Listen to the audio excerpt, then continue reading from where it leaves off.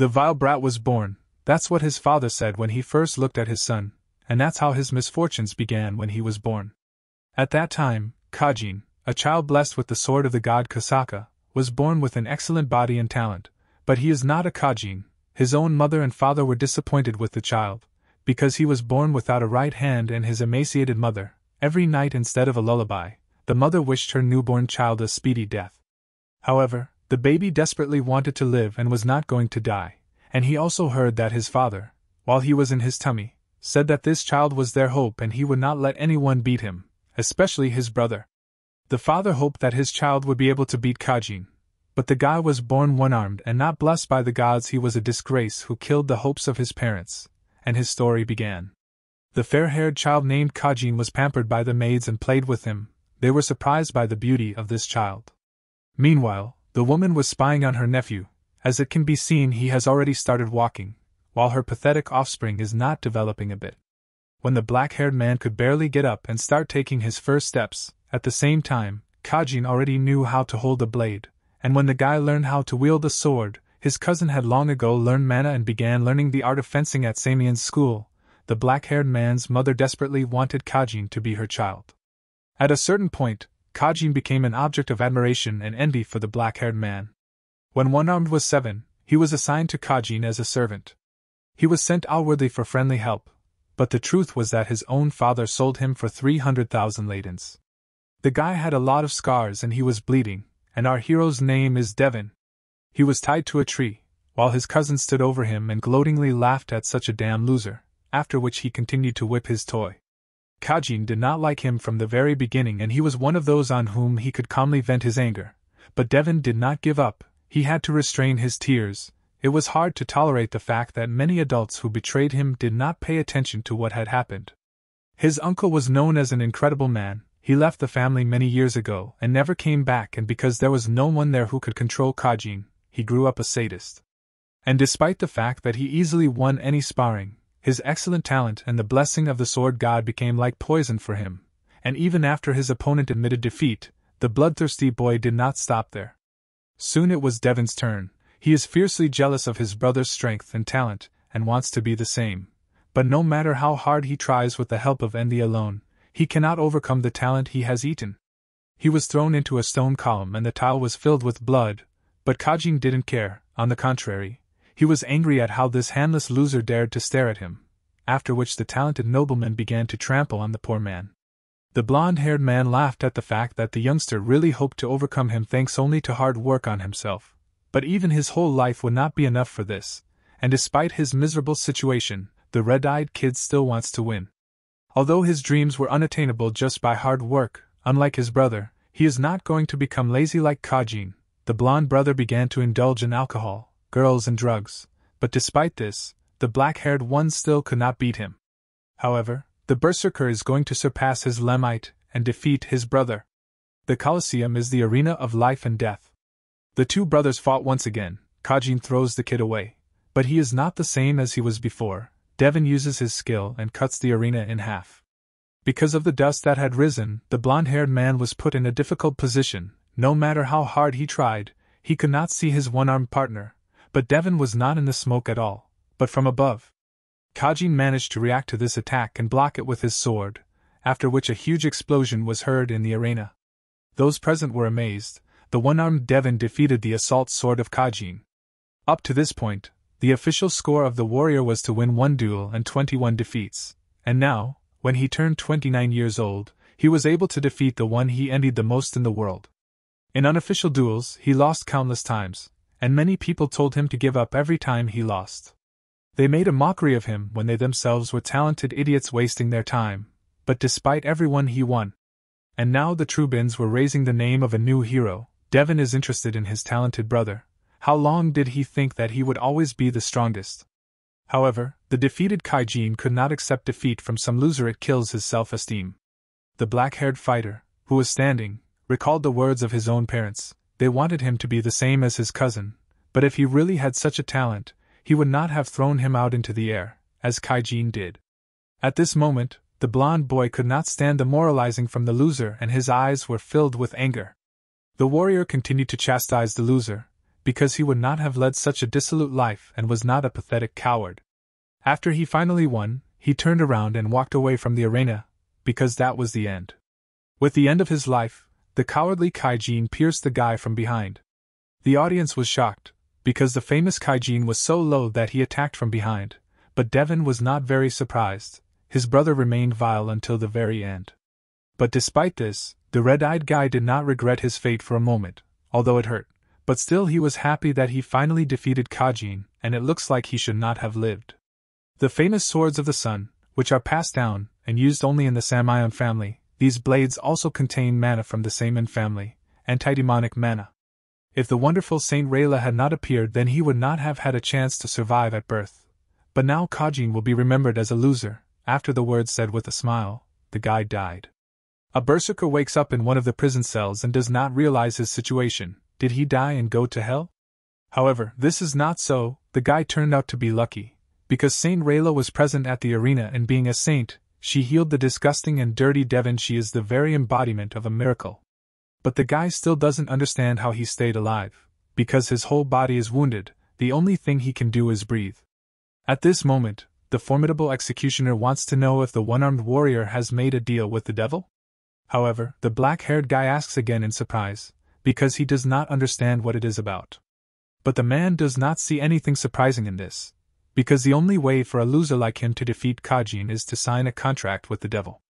The butcher says that there is no point in denying anything, since his parents said the same thing, and bottles of blood were found in his house. And it became clear to everyone that he was a demon who sacrificed 300 innocent children in order to become stronger. After that, the masked bully declares that the young Mr. Kaijin cried after he had to stab his beloved cousin and friend in order to preserve the honor of the family and protect the city from the demon.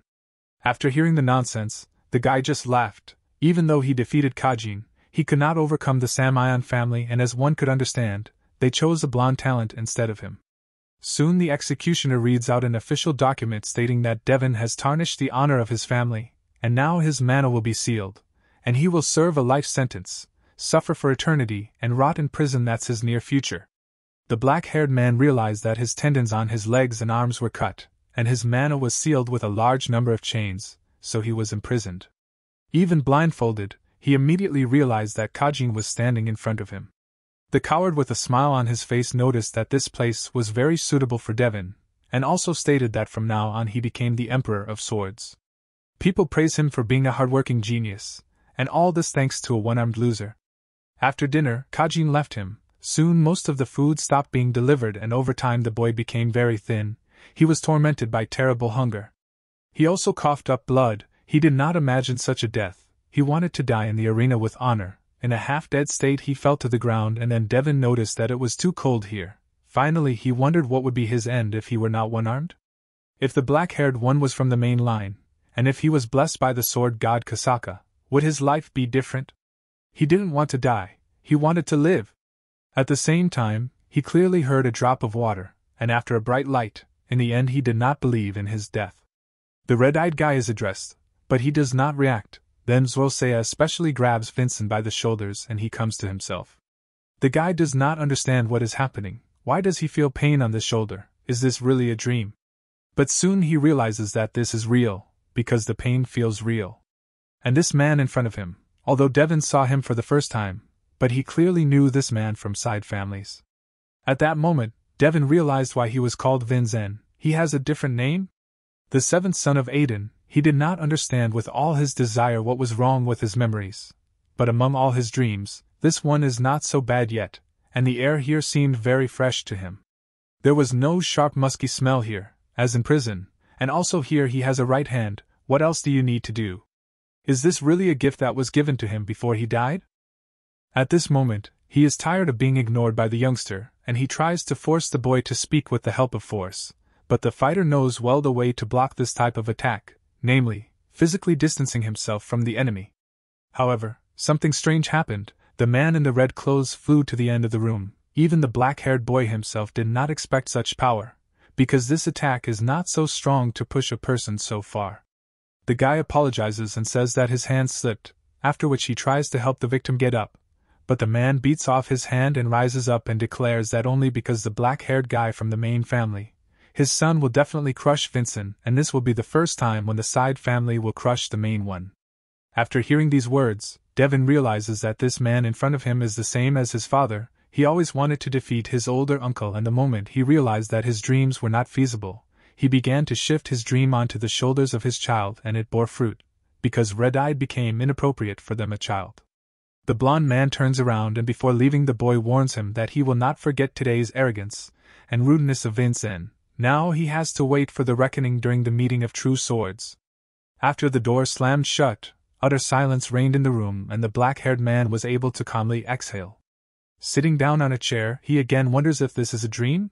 He had a feeling that he was about to wake up, when suddenly other memories flooded into his head. According to them, it becomes clear that Vincent's own mother immediately left him after birth, and the guy's father never took care of him.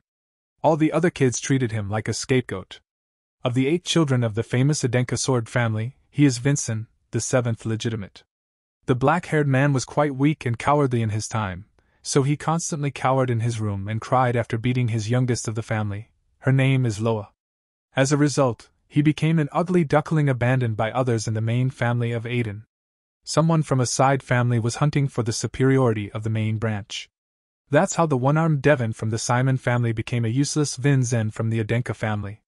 He is fully aware of what is happening, but does not even know what this phenomenon is called. In any case, he does not understand anything about such things. At this thought, he gets up from his seat and goes and stumbles upon the diary of Vincent's past. In it, he deeply regretted that he could not do what his older sister and brothers did. All his relatives from a side family are looking for any opportunity to crush everything around him. Even the servants completely ignore him. On this he regrets that he is defective, and wishes for his death. After reading enough, the black-haired man closes the manuscript. This diary is full of self-destruction. It looks like his predecessor's score has fallen as low as possible. Apparently God has heard his prayers. At a time when Daven wanted to live, even in the worst situation, Vincent constantly gave up and always wanted to die. He hoped that everything had happened exactly as he realized, but an unknown voice called out to him and said that no one would believe in this kind of explanation. The guy turned around abruptly, but found no one near him, and the voice in his head did not subside. At the same time, Daven decides that a demon is trying to deceive him, because his reincarnation should not have happened. But this is far from the case, and the voice inside him belonged to the original owner of this body, namely Vincent. But after he gave his body to the Berserker, he no longer has a name and asks to be called Yulion. The ghost appears before the black-haired man and he does not realize how what is happening is possible, but the answer is simple: it is a blessing. At the same time, Daven recalls a similar thing he had heard before, something about this thing that God gives and people blessed from birth can hear his revelation. At the same time, it comes to the red-haired one: is God in the flesh before him? And yes, that's the way it is. The blonde figure in the eyes can be called a younger god. Initially, he intended to summon the Boha spirit, but for some reason, Daven got into the body instead. In order for Yulion to become a real god, he must fulfill the necessary number of achievements. The gods call it destinies. And as soon as he fulfills all his purposes, he will be able to become a real god. Daven listened attentively to the spirit. He realized the circumstances of the newcomer, but the black-haired one himself is not a bit interested in these events, and if God has finished his speech, the red-eyed one will gladly bow out and start his new life, because he does not want to waste his newfound life in order to listen to the wishes of some ghost. The bespectacled man confirms with a smile that he gave up in his past life and understands perfectly well that the one-armed man wants only one thing. However, the spiritual energy of God is incredibly weak, and if it completely disappears, then the body of the black-haired boy will die after him. But Daven is in no hurry to believe in such nonsense, because this body is incredibly healthy for death. At the same moment, Red-Eyed feels incredibly weak and loses consciousness, so Yulion let him know how naive he was. But in the future they will have to work together, and the ghost is going to show him his real memories. At the same moment, the events of the past years were thrown into the lying body of the boy. They were scorching and sharp like real lightning. Various name-calling only rained down on the guy. He was trampled all his childhood, but even in spite of this, he did not despair no matter what. Vincent was working on planning his revenge while playing the coward. Soon Daven came to himself. He was shocked with the thoughts of a 30-year-old. The guy was horrified with what kind of world he had reincarnated into. However, Yulion was pleased with his past, because his game at one time was excellent. he had to avoid family supervision, and the subjects he wanted to study were considered by the apostle level. After the boy has listened to Yulion, he clarifies whether the black-haired one knows about the archdemon Daven and the hero King Kajin. Hearing such sayings, the young man's eyes filled with anger, and getting up from the chair, he looked at the floating ghost with surprise and asked with rage. This something happened 500 years ago. The one-armed swordsman Daven escaped from the prison of Samion. The story goes that while using a contract with a demon, he destroyed thousands of lives in order to become stronger. It is said that he killed more than 10,000 people, so he is marked in history as the greatest demon. Hearing this, the boy cooled his ardor. Because he could not have moved 500 years into the future, it makes no sense, and on this he decides that there could be many people with similar names. But what are the chances that Daven and Kajin will both end up in the same Samion family lineage? At the same time, he realizes that it was he who died 500 years ago in prison. The Samion family preferred the assault sword at one time, abandoning the one-armed swordsman, and while Daven died alone, Kajin became the emperor of the sword. But it really pisses him off how they dared to distort history and invent a great demon. It's complete crap. Out of anger at Samion's family, the guy hits his hand on the table. But the ghost, fascinated by the story, admired her, because how romantic it is that the hero Kajin was a friend of the great demon, and loved him very much. But an angry Daven knocked over a stack of books and politely asked to carry this nonsense. However, Yulion did not understand why the youngster was angry, and the black-haired man in a fit of feeling announced that the whole story was a lie. The blonde man was genuinely surprised. He did not know that the guy came from those times. At the same time, the spirit realizes that an old man is standing in front of him, and he hurries to calm Daven, because in any case, history is just a collection of stories written by the winners of history. At the same time, the black-haired man wondered since when 13-year-olds began to speak so competently in this world, but the answer was simple. Children will grow up very quickly at this time, and the present is very different from the long-forgotten past. But Daven is tired of these empty conversations and exhaling. He asks his interlocutor to be silent. However, Yulion continued the story and told that the hero king swallowed his tears and worked with the greatest hero of that time, his best friend, the Emperor of the Sun Sword, to defeat the great demon Daven. But something red-eyed does not recall any Emperor of the Sun Sword. And the ghost, surprised that the youngster does not know about him, tells that the hero's name is Arslan, and he is also the ancestor of the Adenka family. At the same time, the black-haired man finds a smile on his face. He knew this boy and was pleasantly surprised that he became the first head of the Adenka family. At one time, Arslan was a fan of the one-armed Berserker. The blue-eyed boy admired the fighter and dreamed of growing up as strong as Daven. Despite the fact that Arslan was a child, he was his friend, as well as a student. Arslan visited him several times while he was in prison. The guy refused to believe that his teacher could commit crimes, and he was going to ensure that the truth defeated evil in order to restore the honor of the great warrior, and he didn't care how long it would take for this good deed. After that day, Daven did not see Arslan anymore. At this moment Yulion interrupts the thoughts of the black-haired man. The fact is that just the same the first head of the Adenka family, Arslan, left them a life mission, and this concerns the achievements of the ghost. The two of them will have to surpass the Samion family and face the truth. Arslan Fokker renounced his family and created the Adenka family. It was for the sake of revealing the shocking truth. Adenka is a new family that was created to restore his honor. It is clearly fate that he was reborn here. It turns out Daven was called here to fulfill the mission that was given to the Adenka family, and if he fulfills it, then Yulion will become a god. That's exactly what will happen, but on top of everything, Daven will be able to stand up to the real owners of this body, and also the blonde promises that if he becomes a true god, he will give birth to the black-haired one with a real blessing. The red-eyed man silently approaches the sword hanging on the wall, and in his heart he is grateful to Arslan. He will gladly inherit the mission left from his old friend and will definitely surpass the Samion family, and climb above the family that betrayed him, becoming part of this family. Soon he goes outside with the annoying ghost, and Yulion wants to know where the old man went. But Daven is angry at such a nickname, and he asks not to call him that. But the blonde can't do anything, because if the red-eyed man lived 500 years ago, then he's definitely an old man. Hearing this, he simulates another call to another world. At the same time the ghost flies up and grabs the guy by the hand so that he stays and calls him Vinzen. Such an appeal to him suits him. At this moment, the guys hear the sound of sparring, and turning to the left, they saw an armed battle. Daven wondered what kind of martial arts people were doing at this time. or how the techniques he knew had improved during this time. This promises to be interesting, because the one-armed berserker will face the descendants of the Kajin in the future. However, at this moment the guy becomes restless. Suddenly his body became heavy and he lost consciousness. This child's body disappointed him, because it gets tired too quickly, and he also notices that it is in a disgusting state, because if Red Eye does not control mana, he will not be able to live a normal life. Suddenly, the black-haired guy feels a strange flow of mana and begins to call Yulion with all his might. He flies up to the elder in a half-asleep state, and wonders why he called him at such an hour? But Daven is shocked, and wants to know why Yulion didn't study fencing earlier. However, he explains this by the fact that he has a disability that does not allow him to learn this art. But Red-Eyed is not satisfied with this answer, and he asks again why. But the blonde-haired man can't give a whimsical answer, he was just born that way. But an angry Daven says that the guy had a sacrum, why didn't he study fencing then?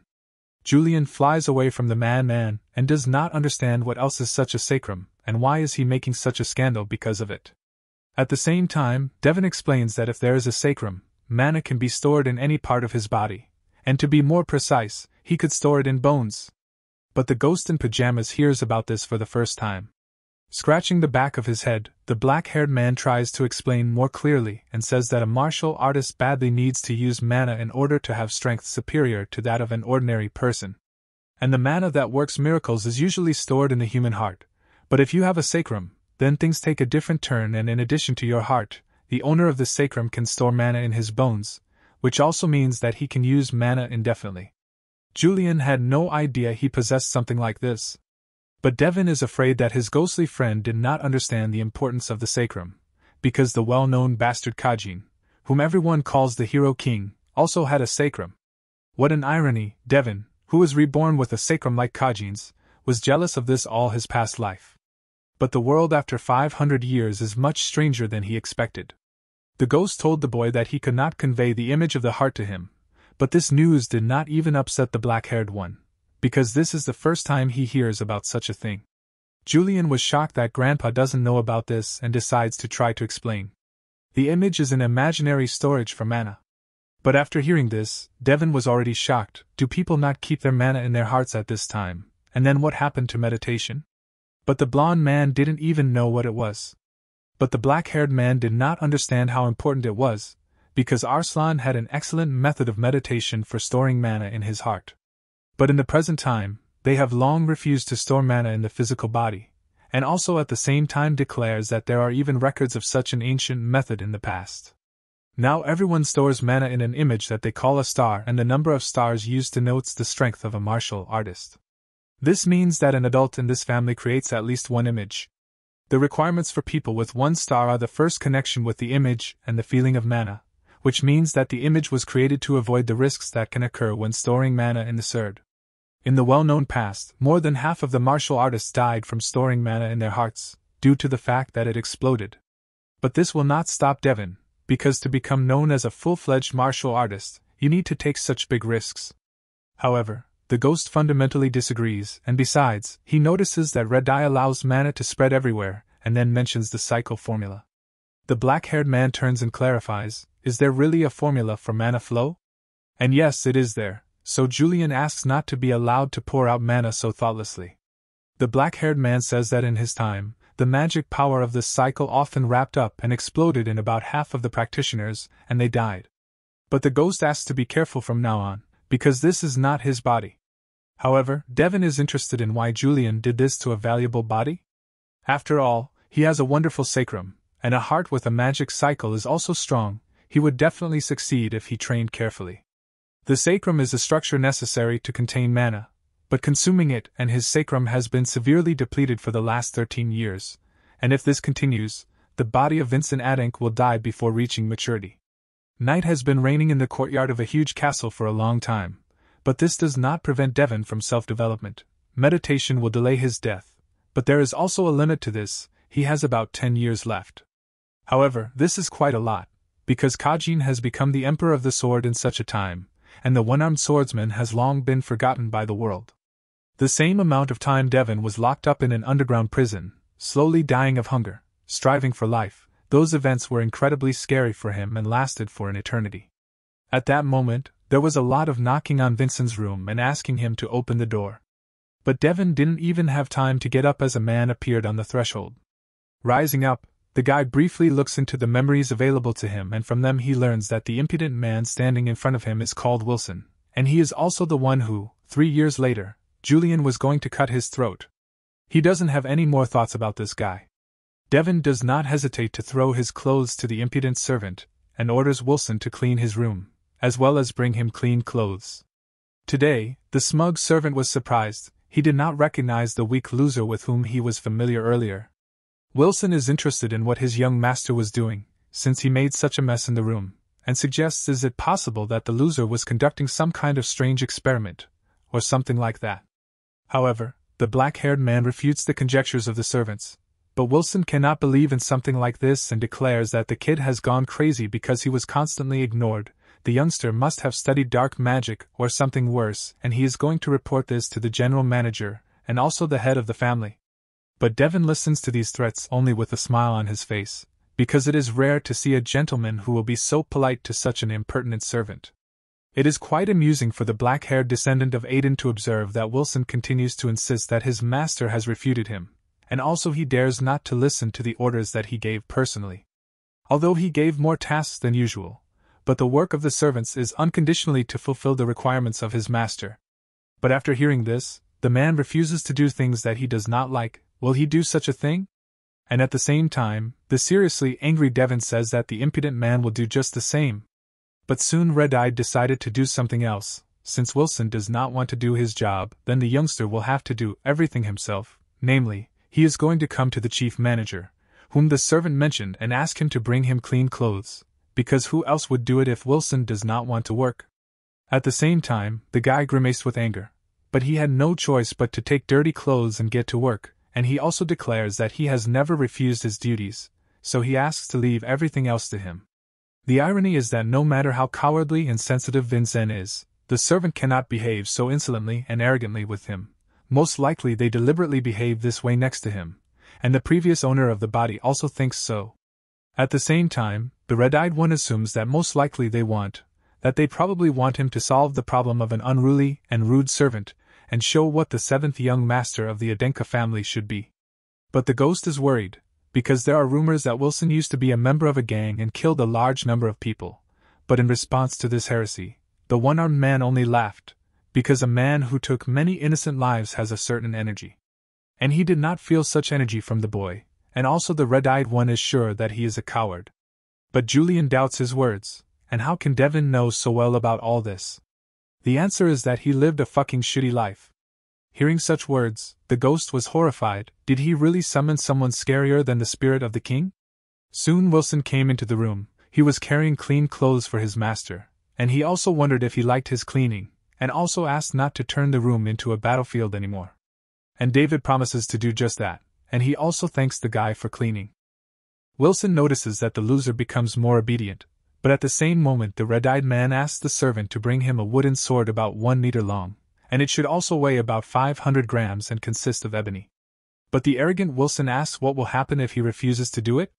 But there's nothing to be done. Apparently Daven will have to go himself again, and the guard who asks why the gentleman came in person, to say that his personal servant refused his duties. Wilson should know like no one else that the guards of the storerooms are outstanding martial artists, and they are also very loyal to the direct descendants of the family. The confused guy asks why the youngster is behaving like this again and grabs him by the shoulder, but at the same second he finds himself lying on the ground. Daven apologizes for this. He has bad memories of being attacked from behind, so he reflexively knocked over the boy and asks him to remember this lesson well. But in fact, even though his words are loud and cool, but his whole body screams in pain because of such an unusual load for him. But he tries very hard to keep his bold image and not show it. Meanwhile, Wilson curses his master with all his heart behind his back. But Daven notices this and asks the servants if he wants to say something. But at the same second the boy shrinks and becomes an obedient dog who asks the parameters of the desired sword. Soon a guy with a wooden sword in his hands goes to the young master's room. He promises himself that next time he will not lose to the youngster, and show him all his greatness. The guy imperiously shows the right thing to his master, but does not hurry to give it away. Then the red-eyed decides to tell him a short story, namely, He says that among his acquaintances there was a man without a right hand and it was very difficult for him to live without it, and in the end he met a very terrifying end. The servant took the hint, and immediately stood up in a venerable stance and hurried to hand the weapon to Daven, but in his heart he cursed himself for bending under the loser, after which he bowed out and left the chambers of the seventh descendant. Now the black-haired man was left alone with a wooden sword, and this is a great time for his little training. A blow is struck at the target. The red-eyed one went to the training ground to practice. Parent knew that this body was incredibly weak, but he did not expect that he would be so tired after a few swings of the wooden sword. He is aware that he has a long way to go, but he likes this feeling.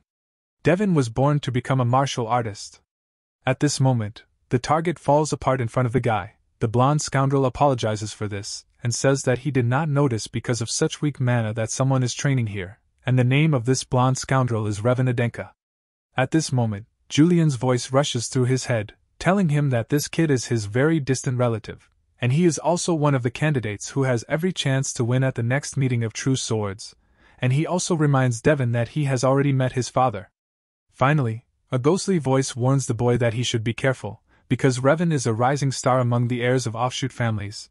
He is the best among the children of the 13-year-old age in the Adenka family. The kid in the red robe finds out that he has to fight at the meeting of True Swords, then he will have to fight with Vin Zen, and here he is to measure his strength, as well as to train. And again, Red Eye hears about the meeting of True Swords. This is a competition where children from families associated with the Adenka family and practitioners of martial arts gather to fight with real swords.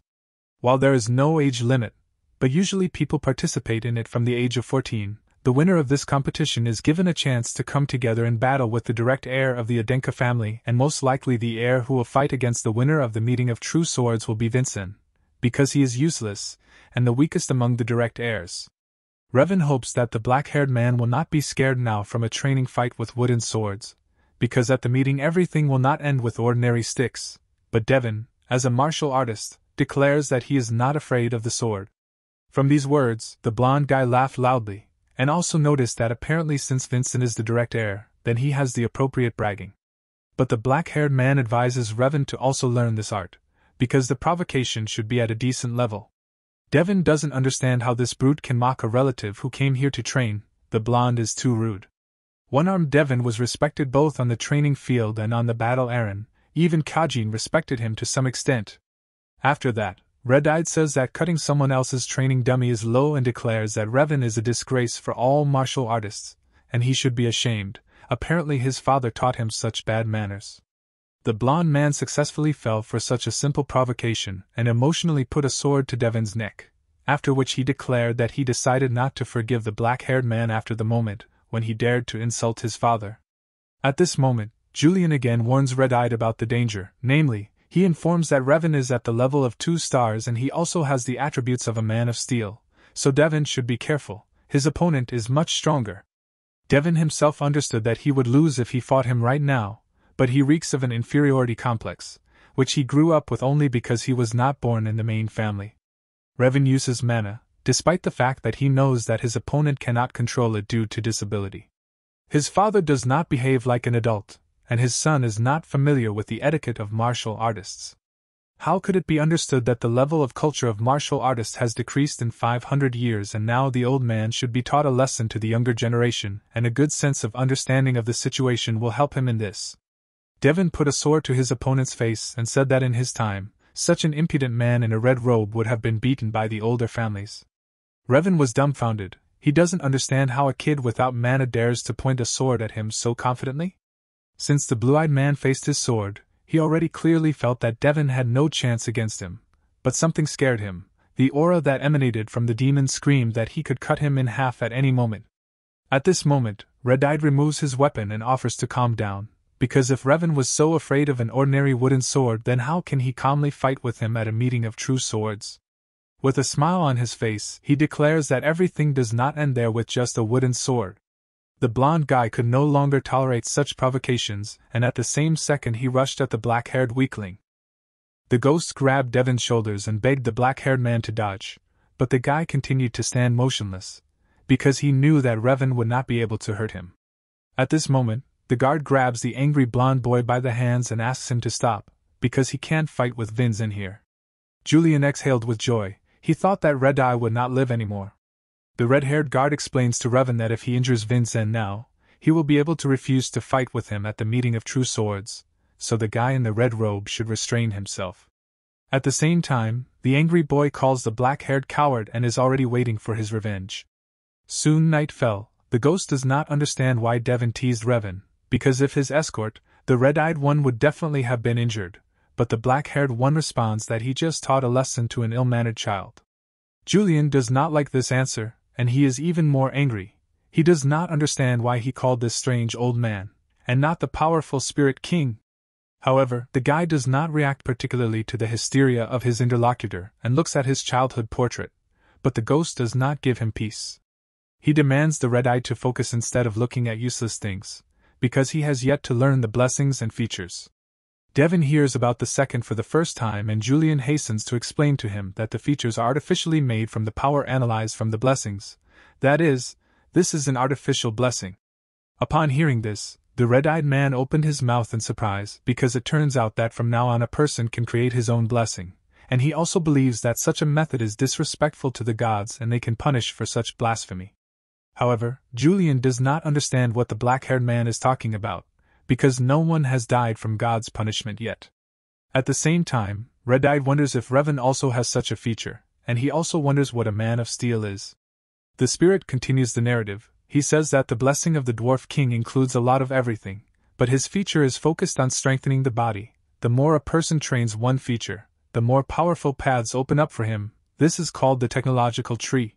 Steel Man is a mid-level feature. Protection and destructive power are its distinguishing feature. Judging by what he heard, the black-haired man understands that many of the combat techniques of each person are focused on one trait. That's how they get a lot of power in a short period of time. It could be seen by the mannequin that the Revan cut. The ill-mannered kid showed an achievement incomparable with anyone from the time of the one-armed fighter, and now he has to fight against hundreds of such people. He has to get used to these innovations. The next day he continued his training in the courtyard. At this time the servants passing by were discussing Vincent. It's funny to them that the boy starts to choke after 2 or 3 strokes, and they also notice that for some reason he is holding a sword in his left hand, because that way he won't be able to use the image. But at this moment, their entertainment is interrupted by the deputy commander of the Merlin Swords unit. She asks the guys what's funny about the fact that a young gentleman from the Adenka family trains martial arts? But they immediately apologized and ran on to do their daily chores. Although Merlin said this, he himself understands perfectly well that people can freely call him a disgrace to the Adenka family, because the boy aimlessly swings his sword, having neither mana nor features. Merlin knows that Vincent will be doomed to the fact that people will look down on him. At the same time, Yulion is annoyed that all the people gathered are whispering behind their backs and he offers to train in the forest. But Daven understands that they do not have time and banal endurance to get to the forest, and besides, the Berserker has long been used to being looked at from high. But I didn't expect the one-armed Daven to defeat the Storm Sword. But he did it. He managed to change the booing to jubilation, and it cannot be argued that he will not be able to repeat this feat in this life. At that moment, a bottle with unusual contents appeared in front of the young gentleman's face. Merlin gave it to the black-haired man and said that it was an advanced recovery potion, and it would be much easier for the guy to train with it. The red-eyed man accepted such an unexpected gift and asked who the knight was in front of him, and then Merlin officially appeared in front of Vincent, and then the black-haired youngster hurried to clarify, is Merlin not laughing at him? However, that was how it was in the beginning, but for some reason his eyes were desperately searching for something.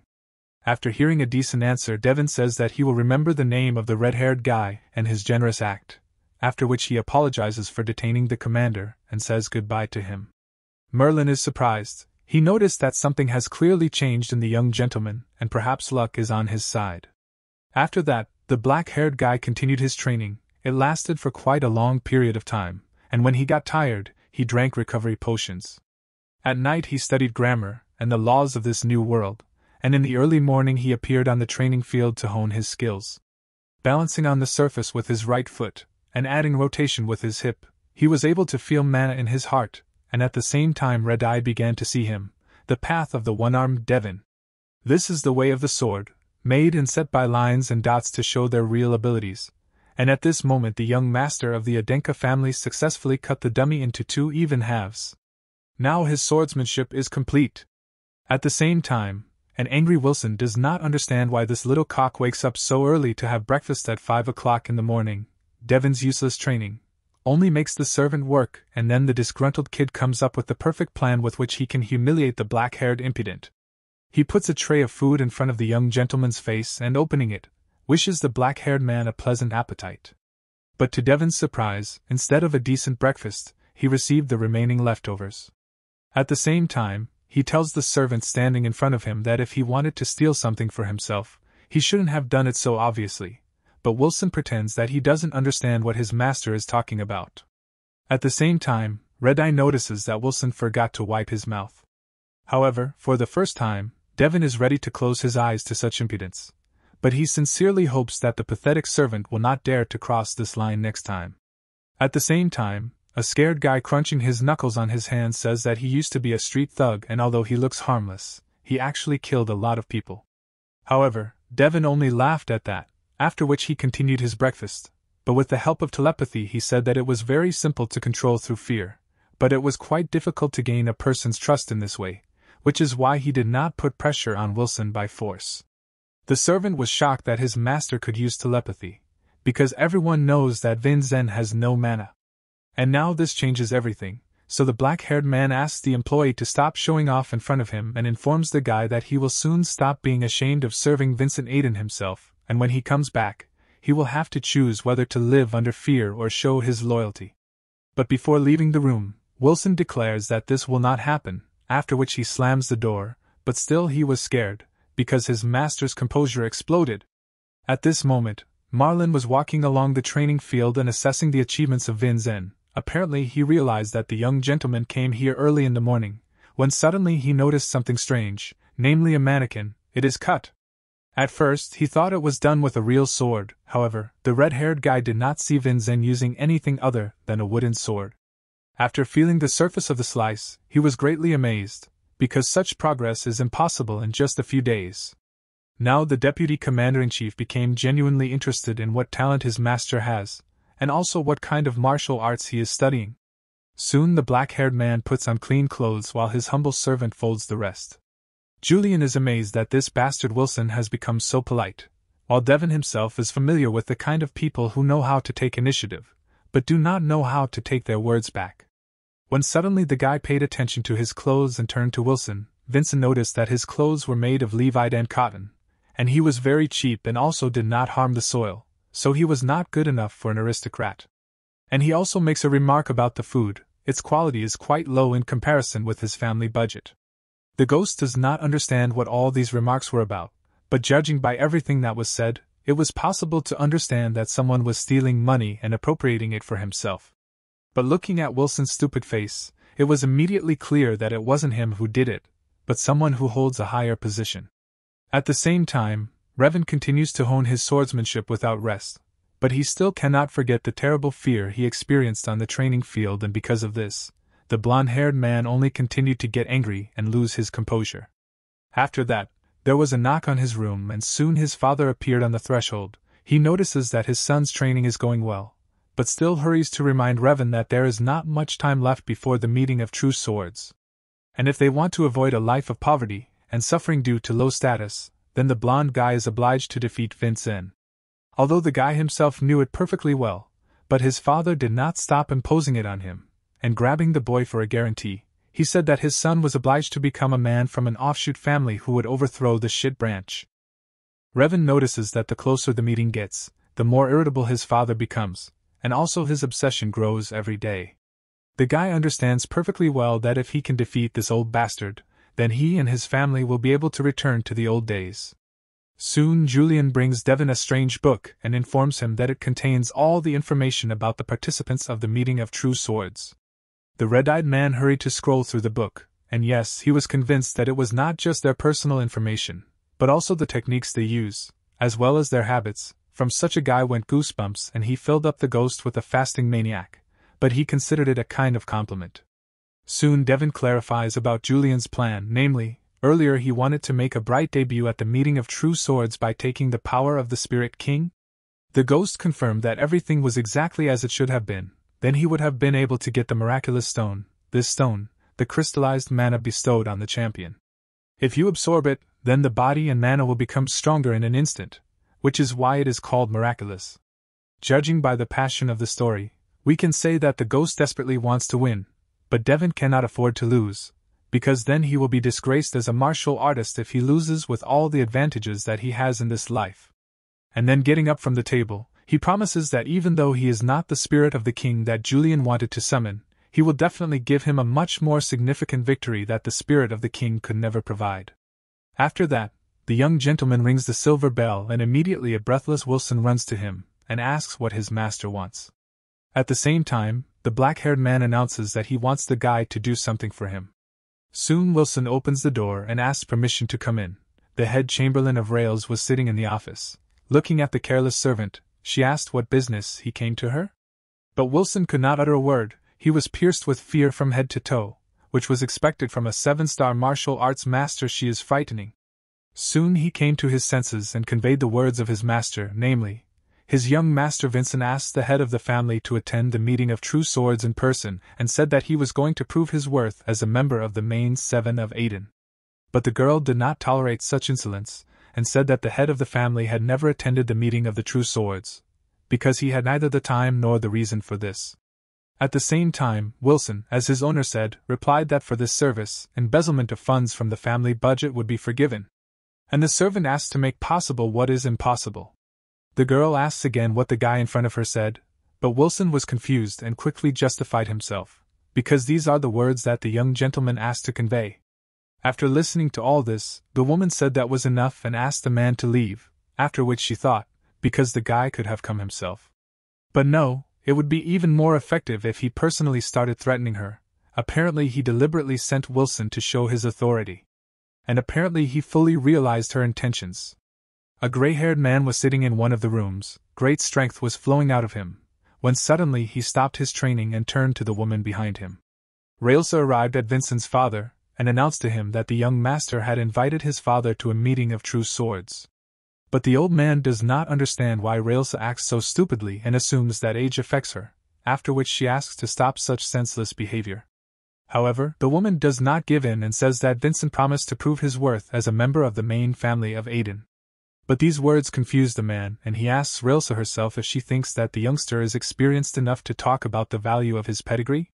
At the same time, the girl bows humbly and says that she does not think so, but that is why the young gentleman promised to show his value. After that, she continues to ask her master to come to this event and promises to be his notary. And she also understands the price of her actions, and if the young master cannot prove himself, then she will gladly give her head to be cut off. But the man sincerely does not understand why she does this. At the same time, Railsa announces that young Mr. Vincent took advantage of her weakness. The father wonders if he really took advantage of the fact that the girl was stealing money from the budget. These words shocked her, because since when did her master know about this? At the same time, the man said that he knew about it. She had been doing this for a long time for the benefit of Vincent, because she intended to use this money for his future. She apologizes for this brazen act, but the man says that he has no reason to interfere, because to tell the truth, she is not his servant, but that woman. Nevertheless, such a method is really in her style, expressing her intentions to her father without losing part of his dignity. It can be seen that he really is Sarvana's son. After much thought, the white-haired man rises and announces that he will attend the meeting of True Swords. The day of the meeting of the True Swords, all the participants enter the arena, and the blonde-haired Revan is angry with them. He is looking forward to getting the better of Vincent. Raising his head up, he notices a strange man sitting on the throne and soon recognizes the head of the family himself in the dark figure. A smile appeared on the boy's face, because he is sure that the man came just to look at him, a rising star among the heirs of offshoot families. This is his ideal chance to break the loser Vincent on Gallus at the head. Now the gathering of True Swords begins. Inspired, Revan tries to crush his opponent, but he blocks the attack with a shield and then swings in order to strike back, but hitting the blonde boy, his sword splits to smithereens. After that, Revan strikes and smashes the shield, as well as the opponent himself to smithereens. Seeing what was happening, the father of the blonde-haired boy jumped up from his seat and began to praise his son. Incredible things were happening in the stands. Everyone was amazed. No wonder the youngster was called a rising star. He is so young but has already received 2 stars. And also its feature of protection did not go unnoticed. Daven is standing on the sidelines and he understands this perfectly well, because by the standards of 500 years ago, all these children are geniuses, brilliant geniuses. But there is a hole in their martial arts, they get their strength mainly from their own peculiarities and no more. Looking at their wooden movements, it becomes clear that they have no experience in battles. It feels like they are controlled dolls, and only thanks to their special protection, Revan was able to attack so recklessly. After bowing to the assembled audience, the blonde-haired man mentally pays tribute to Vin Zen for not running away. But the red-fingered himself is looking forward to their fight, so he wants to win the blonde-haired impudent as soon as possible. But the head of the family himself sat silently on the throne, not giving any emotions. Soon the last opponent flew away from the arena, and at the same time Revan won this competition, and at the same time he raised his head and declared that as the winner of this competition according to the rules established by all the elders, he wants to fight with his close friend Vin Zen in the last battle of the Assembly of True Swords. And he gladly accepts his audacious challenge.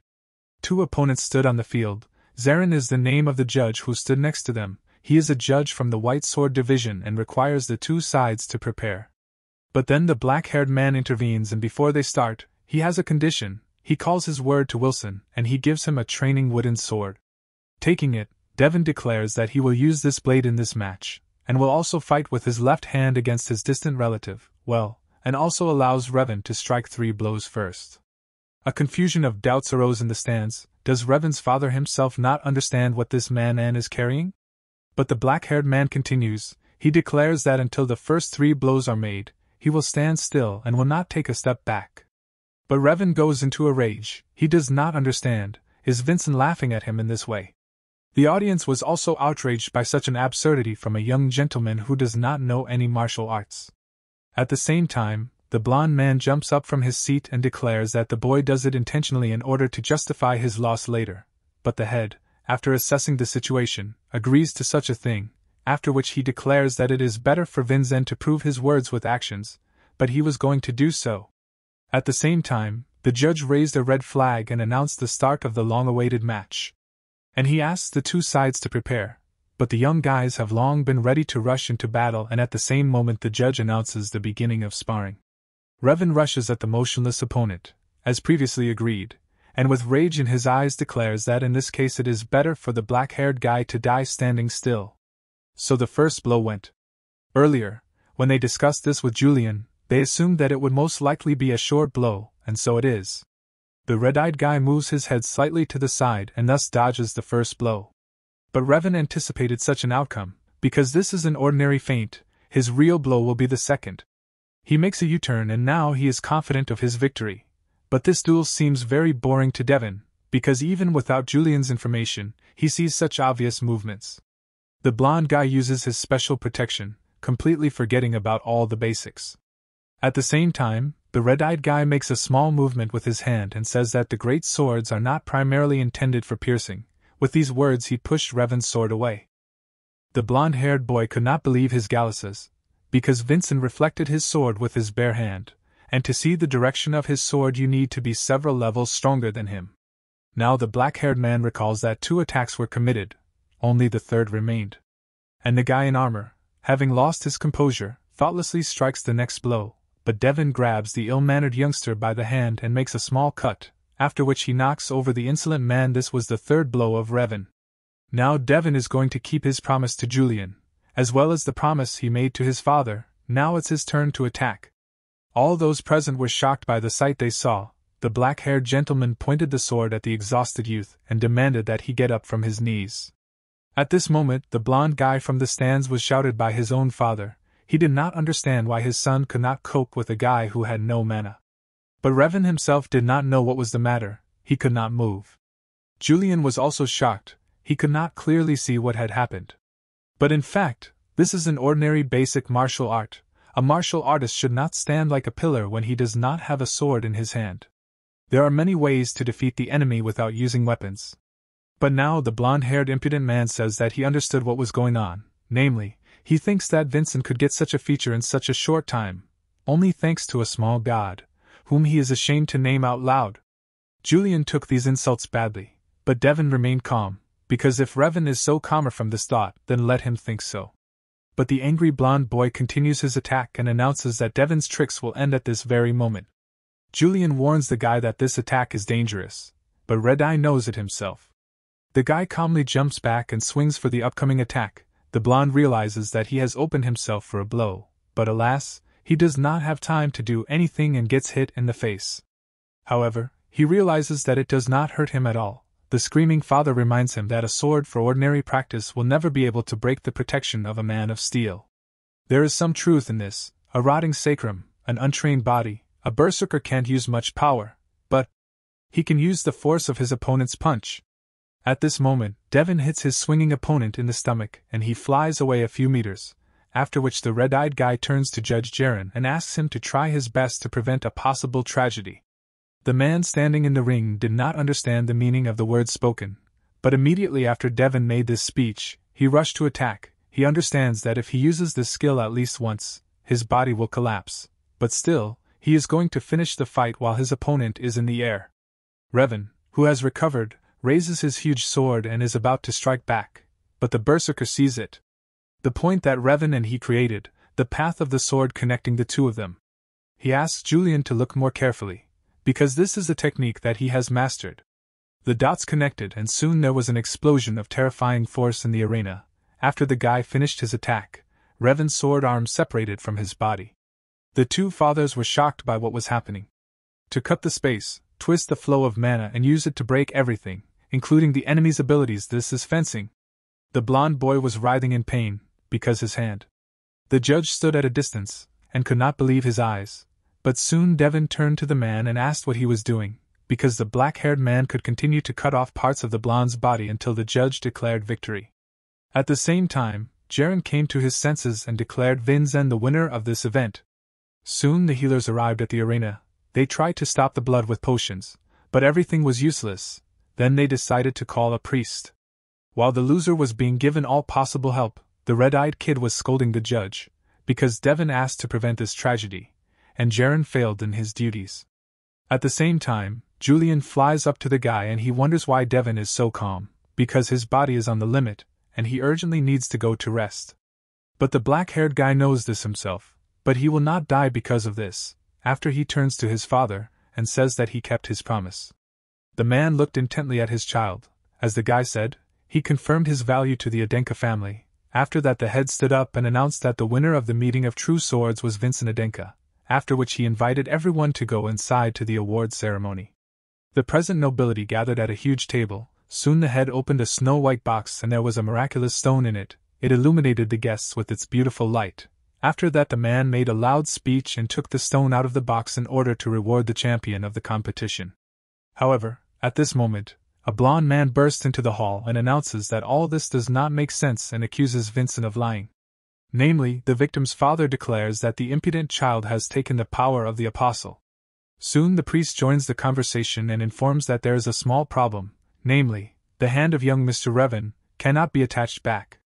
The man can't believe his ears. Will his son remain one-armed forever? But the priest can only apologize. But this answer does not suit the father. He does not understand why the priest cannot attach his son's hand. Priests are facing this for the first time and it looks like she was cut off by something that their divine powers are not able to cope with, and if they do not hurry, then even the highest priest will not be able to do anything about it. At the same time, the confused man declares to the head that the forces of the devil are definitely involved here, because even a third-level priest cannot heal such damage. At the same time, rumors about this began to appear behind their backs and some began to believe it a little, because there are no other explanations. At the same time, the black-haired man asks permission from his father to intervene in this conflict, and he gives him his permission. First of all, Vincent declares that this meeting of true swords was held in the presence of the head of the ADK family, so all proceedings had to be conducted with the permission of the head, and the head, in turn, announced him as the winner of this competition. Thus the uncle's words directly denied the authority of the head, and in a public place. The red-eyed one asks Charles Adenka if he really understands the situation better than the head and that is why he doubts the decision of the head of the family? After that, Daven demands that Jaren immediately arrest this man, but he is in no hurry to do so and specifies who exactly he should arrest, and then the black-haired man unshakably says that the man was not mistaken, his friend's father, Charles Adenka, needs arrest. But when Charles heard such nonsense, he was outraged, because even if the boy is the direct heir, but how dare he do that? The red-eyed man gave a firm answer, namely, is it not enough that the blond man doubted the authority of the head, is it not enough? After that, Jaren agrees to carry out his order and immediately binds the criminal. But the man fundamentally disagrees with what is happening, then the head himself addresses him. The gray-haired man asks that Charles really does not realize he is in great debt to Vinzen, because in the family of Adenka to punish a person twice for one crime, and if the black-haired man would not have tied up the man, then he would have to face the punishment of the family, and it is much more serious. Therefore, the head of how the father recommends Charles not to open his mouth anymore, and he humbly accepts this parting word. After that, the father praises Vinzen for a wise act. Yulion was pleasantly surprised, because the head very rarely praises someone. At this time, the blonde-haired boy continued to suffer from unbearable pain. The priest tried to do everything possible, but it was not enough and says that at this rate the Revan will remain a cripple forever. At this moment, a ghost flies up to Vinzen and offers him something. After listening to his idea, he asks again, but Yulion is sure that this act will definitely turn in their favor, so Daven agrees to do as his flying friend advised him. The guy turns to the priest and asks if he can return the boy's hand if he uses a miraculous stone? But the man didn't even know what to answer, because this is a precious treasure that was a reward for the competition, and now the kid asks to use it? Judging by the reaction of the priest, the red-eyed one guesses that it is possible to return the hand with the help of this object. Turning to the head, the black-haired man announces that it was he who cut off the boy's hand, so he should put an end to this situation. The head leaves everything to his son. But before helping, the guy approaches Charles and explains the situation, namely, tells the man that Revan Adenka mocked him and made fun of him on the training field.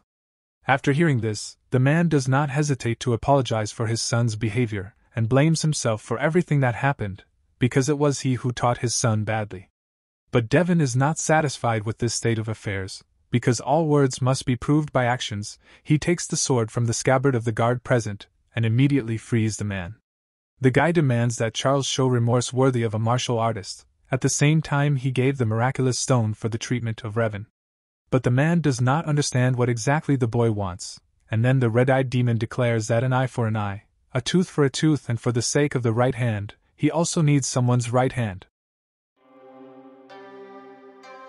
The red-eyed man looked at the victim and realized what a loser he was, because although the kid was in wild pain, he was fully conscious, and even so he is silent about this situation. Apparently he has no conscience at all. At that moment, the father of the insolent man resigned himself, and decided to sacrifice his hand. It was scary. It was obvious from the man that he loved his son. For his sake he was ready to cut off his hand for him. At the same time, the desperate man swung and screamed fiercely. But Daven had previously told Zarin to prevent any accidents, and Charles's sword shattered into small pieces without touching his right hand. The terrified man breathed a sigh of relief, just like Zarin. Daven himself asked Charles to use his courage for the best case next time, after which the red-eyed man sits down on one knee in front of his father and reports that the problem has been resolved. At the same time, the gray-haired head praised his son again, and soon the black-haired one handed the miraculous stone to the priest, and also asked him to hurry, because every second counted. A guy in a white robe took an unusual artifact in his teeth and began to pray to the goddess of healing Guy to show mercy to the injured Revan, and after finishing the prayer, he cracked the stone and a miracle happened. The hand of the blond youth returned to its place. Seeing the successful treatment, the worried father sobbed from the account. The guys certainly felt sorry for the miracle stone spent, but it was worth it. But Yulion can't stop regretting it, because this item could help even with mental problems. At that moment, Wilson was standing outside the gate. He overheard everything that was happening and then realized how cool his master was. Remembering the black-haired man's previous warning that sooner or later Wilson would have to make a choice, the servant chose loyalty, because it's much cooler. By evening, an enthusiastic Wilson came into Daven's room. He warned his young master that he would soon start cooking dinner. The ghost was surprised by such actions, but the Berserker reminds that Yulion himself wanted the guy to recognize him as a master. But exhaling the spirit, he said that he wanted much more than that. There was a sudden knock on the door, and Yulion was surprised that the servant had prepared dinner so quickly. But it was not Wilson who came into the room, but the priest. The man in the white cape introduces himself as Daven, a priest of the goddess Gaia. Daven is intensely interested in why the priest visited him. But he just wanted to express his gratitude for the help, and then the blonde-haired bespectacled man opened his mouth in amazement, because the priest held out a miraculous stone in his hand. The red-eyed man does not understand why the man is ready to give him such a valuable object, but the priest's answer is simple: this is a reward for such a noble act towards the young Mr. Revan. The man became a priest to help the sick go through all the hardships and return to his normal life, but today he could not help the young Mr. Revan. The priest doubted and compared the value of the miraculous stone in human life, and then, as if laughing, Vincent held out his miraculous stone. Therefore, the minister of the church is sincerely grateful to the black-haired guy, because with his help he was able to rethink his life. The red-eyed man declares that he did not do anything like that, and the priest realized everything on his own, but accepting the stone is a suitable way to pay tribute. The man thanks the young gentleman again and soon takes out something else, namely the temple tablet. With her help, he will be able to ask for help from the church, although the man hid the fact, but he became a priest of the second class. Hearing this, Yulion was even more amazed, but the black-haired man did not realize all the greatness of this achievement.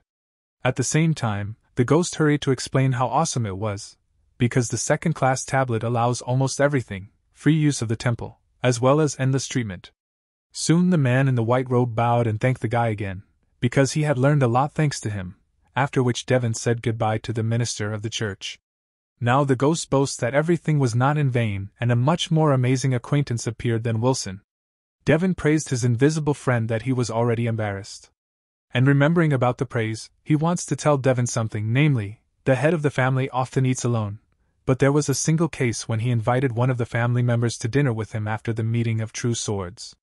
And this was the second child of Daenon. She won an incredible victory at the meeting of True Swords. And then the guys realized the possibility that this case could happen again, and even though Daven's body hurts terribly, but he decides to prepare for such an event earlier. At this moment, a breathless Wilson burst into the room of the red-eyed man. He could not utter a word, but tirelessly repeated the head of the family.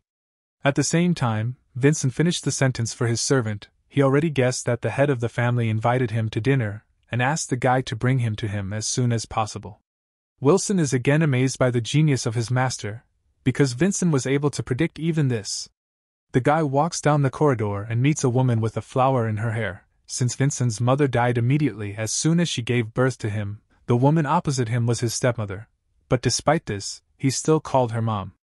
The girl was surprised that the guy showed incredible achievements at the meeting of True Swords, and she sincerely congratulates him on this. Her name is Versa Halam. Before her retirement she was a ruthless martial artist, and for this she was given the nickname Giant. At the moment, she is responsible for everything that concerns the House of Aiden. Soon she led the black-haired man to the head and he did not greet the guy, but immediately released his aura in order to check the air. Daven found it hard to breathe. The pressure coming from his father was reflected in his lungs, but he had not felt such power before. It turns out the head hid it earlier, and now shows his real form. The guy starts a conversation and he doubts that there is a need to deliberately put pressure on his son in a private meeting. Then the head asks why the red-eyed man thinks so. But the answer was simple: his mother publicly called him father. Looking at his subordinate, the man praised his son and removed the barrier.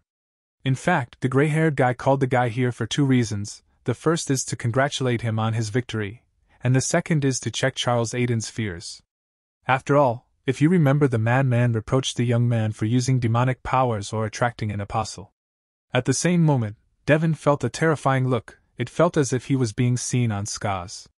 After that, the head asks Vera if there is a possibility that the boy is an apostle, but the woman denies this fact, and also notices that the black-haired man has some kind of assistant in the bathroom. When Zen himself still could not understand what kind of terrible feeling he had just felt, Yulion assumes that this was a feature of Mom. She has eyes that can see the truth. Despite the fact that the boy is not an apostle, he was still interested in what kind of martial art his son used, because Wen Zhen, who could not connect the image with his heart, miraculously cut off the hand of a martial arts master with 2 stars. At the same time, a woman with a flower in her hair says that this art is similar to the fencing of the hero king. At one time they said that he swung his sword in a strange way.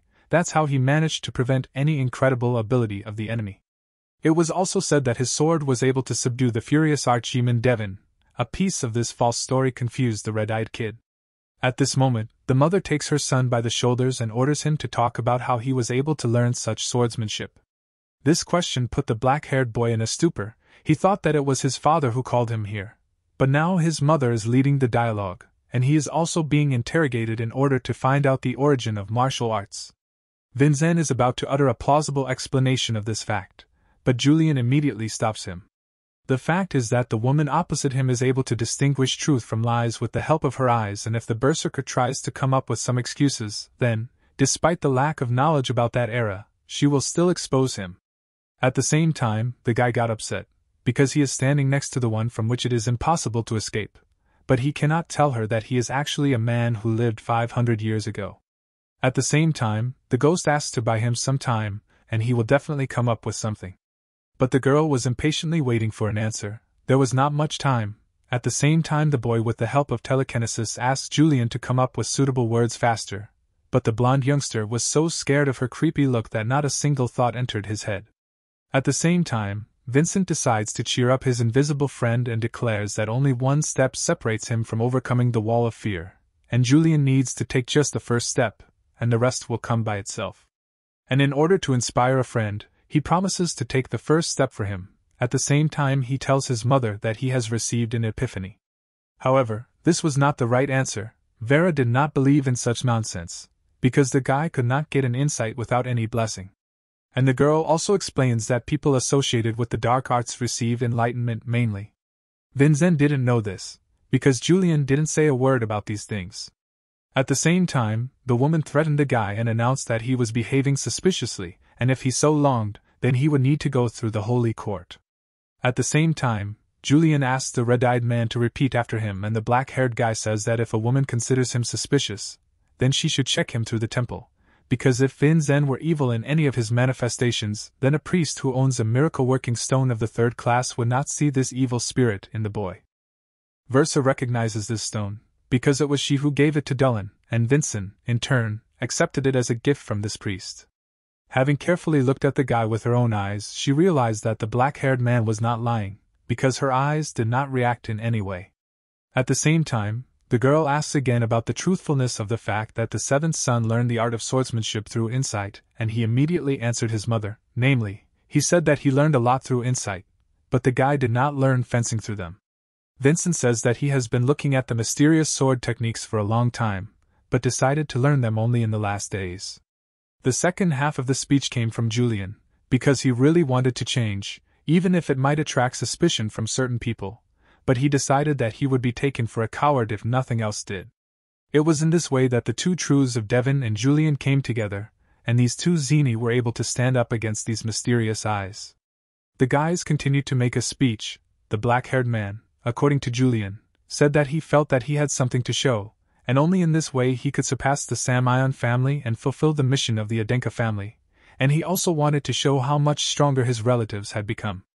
And he also thought that his father would be able to make a correct assessment of what he had seen, since the temple had already confirmed, then only the decision of the head remained. After hearing the answer, the gray-haired man began to rub his beard. Versa knows that such a habit of a man is a good sign, although the head himself does not realize it, but he does it only when he is satisfied with something. Soon the father gave his permission to study this strange martial art, but the woman asked the gray-haired man about this decision, because this sword-wielding art is similar to the art of the great sword king Daven. Vera is interested. Did the man give his permission only because this art of fencing is similar to the fencing of the demon king? Because if the guy uses the art of the possession of the sword of the hero king, then the Samion family would make a scandal and accuse the swordsman of stealing their art? But the head says that he has considered all the details and made a decision. At the same time, since the head gave his approval, then it is he who will be responsible for his son, so the black-haired one should try his best not to cause any inconvenience in the future. Vincent realized that this was not just a warning. By this she also confirmed the decision of the head, and also gives her own permission. At the same time, the father got up from the table and announced that the guy showed excellent results at the meeting of the true swords, and not only that, he also proved his value as the direct heir of the Adenka family. So in honor of the above merits, the head gives the red-eyed one wish. Without having time to think, Daven says that he wants to become stronger. The father praised the guy for a good answer, but he is sure that Vincent himself will perfectly cope with this task, after which he asks again what he can do for his son. At this moment, Yulion flies up to Krasnoglasm and advises asking for access to the library, which is exactly what the black-haired man does. He asks permission to visit the family library. At the same time, the father declares that masters can enter there, only 3-star level, and asks if the son was able to connect the image with his heart. However, with a smile on his face, Vincent says that he could not achieve this, which is why he wants to take advantage of this opportunity and be a spoiled child. At the same time, the father grinned and allowed the guy to enter the library, which only 3-star martial arts maters can visit, and after that he asks his mistress to squeeze the Crimson Lotus and says that this is a reward for keeping a promise at the tournament. The Crimson Lotus is a legendary sword used by his father when he was younger. It is the most valuable relic of their family.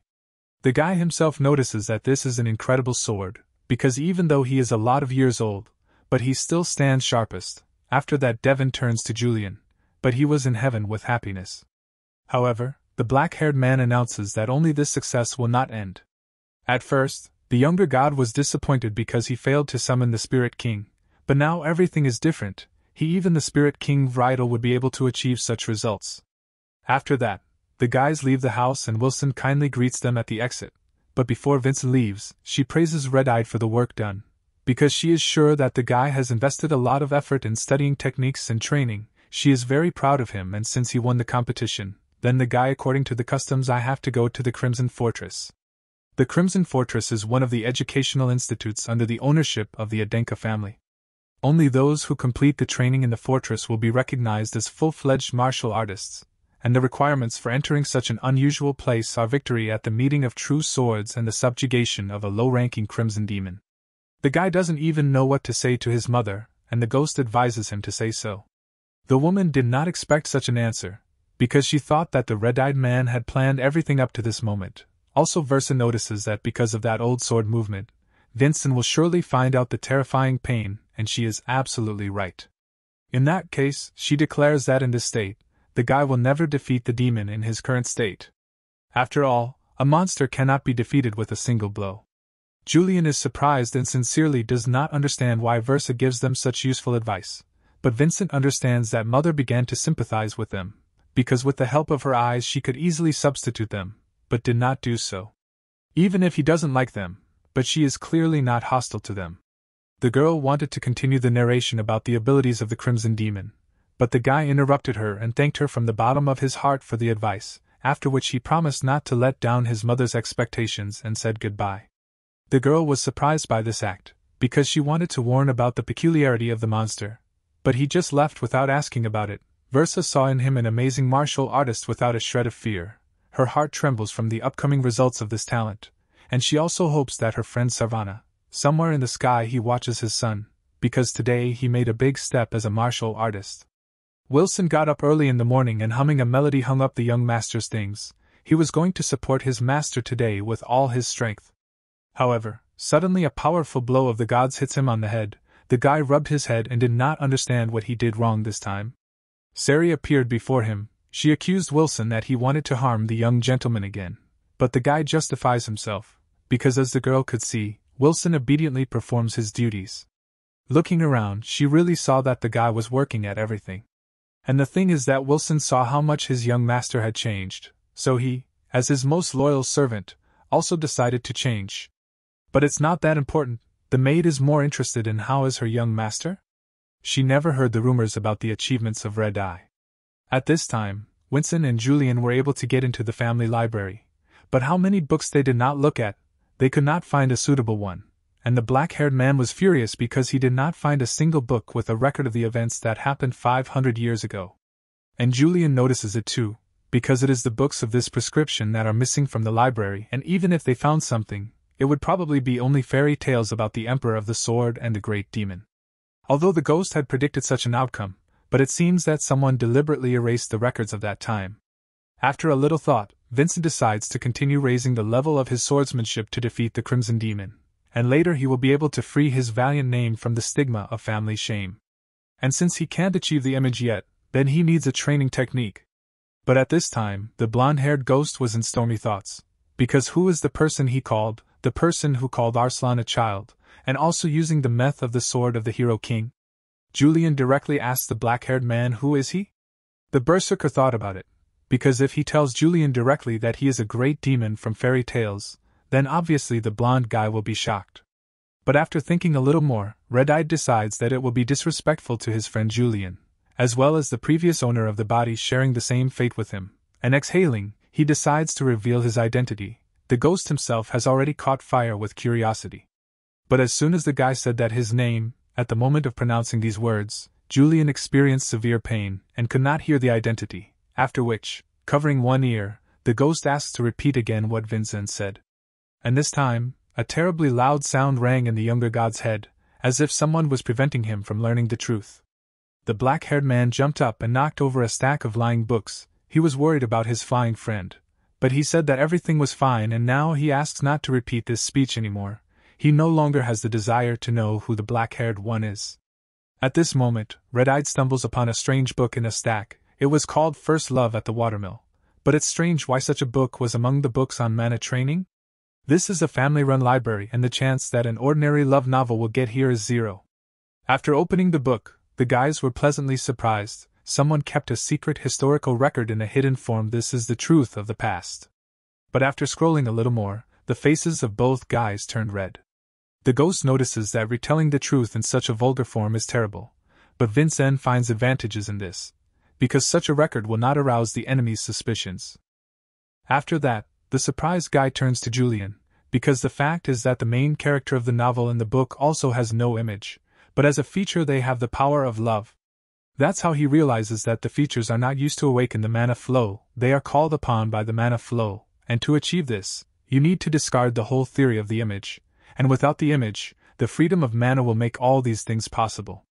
But the ghost is shocked by the black-haired man, because if you accumulate mana without an image, you can die. But this does not stop Vincent, because right now he has in his hands the story of a man who saved mana without an image and survived, and with the help of a stream of mana and a feature, he will definitely be able to pro-aid himself. But Yulion is still worried about this method, because even with the help of an image it is dangerous to study the features. The special features are very difficult to study, so even martial artists are unable to teach them to others. But even though Daven himself recognized this method as dangerous, but he can't wait to test it. Coming out of the library, he meets a white-haired girl. She with tears in her eyes could not believe that her young master really defeated Revan. But despite such a wide spectrum from the girl standing opposite, Daven saw her for the first time, and then Yulion hurried to tell him that before him was a maid named Sari. She was leaving for a short time because of an urgent situation that had occurred in her family. At the same time, Red-Eyed was visited by fragments of memories. He remembered that there was a person in this rotten world who was blindly attached to the loser Vincent. At the same time, he confirmed the rumors that reached the girl, and she began to wipe away the protruding tears with a smile on her face. She thought that after the competition, her master would be mocked even more. The worried Berserker did not know how to calm the woman in front of him and asked for help from his flying friend. But this hopeless one declares that there was no such art in spiritual or magical teachings. At the same time, Daven decides to improvise and apologizes to the girl for keeping what happened a secret, and also tells her that he is working hard to become a person that Sari will not be ashamed of. At this moment, a guy in a red uniform appears in the yard. Turning around, the girl recognizes Mr. Revan in the boy. The guy came here to say a few words to Vincent. After a few moments, the guys settled in the room and an awkward silence arose in the room. At the same time, the maid, to dilute the tense atmosphere, offers the audience a sandwich, but Revan suddenly gets up and grabs his sword. Yulion and the black-haired guy tensed up, and then the angry Revan declared that he had come here to pay back for the events at the meeting of True Swords. Vincent immediately jumped up and grabbed his sword. He did not expect that Revan would decide to attack like this. But now he knows about his fencing skill and the same method will not work. Realizing the whole essence of the problem, the black-haired man ordered Sari to leave immediately. However, the girl could not do that, and then the blonde scoundrel declared that he was in infinite debt to Vincent, because he was able to forgive Revan's rudeness, and also gave him a miraculous stone. And the blonde man, in turn, tried to restore his hand, at the cost of his father's hand, but in the end everything was resolved without bloodshed. Revan got everything, but in the end he couldn't give anything in return.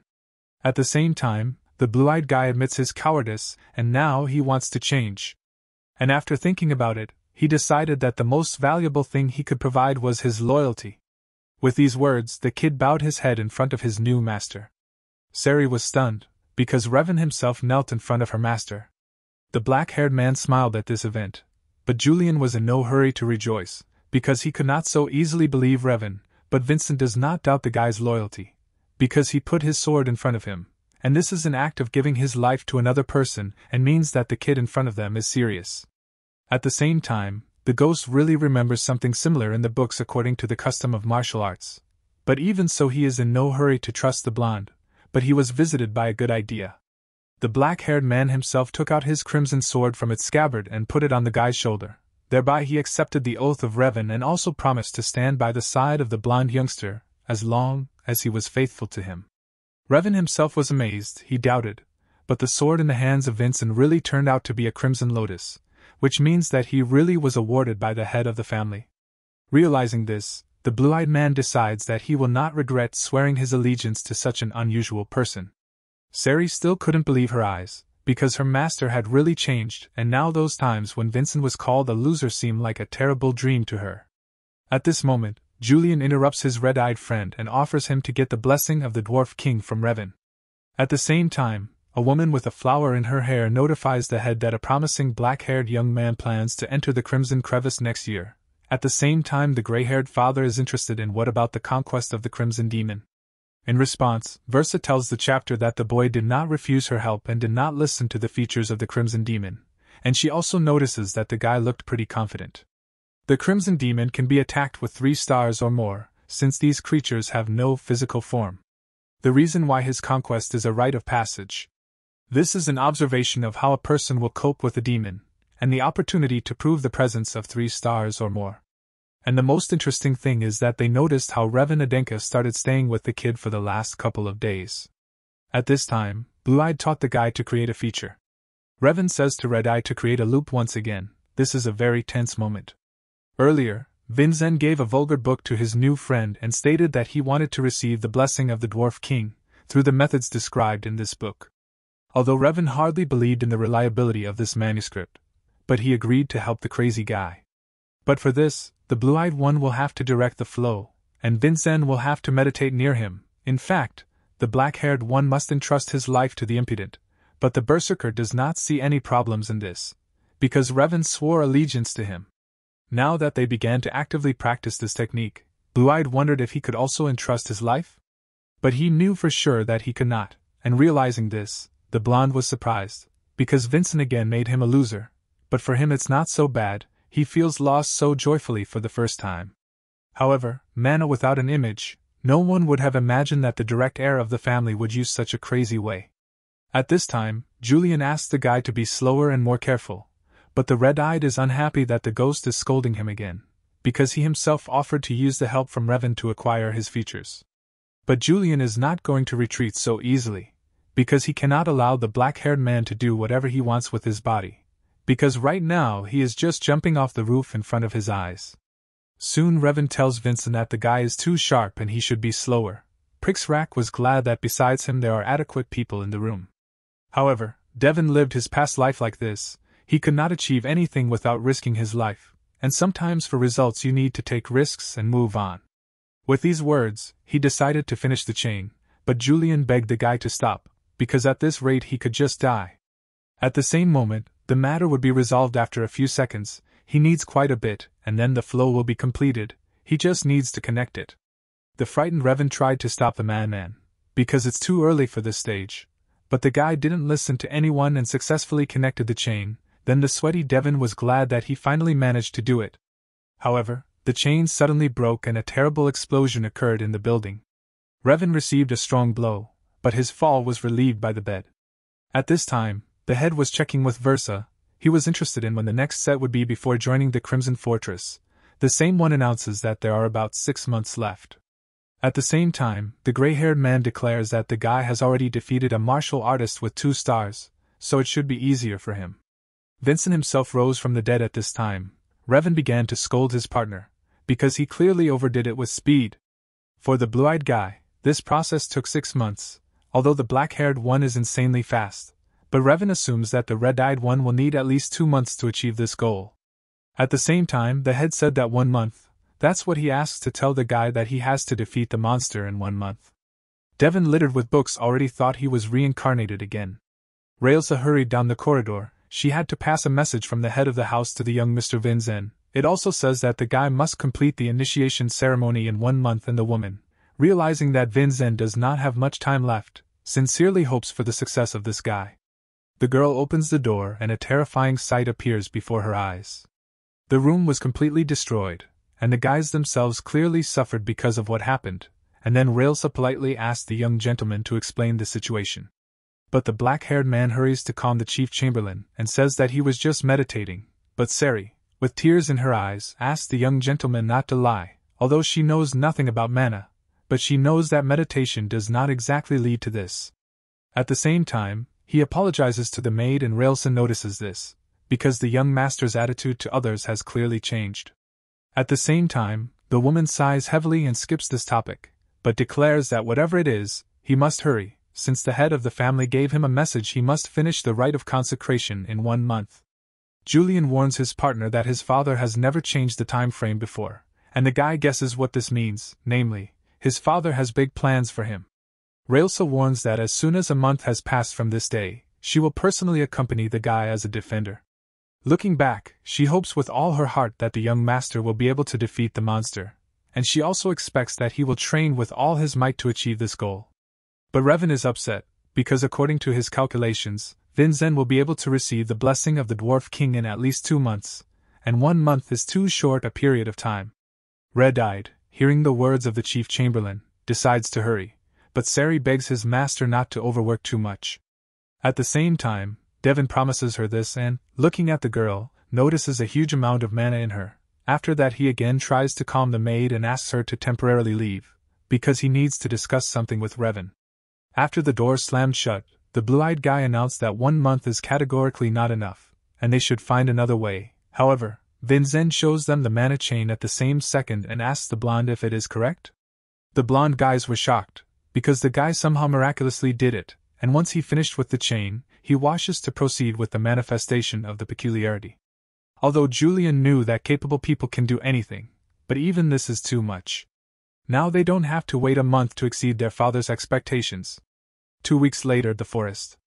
The Berserker decided to begin the manifestation of his peculiarity. The blonde guys were eagerly watching what was happening, but before starting, Vincent asks for a twofold chance to step away from Revan, because an explosion may occur like last time. But he refuses. The guy intends to see his success with his own eyes. The black-haired man looked at his friend with a smile and began to create a magic chain. As soon as it was created, an unusual symbol appeared in the air and Yulion experienced an old feeling.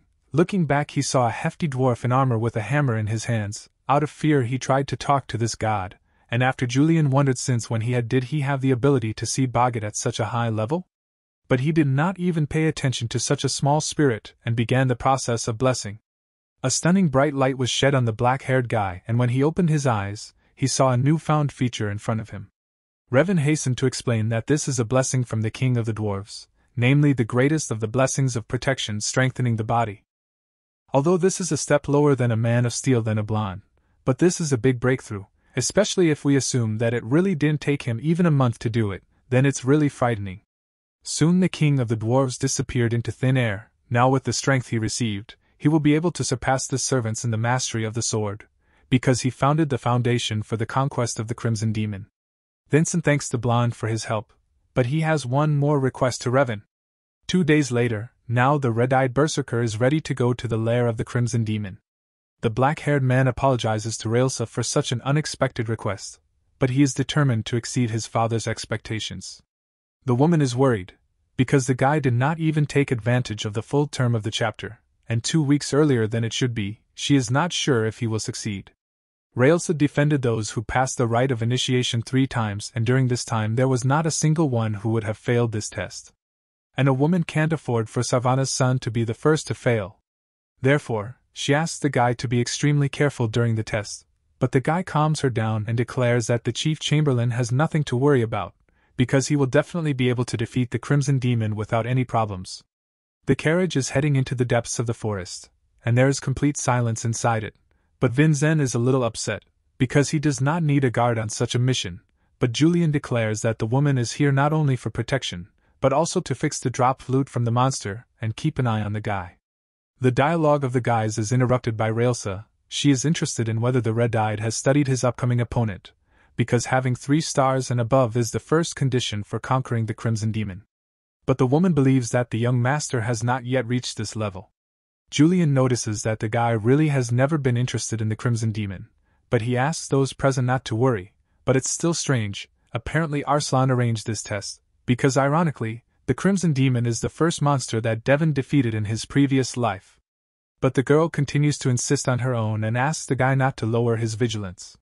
At the same time, Vincent wonders why the Chief Chamberlain is trying so hard to help him? To which the woman gives a very simple answer, because it's all because she is a guard and an observer on this test. However, Red-Eye does not pay attention to these words and tries to get to the truth. He can't stop thinking about stealing money. The woman, in turn, says that she simply did not have enough funds, but Vincent assumes that she deliberately showed him this weakness, which he was able to take advantage of. After hearing this, the girl looked intently at the youngster. But he wants to stop this conversation, because if a woman does not want to talk about it, then he is not going to force her. Soon the horse stopped, which meant that they had arrived at the place. After getting out of the cart, the guys carefully looked around. This place is the lair of the Crimson Demon, although he does not have a specific name, but people call these ruins an old temple. The guy does not realize that there is a temple here, but then Rail hurries to tell that this is the memorial of the first head of the Arslan family. It was erected after he destroyed one of the followers of Archdemon Daven. And again Arslan, an old friend and a Crimson Demon, the guy realizes that this cannot be an ordinary coincidence. Taking out her sword, the Chief Chamberlain announced that she was ready to begin the test. At the same second she put up a barrier. The guys were surprised, because it was an amazing mana barrier. It is configured in such a way that only one monster is able to pass through it. At the same moment, a monster with a scythe appeared in front of the young gentleman. At the same time the guy asked to watch Railsa more carefully so that later he would not miss more than one detail during the report. With these words he was going to prove his value to the Adenka family. After the words were said, a crazed demon rushed at the black-haired guy and swinging his scythe, he was preparing to strike the first blow. Yulion warns his partner that he should avoid this attack, and then use the path of the sword, but Vincent does not agree with this advice, because creating a distance will be beneficial for the owner with a longer weapon, such as a scythe. And then the guy decides to get closer. The monster did not expect such actions and he has to hold the defense instead of the planned attack. The Berserker was counting on this. He's not going to let the demon swing the scythe.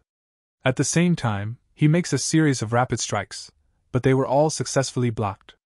In the fight against an enemy with a large weapon, the best solution would be to come close, and the red-eyed man knew this very well. But in his first real fight at the age of 14, few people could use this tactic so perfectly, and Railsa was impressed by this, because the guy looked like a man who had already conquered the Crimson Demon many times.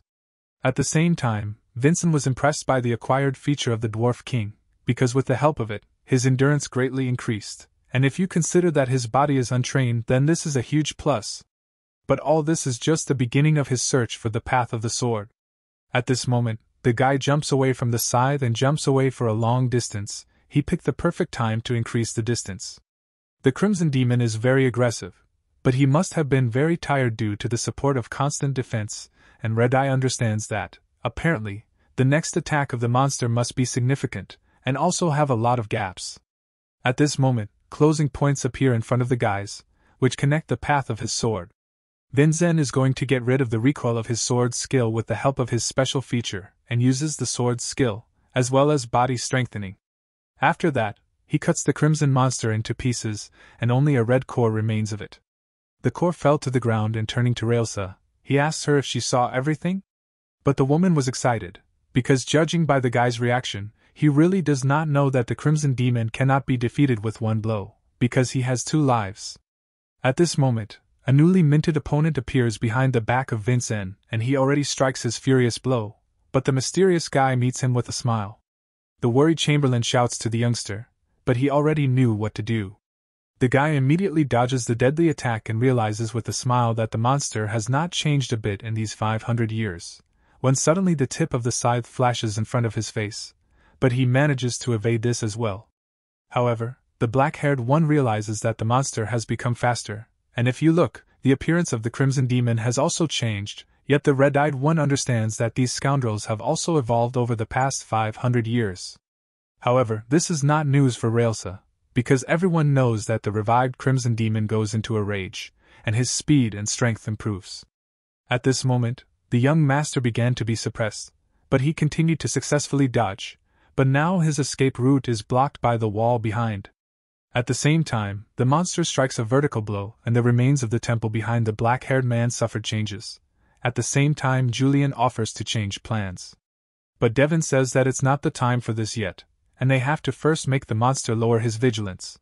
Because the demon thinks the same way, he tries to corner them for the sake of delivering the final blow, and when he is fully prepared for it, then the Berserker will realize his plan. Watching this sad picture, Railsa kept herself in hand so as not to get into the fight, because her intervention as an observer would mean the defeat of the young master, so she asks for help from her dead friend, because she does not want to destroy the future of his son, Lady Sarvan. In the past, the purple-haired woman extended a helping hand to Railsa when she was in trouble and invited her to join her journey to become a martial artist. After leaving the ruined family, Railsa survived by farming on the border of the country, and it was enough shock for her to meet such a monster as this optimist girl. At first the chief chamberlain considered the long-haired crazy, but Sarvana asked to join her journey and Railsa could not refuse such a lovely girl. At that time, Sarvana was traveling with Khan and Versa, and they were not against the fact that another traveler would join them. At that moment the exhausted girl believed that she had finally lost her mind due to a head wound during a fight, or maybe she was influenced by Sarvana's bravery, but in the end she joined him in their adventure for the sake of becoming an Aiden legend. It was a wonderful time in which the main characters were Lady Sarvana and they were a great team with her. In her memory she remained impossibly strong and beautiful, she had the power to make people smile. In the hopeless life of Railsa she was a ray of light. But one day Sarvana died. The girl could not hold back her tears, but her mistress left behind her legacy, and then Railsa firmly decided to protect this child from the harsh life of a child, the heir of the main family of Aiden, until he becomes a respected martial artist.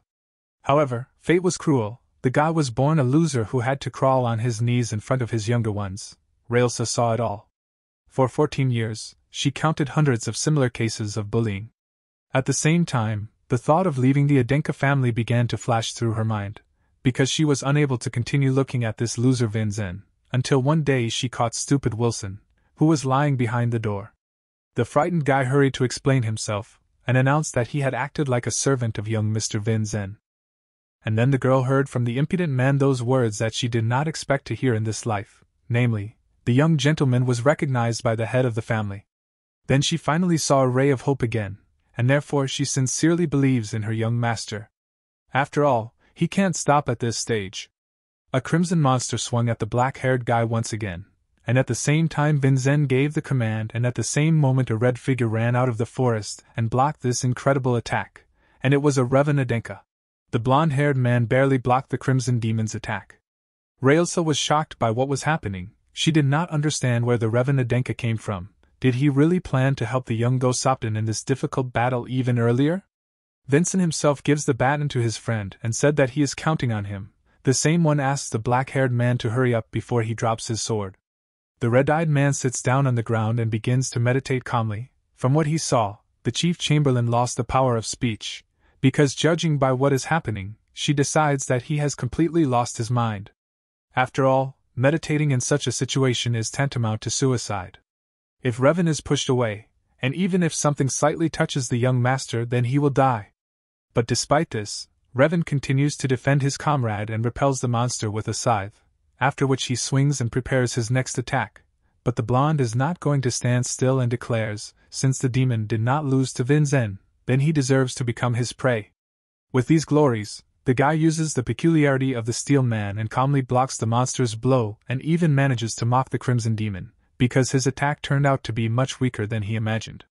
But the monster in the red robe continued to strike. At the same time trouble was waiting for the blonde. His sword began to collapse, because the effect of the steel body is not transmitted to the weapon, and this bastard aimed at his sword.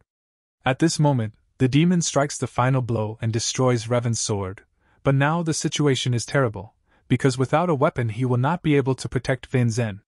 The demon makes the next attack, but the guy manages to stop it with his bare hands, but it was very difficult for him. His whole body was experiencing maximum tension, and it was getting harder for him to hold this piece of metal with every second, and soon he screamed with a call for help to the sitting Vincent. At the same time, a voice was heard from the side, who praised Revan, after which the black-haired man used the art of sword possession and cut the demon, along with its core. Red-Eyed once again expressed his gratitude to Revan, but he himself was glad to participate in this. At this moment, Railsa takes the young master away and clarifies, was this really the young master's plan? She congratulates him, but she believes that the head will not appreciate such an outburst, because the guy did not act alone, and the chief chamberlain is interested in how he was going to exceed his father's expectations with such a performance.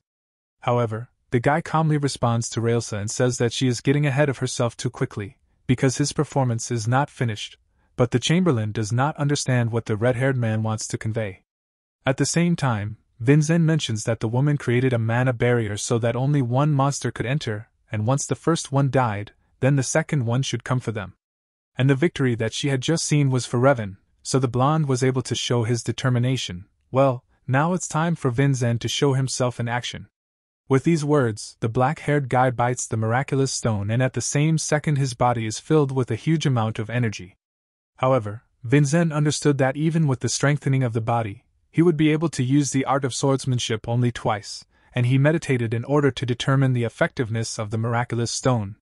The moment the monster approached, Black-Eyed once again used destructive sword arts. Only the core remains of the demon. It shows when the monster regenerates, and with such an opponent who has many vulnerabilities, the guy can easily find a way for his sword. At the same time, he uses a double art of sword possession. Seeing this, Railsa was stunned, but soon breathed a sigh of relief, because all her worries were in vain, and then she realizes that her young master is amazing. The guy coughed up blood and barely kept on his feet. Yulion appeared next to him. The ghost was interested in what kind of art Vincent used, that after him the body turned out to be in such a state. However, the black-haired man was in no hurry to talk about it, and said that if there were no peculiarities, meditation or a miraculous stone, then such a thing would be impossible. Seeing how bad Vincent is, the blonde-haired spirit offers to rest, because even if he turns off, Railsa will take care of him. However, the black-haired man does not agree with this, because the real winner is the one who stands firmly on his feet until the very end, and he promised himself that he would never fall. Railsa approached her master, when suddenly a huge circle of summoning covered the area, but the chamberlain did not receive any information about him during the initiation ceremony.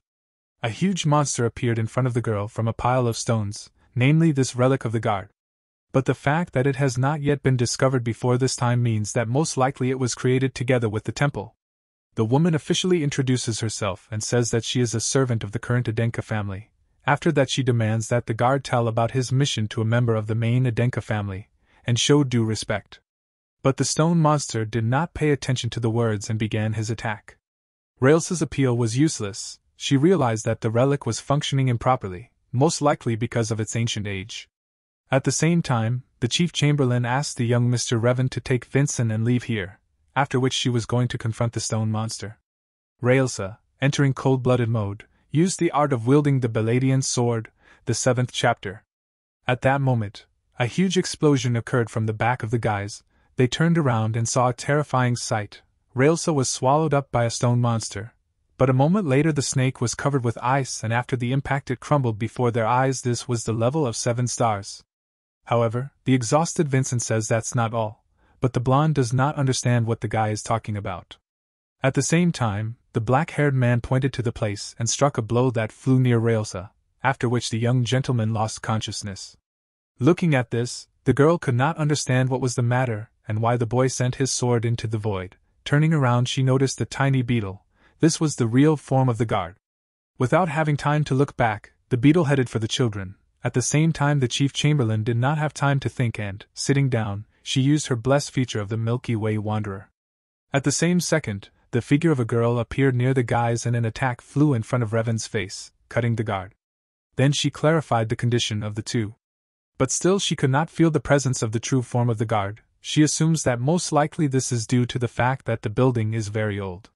However, her young master noticed him and Dade warned her in such a state, but she couldn't figure out how. At the same time, Vincent distracts the chief chamberlain from these thoughts, and says that most likely this is what the guard was protecting, An ancient chest stood in front of their face. Railsa opens the old treasury and takes out the guard's bone, saying that this relic was most likely left by the first head of Arslan. Yulion also did not stand aside and told the red-eyed that the dragon bone is an incredibly rare magical relic. It is a priceless treasure. Vincent himself suggested that this is the reason that Arslan created the rite of initiation. Soon, Railsa got down on one knee and offered to take the relic to her young master, because a large number of swordsmen from the Adenka family passed this ceremony, but it was Vincent who managed to find it, so it should belong to him. But the guy is in no hurry to accept such a valuable gift, because such a trophy should be given to the family through the church, and the girl can get into trouble if someone finds out about this trick. But the woman declares that she will cope with this issue. At the same time, Red-Eyed offers to act a little differently. He takes out a sword and cuts the trophy into pieces. From now on he will be an accomplice to this crime. He wouldn't have been able to get this treasure if it wasn't for Railsa, which is why he asks to take her half. The grave of the heads of the Adenka family, the cemetery of swords. The chief chamberlain came from the ceremony and informs the head that young Mr. Vincent has successfully passed the rite of consecration, but Khan says that such information should be reported to the church. At the same time, the girl turns to the man again and informs him that she has found something more significant than this, so she decided to visit the chapter first. The man can't wait to hear the details. At the same time, Railsa says that Ravana Adenka was influenced by a young gentleman, and the blonde youngster even risked his life to resist the attack of the Crimson Demon. In addition, she reports that young Mr. Vincent successfully coped with the conquest of the monster. But the head is not satisfied with such news, because judging by what he heard, it was possible to understand that the task was too difficult for Vincent, and that is why he had to use such tricks. But the woman says that this is not all. After that, the black-haired guy alone defeated another Crimson Demon, and he also found a dragon bone left by the first head Arslan. The woman claims that now she has only half in her hands, which the young gentleman shared with her. However, the head was surprised. He repeated the word shared, and clarified, did Vincent do it himself? The girl confirms the words of the head as if nothing had happened and repeats that young Mr. Vincent cut the bone with his sword. At the same time, the head declares that the rail misses some detail, but the girl does not understand what is the matter. At the same time, Khan orders her to break this dragon bone. Confused, she puts the object on the ground and strikes a normal blow, but nothing happened. Seeing this, Railsa apologizes to the respected ancestors of the Adenka family and asks them to forgive her for this impudence. With these words she uses her most powerful ability, the North Wind. At the same time, the bone was covered with ice, but immediately freed from the ice offset. Railsa could not understand what was going on, because she used her strongest attack. At the same time, Khan said that only a blacksmith of the highest class is able to break a dragon bone. At the same time, glancing at his father's sword, the head thought that his turn would soon come. At the same time, turning his back to Railsa, he asked the girl to take care of his son, because as it turned out, he has a special power. Wilson appears on the threshold, all in tears, but the maid asks him to be quiet, because the young gentleman needs rest. But the guy can't calm down, because after Vincent has passed the initiation ceremony, Wilson will have to go to the Crimson Fortress with the owner, but he is afraid of this place, because the Crimson Fortress is full of scary monsters and even more frightening martial artists. At the same time, Sari is surprised and says, is the street thug Wilson afraid of monsters? But while the servants are having fun, Vincent is interested in something else. Then he turns to Yulion. Has he not noticed the mana emanating from Sari's body yet? But the ghost does not feel anything like that, and also he has lived with her much longer than Daven, and he is sure that he would have noticed it. But the black-haired man himself is sure that he saw a similar flow of mana, 500 years ago. At the same time he decides to find out what name the maid has, and she immediately replies that she comes from a ruined Hisley family. At the same time, this confirms Vincent's guess, as he thought the girl has a magical body. However, this is the first time Yulion hears about the Hisley family, and has also not heard anything about the magical body.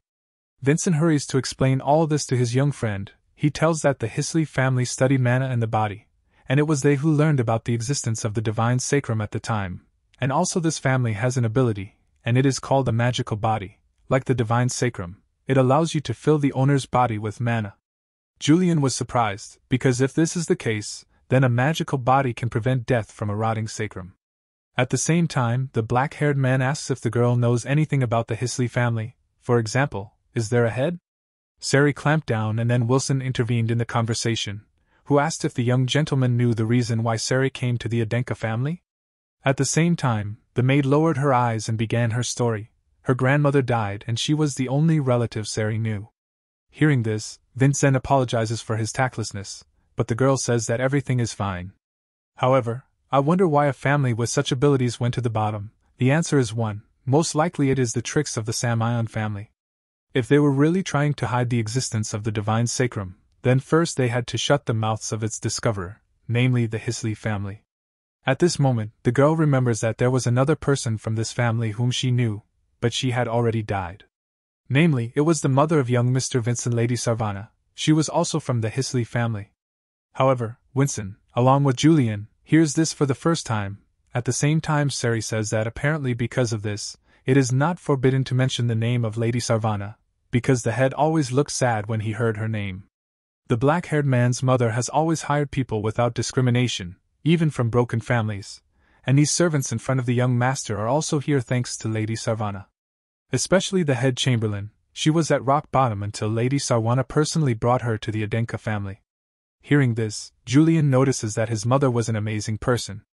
Vincent also realizes that this is most likely why Railsa is looking out for him. At this moment, the chief chamberlain knocks on the young gentleman's room and opens the door. She informs Vincent that Mr. Revan is leaving. Daven comes to say goodbye to his friend. The blonde-haired one can't stay here forever. Besides, he has already helped kill the Crimson Demon. But Vincent declares that he has one more request, and Revan, hearing this, immediately became animated. Vincent asks him to look into the history of the Hisley family 500 years ago. Then the guy with a grin remembers that vulgar book on which Vincent studied and says he will gladly fulfill this assignment, after which the guys say goodbye and Revan leaves the estate. At the same time, the black-haired man turns to Rails and declares that he has learned something new about his mother, and wants to know if the woman's kindness to him is true, a way to repay his late mother? Railsa says that everything is true. At the same time, the black-haired man asks the girl for a favor. He asks her not as Sarvani Adenka, but as Vincent Adenka, namely, he wants the chief chamberlain to train him until he goes to the Crimson Fortress. He insistently asks for it as a martial artist. At the same time, Railsa closed her eyes and mentally turned to her late mistress. She did not know if she could shine her loyalty to young Mr. Vincent, but she knew that she would never hear the answer of Mrs. Sarvana. At the same time, she apologizes to her for her weak determination and declares to Vincent that the training will be cruel, but Red-Eyed was counting on it. The training ground of the Adenka family. The chief chamberlain explains to the guy that the guy can get a feature without having an image, but for this he must link the chain with mana and with the feature. After that, Railsa says since the guy asked her to train as a martial artist, she will not tell him everything just like that. The girl took the sword, but Vincent is surprised that she did not take her sword, which she used at the initiation ceremony. The girl says that her sword's name is Black Moon, and he will be able to meet him when he becomes worthy of it. Now the black-haired man has 5 months before leaving for the Crimson Fortress, and if he manages to wound her at least once with his strange way of the sword, then she promises to give him her peculiarity. After these words she smiled maliciously, and wished him good luck. However, the black-haired one is worried. Didn't she see what he did to Revan? At the same moment, Railsa appeared in front of him and asked the young man, is she really so similar to the young Mr. Revan? At a loss, he strikes, but the girl easily dodges such a thing. The woman with glasses claims that she is also familiar with the power of the sword path, so she is not going to give him a chance to use it. Daven realized how dangerous this seemingly harmless woman was, because just a second ago she was aiming at his head. It was very dangerous. Soon, Railsa says that she has heard that the young gentleman has become friends with the priest Dullin, so she offers to ask him for help if she needs it. At the same time, Winston notices that she is too cruel. In response, Railsa smiled, because she had warned that she would not make allowances. A week later, Vincent continued to train desperately with the chief chamberlain. He was about to strike another blow, but Railsa was already behind him, after which she delivered her crushing blow. The guy was driven into the ground. The woman offered to stop there for today, because 2 attacks of his sword technique in a row is the limit of Vincent, and if they continue, it will only bring new injuries. But still, Railsa notices that the guy has become much better, because a little more and her blade will break again. During these trainings, she has changed a huge number of swords, so she decides to complain to the blacksmith. Railsa appeared behind the dwarf's back and stated that the title of master is not the only thing that the blacksmith has lost since their last meeting, and also notes that it would be sad if such a blacksmith under the name Hansen supplied garbage to the arsenal of the Adenka family. The man did not immediately recognize the girl and assumed that she was really a follower of Sarvana, and he did not understand why she had come to bother him in the middle of the night. At the same time, Railsa invites him to take a look at it, and looks out a bunch of broken blades and explains that she has used these swords for the last week, and used them only in sparring. She can't continue to let the blacksmith supply them with such fragile swords. But the dwarf is surprised. He understands the girl's puzzlement, but still notices this strange. At the same time, after a short thought, Hansen asks the woman if she really fought against a monster with sharp teeth. However, the answer was negative. Then the dwarf asked another suggestion: maybe she managed to fight a martial artist with 9 stars and above. However, this is by. Then he assumes that it was a magician who has more than 7 runes. But Railsa decided to ask him directly: does he really consider her immortal?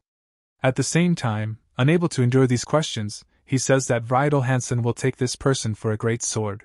But she fought against the Crimson Lotus, which is in the hands of young Mr. Vinzen. Hearing this nonsense, the man flared up. He did not understand why such a loser had a Crimson Lotus at his disposal. Soon Railsa let the boy. He did not understand why he came to them at such a late hour. At the same time, the girl apologized for such a late meeting, but she could not do anything about it because the gentleman in front of him wanted to see the Crimson Lotus very much. However, Hansen chuckled and said as if there was a reason why he couldn't see his creation. The sleepy guys were shocked by what they heard, and Julian realized in his pajamas that the dwarf in front of them was the great smith Hansen. He is the person who, if desired, can even summon the Khan, that is, the head of the clan. The ghost explains to Vinzen that the dwarf is a long-time friend of his father and a former master associated with the Adenka family. But the black-haired one does not understand why the dwarf is a former master and is interested in what happened. Julian reports that a few decades ago he stopped making great swords and focused on producing a large number of ordinary swords. Other blacksmiths looked down on him because of his obsession with money, as a result of which the dwarf lost his honor and place in the Adenka family. After hearing this, Winston says that this blacksmith is incredible, but Julian does not understand why. At the same time, the black-haired man explains that many people were able to survive thanks to this man. He prioritized the survival of other people and not his honor. At the same time, Vinzen respectfully bowed and introduced himself to Master Hansen, as manners suggest. However, hearing that he was called a master made the blacksmith laugh a lot, and he noticed that the guy knows how to suck up to others. However, Vincent said that he did not belittle the blacksmith, because the master chose the right path. After hearing this phrase, the dwarf remembered a long time ago, because once the current head of the Adenka family told him exactly the same words. Khan knew that his friend would be criticized because of such a decision, but he is sure that this is the right way. Khan noticed that apparently they have it in the family. At the same time, the blacksmith says that he previously considered the 7th son ugly, but he suspects that these were false rumors.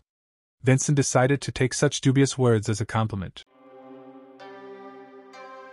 The next day, Vincent came to the blacksmith to visit the great master and show his unusual technique. Seeing her, the dwarf was surprised, because this strange style of swordsmanship is similar to the technique of the hero king and the great demon from legends, and this is very good. Now it became clear to the blacksmith, the boy was given the Crimson Lotus for a reason.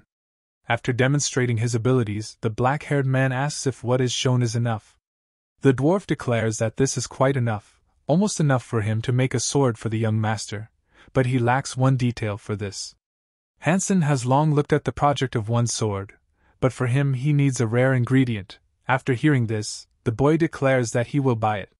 However, not everything is so simple. The dwarf says that this thing is too valuable and rare, which is why it cannot be bought for any amount of money, namely he needs a mastodon horn. The guys looked at each other in surprise, and soon a rare object appeared in front of the great blacksmith. Seeing the horn, the man could not restrain himself and almost shouted, but Vincent stopped the blacksmith at the time, telling him that this was secret information and only his father and Railson knew about it. Having calmed down, Hansen assumes that they were destined to meet and agrees to make a sword for Vincent, but the black-haired man is interested in something a little different. He asks if it is possible to add a horn to the Crimson Lotus instead of creating a new sword. After all, this sword symbolizes the beginning of his father's career, and he also likes the Crimson Lotus very much. At the same time, the dwarf grabs a sword and promises to insert the horn into the crimson lotus, after which he tells the young master to return in 3 weeks. 3 weeks later. The guys were standing in front of the forge and were shocked, because the workshop was engulfed in fire. Sari was terrified and red-eyed asked her to come to her senses. Soon he decides that he must save Master Hansen, but Yulion did not understand how the guy was going to save him, because he would not jump into the fire. The black-haired man knows that his sword attacks will cut through anything, so he's going to break through the door and get inside quickly. The ghost tries to reason with the guy and asks him not to commit rash acts, but Vincent was already determined and was not going to stop in the face of danger. Once inside, Yulion notices the blacksmith and points to him. Master Hansen was lying in the corner of the forge. The fire actually swallowed him up in its embrace. The black-haired man tries to reach the man, but the dwarf was unconscious, when suddenly Yulion notices something strange, namely a crimson lotus. It looks as if the building was filled with fire mana, while Vincent suggests that the dragon bone was much stronger than Master Hansen expected. At first he decides to take the man out of the burning building, when suddenly the fire boards fall in front of the boy's face. Now Vincent does not know what to do, because the exit is blocked. If the guys do not do anything, they will be consumed by fire, which is why the black-haired man turns to his friend and asks for advice from him. Then the blonde-haired man in a hurry asks Vincent if he knows any protective techniques. Julion's idea is to wait out the fire, because even a dragon bone can't keep the fire going forever. At the same time, Red-Eye declares that he has some sword technique that is completely designed for protection, because he is not only Vincent Adenka, but also Daven Samion. With these thoughts, he uses the Samion sword technique. The first chapter is the Destroyer of Mild Steel. A soft sword destroys steel, and the quality of its mana depends on desires. Slowly it strikes the fire that is near it with a quiet sword. This is the first chapter of the Destroyer of Soft Steel. Yulion was shocked, because his black-haired friend really uses the Samion family sword techniques. Seeing this, his interest in finding out who the red-eyed one is increases even more. Soon the fire went out, and they barely survived. The dwarf coughed and regained consciousness. The first thing Hansen wants to know is how the guy used the Samion family's sword technique. But Vincent notices that if Hansen is talking complete nonsense, then he must be completely fine. At the same time, the man himself realizes that this is impossible and most likely he dreamed it, but in principle it is not so important, because the sword is completed. The blacksmith had never forged a dragon bone before, and he had no idea that mana would flow out of nowhere and start spitting fire. At this moment, Vincent walked up to the floating sword and grabbed it with both hands. There was a gorgeous weapon in front of him. The guy felt as if the sword resonated with him. At that moment a sign appeared on the blade. The dwarf distracted the young gentleman. He wondered why Vincent stood rooted to the spot and did he really not like the end result? However, this is not the case at all. This sword has become much more incredible. At the same time, Yulion noticed something amiss. Because if all the events were arranged by the head of the family, Arslan, then how could he not have known that the dragon bone would behave like this, if the spirit in Arslan's place would have left some clue along with the bone? At this moment, the red-eyed man again turns to the blacksmith and asks if he can make him a new sword. Hearing this, Hansen assumes that the young master still did not like this sword. However, this is not entirely true. The guy is sure that since the dwarf made one sword from dragon bones, the next one will be even better. The dwarf assures that it will take time, because he still has to clean up all this mess, and besides, they no longer have such bones left, and Hansen assures Red-Eye that he will be able to see such a rare thing again during his lifetime, but the guys only grinned when they heard this statement. Soon another piece of dragon bone appeared in front of the blacksmith. It was brought by Railsa as requested by her young master. When he saw the horn, the man could not restrain himself and almost shouted, but the girl stopped the blacksmith at the time, telling him that this was secret information and only the head of the family knew about it. Having calmed down, the gnome expresses his surprise, because he did not expect that the follower of Sarvana would undoubtedly give up the dragon bone for the sake of her young master. Taking it, Hansen assures her that although he does not know how long it will take him, he is going to make a perfect sword with a dragon bone. Returning from the forge, the girl was completely immersed in her thoughts. She blames herself for giving up halfway and almost abandoning the legacy of her mistress. However, she could not have thought that the guy had grown so much. she is extremely impressed by this. Railsa's thoughts are interrupted by a black-haired boy. He apologizes to her for taking away the donated part of the bone and now awkwardly asks how he can make amends to her. However, the girl assures the guy that she is not worth it, because she received payment for this dragon bone 14 years ago.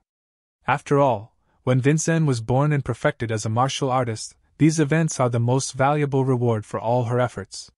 Upon hearing this, the guy takes the blade out of the sheath and assures the girl in front of him that she will be overjoyed.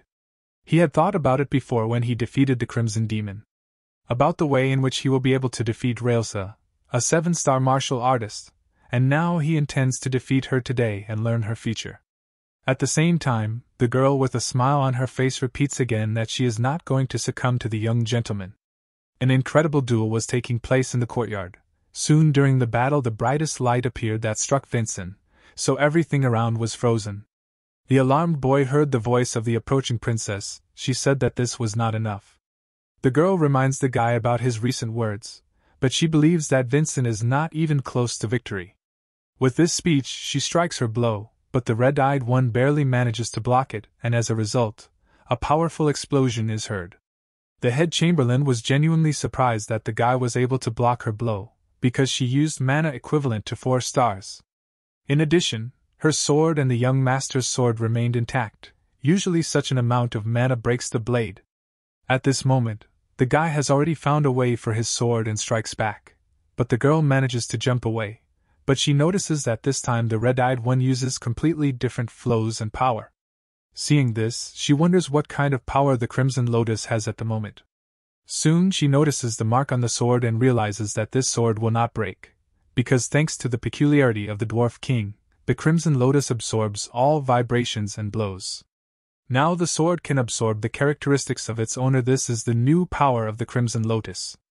Railsa tells the guy that the sword has clearly become stronger, which is why she will try to be even tougher. At that moment, the girl disappeared from the Berserker's field of view. As a friend, he felt her presence behind him, but he understands that he cannot let her speed fool him, so he decides to just feel the mana she uses. Soon he opens his eyes and strikes, but swinging his blade, the girl declares that the guy did not guess. But the guy with a smile on his face grabs her sword with his bare hands. He knew that Railsa would aim at his back. The white-haired girl was surprised by this. Besides, she is surprised that the guy will learn to track her movements after 1 month. At this moment, Vincent uses a variation and strikes a double blow with the sword. Chapter 1. The King of the Dwarves. There was a terrible explosion in the arena. The girl was not injured. Besides, the guy spent 2 of his blows, but to her surprise she lost her sword. Soon Vincent throws the sword and asks Railsa to take it, because he does not want to win an easy victory against a man who has lost his sword. The girl looked at the young gentleman strangely, and soon declared that Vincent had behaved rather arrogantly. She also reminds the guy that not all monsters and martial artists will be as gentle with him as she is. After all, opponents who will be stronger than him will ignore his condition and will not show a drop of sympathy. That's what she is going to remind her young master by releasing her strength.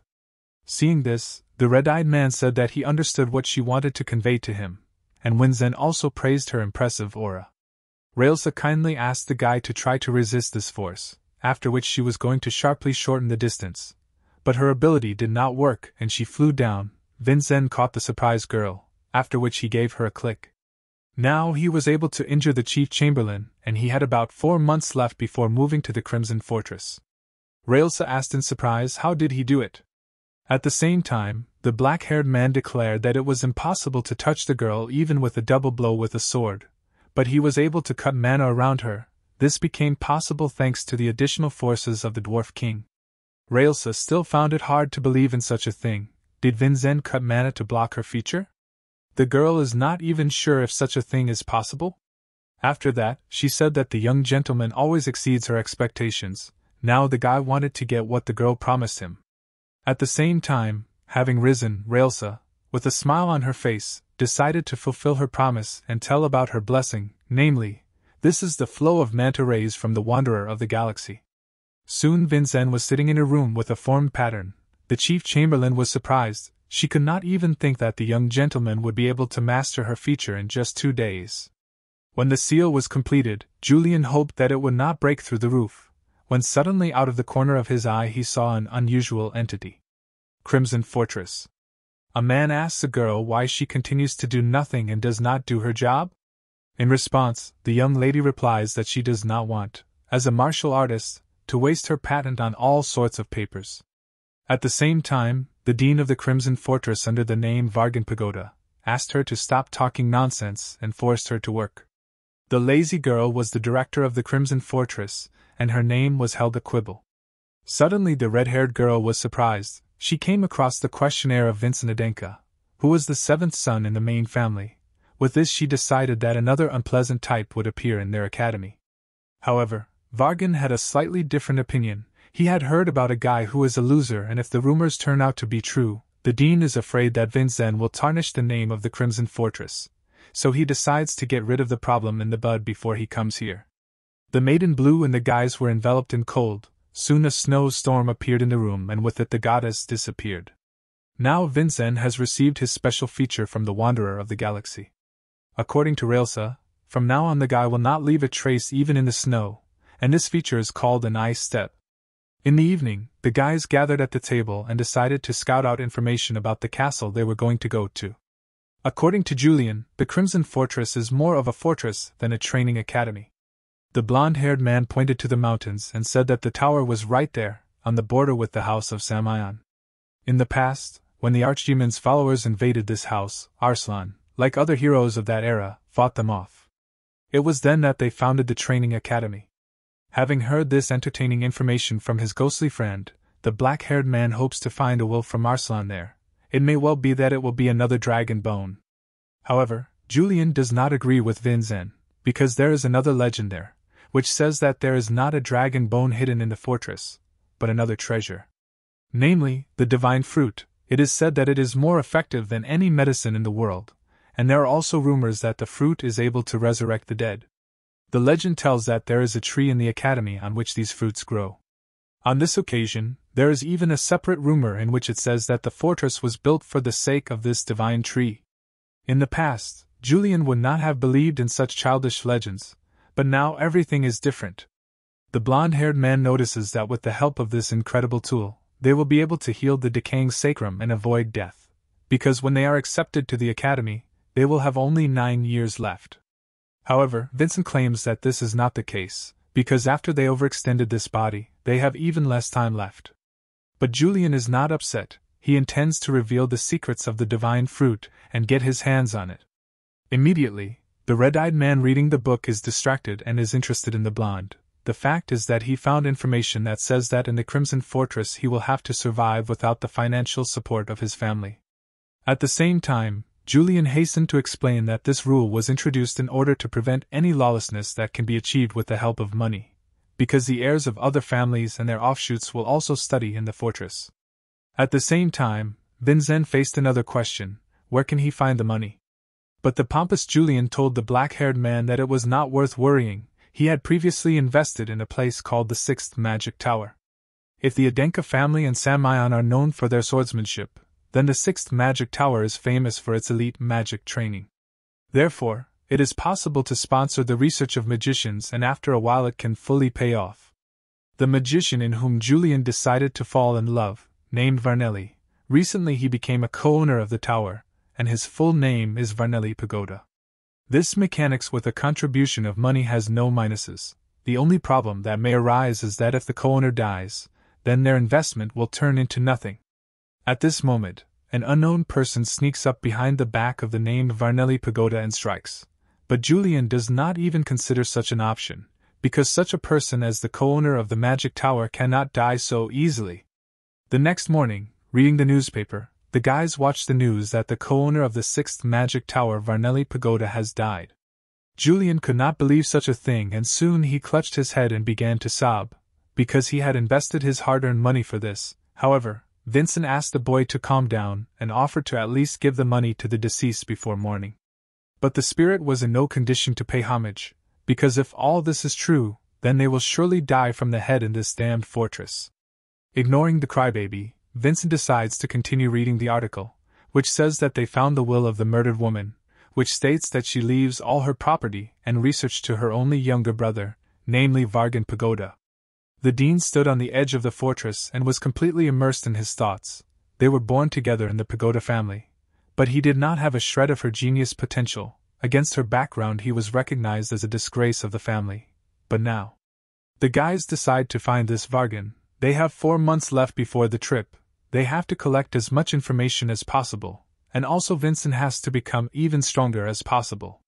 4 months later, in the mountains of the Crimson Fortress, we'll take the guy to his destination. Rails says that for security reasons, the young gentleman must continue on foot. The guy will have to go along the specified road and then the director of the Crimson Fortress will come out to meet the entrant. Vincent doesn't even know how to thank a woman for everything she has done for him. The guy is sincerely grateful to her, but the girl says that it's not difficult for her. At the same time, Red-Eyed assures the girl that his mother would be of the same opinion.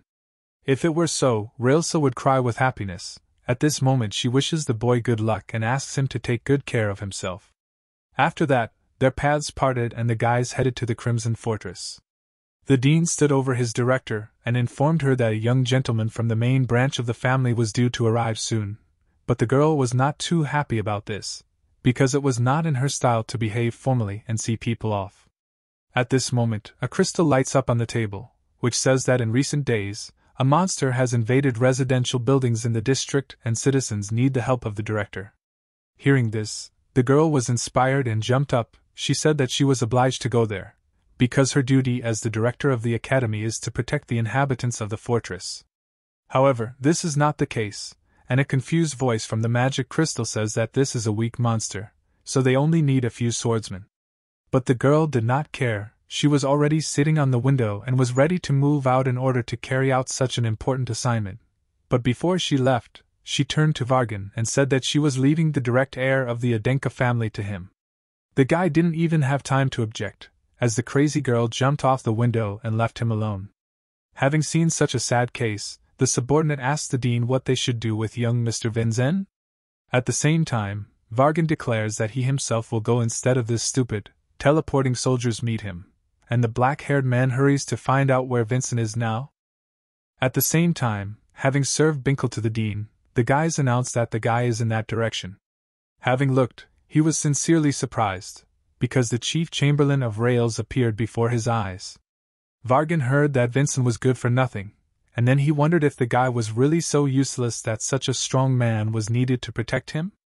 The soldiers are interested in what to do with the exam and whether they should reduce the complexity, but the dean declares that there will be no changes and he is going to personally monitor the process.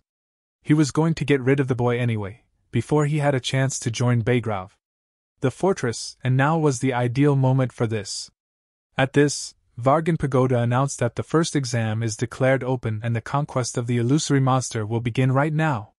Meanwhile, Vincent, along with his servants, continued to climb the mountain on foot, when suddenly a bright light appeared near the fortress, and soon the roar of wild monsters could be heard in the snowy forest. Now it became clear to the black-haired boy that the exam had already begun. However, this is only in his favor, because it's time for him to experience the result of his hellish training with Railsa. With these thoughts he took the blade out of its sheath and was ready to receive a warm greeting from this academy. Wild eyes could be seen right in front of the black-haired young gentleman in the thicket of the forest. The strongest predator in the snowy mountains region stood in front of him, a blue-eyed white tiger. Wilson was very scared when he saw the tiger, and therefore did not want to come here, and Sarah was also trembling with fear when addressing the young master. Our hero tells Sarah and Wilson, when he disappears from their field of vision, let them run as fast as they can to the Crimson Fortress, without looking back. The girl did not immediately understand the young master's order, but before she could really ask again, he ran away from them and distracting the tiger's attention to himself. If this is the blue-eyed white tiger he knows about, then the animal will chase the fastest target. After that, the tiger turned all his attention to the guy and chased after him with a roar, which Vincent was pleased with because he was able to capture the tiger's attention. But almost immediately he notices that something seems wrong to him, even though it is a blue-eyed white tiger, but it does not look like him. He had a feeling that this beast was not alive. But this will not affect the fact that he will overcome him, as abruptly our hero begins to stop turning to the tiger, and prepares to meet him. The tiger rushes at him and the guy has already formed a sword line preparing to strike. Suddenly a second absolutely the same tiger appears. Vincent did not expect this, and he decides to use body strengthening. As a result, he manages to evade 2 tigers and jump into a tree above them. There, Yulion addresses him, drawing his attention to the mountain, where there were several more tigers. In total, there are 18 of them, and it will be impossible to kill them all with only 2 perfect sword strokes, our hero decides. Vincent notes that this is strange, since blue-eyed white tigers do not move in groups. They are the strongest predators, so there is no need for them to do so, and although they are carnivores, they do not tolerate the smell of blood. Perhaps they are just illusions created with the help of magic, suggests the young master. And we are shown how Vargan Pagoda holds the created spell circle and wonders if the guy noticed it. Nothing will change anyway, it's high-ranking magic that summons illusory monsters. If there is only a small difference between real tigers and these illusions, Vargan argues. These tigers are even smarter because they are controlled by a human, and what will the worthless 7th son of the Adenka family do? Our hero thinks that if they can hold out, they will soon run out of mana, because they are created from magic. And it is unlikely that their creator uses a binding element, after which Yulion wonders what it is. Vincent explains that this is a method by which you can use several spells of the same type at the same time, and instead of several spells, a person can create one as a binding element. As a result, it can multiply this spell. This method is much more effective, reduces a significant amount of mana used. Therefore, if Vincent finds the main illusion, then all the others will disappear. The ghost asks him how he is going to do it. He will be able to find it, because it is controlled by a person. In such cases, the real beast is ahead of the rest. But a person will try to protect the connecting element, and the one that does not move on the top of the mountain is this element. Then our hero jumps down from the tree and simultaneously activates the feature of the Galaxy Wanderer. The tigers were already meeting below when suddenly our hero began to run through the air. It was an icy walk. This greatly surprised Vargan, since this was a feature of Railsa, and he did not understand how this was possible. As a result, the guy appeared in front of the binding element in an instant. The guy was convinced that the binding element of this spell was hidden behind the 2 tigers. But Vargan is not going to lose. It is not so easy to hit him, and he will not let the steam pass. The caster launches 2 tigers from the front to attack the young master. But the Crimson Lotus of our hero, strengthened by the dragon's bone, absorbs the properties of his mana. An absolute cut of the sword with the blessed feature of the Galaxy Wanderer, an absolute change in the sensitivity of the sword, says Vincent. And the guy with extraordinary speed and reaction to pass by 2 tigers in front and then destroys the binding element. It was a Galaxy Wanderer technique. As a result, the circle in front of the Worgen is destroyed, and the guy says, send them flying outside the path of the sword.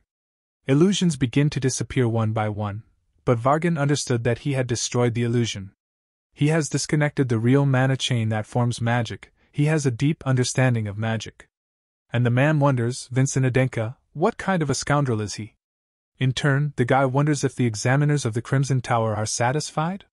Vargan's assistant asks him how they processed the results of this exam. The man replies that the answer is obvious because his magic was destroyed. After that, he gives the order to open the gate, as they will greet the young master. The fortress is the main place for meetings of martial artists. Is it common to find a magician of this level? At the gates of the fortress, Wilson and Sarah were waiting for the young master. While he approached them, Yulion believed their research was correct. A gate opens in front of them, where they are greeted by Varnelli's younger brother and the magician who is responsible for all important matters in the fortress, Dean Vargan Pagoda. He meets them at the entrance and greets young Mr. Vincent and tells them that he has passed the first test. Looking at him, Vincent assumes that he is Vargan. The young Gosopton is also glad to meet him. Yulion tells how they can't bring the family's money to the fortress. But there is a sponsorship system here. A talented student can get a sponsor within the fortress. This was Yulion's plan, which makes him smile. Now they will earn a lot of points with Vargan and return all their money. With a satisfied look, he looks at the fortress and says that they have invested in a magic tower. Then the young gentleman is taken to karate through the streets of the fortress, telling how quite a few people live here. Principals, teachers, students, military and children from different families. If this list includes their servants, then this number will increase. Vargan says that the guy will live in a hostel. It may be uncomfortable for him, but our hero does not care. When he starts living here, he will become a cadet and temporarily lose all the statuses he had. Vincent understands that these are the last moments when he is treated with respect, and responds out loud as he is aware of this. Sari watches from the window of the carriage of students in uniform and asks his master, will he also wear such a uniform? She thinks it will suit him very well, but Vargan replies that his form will be issued to him tomorrow, as there has been a slight delay.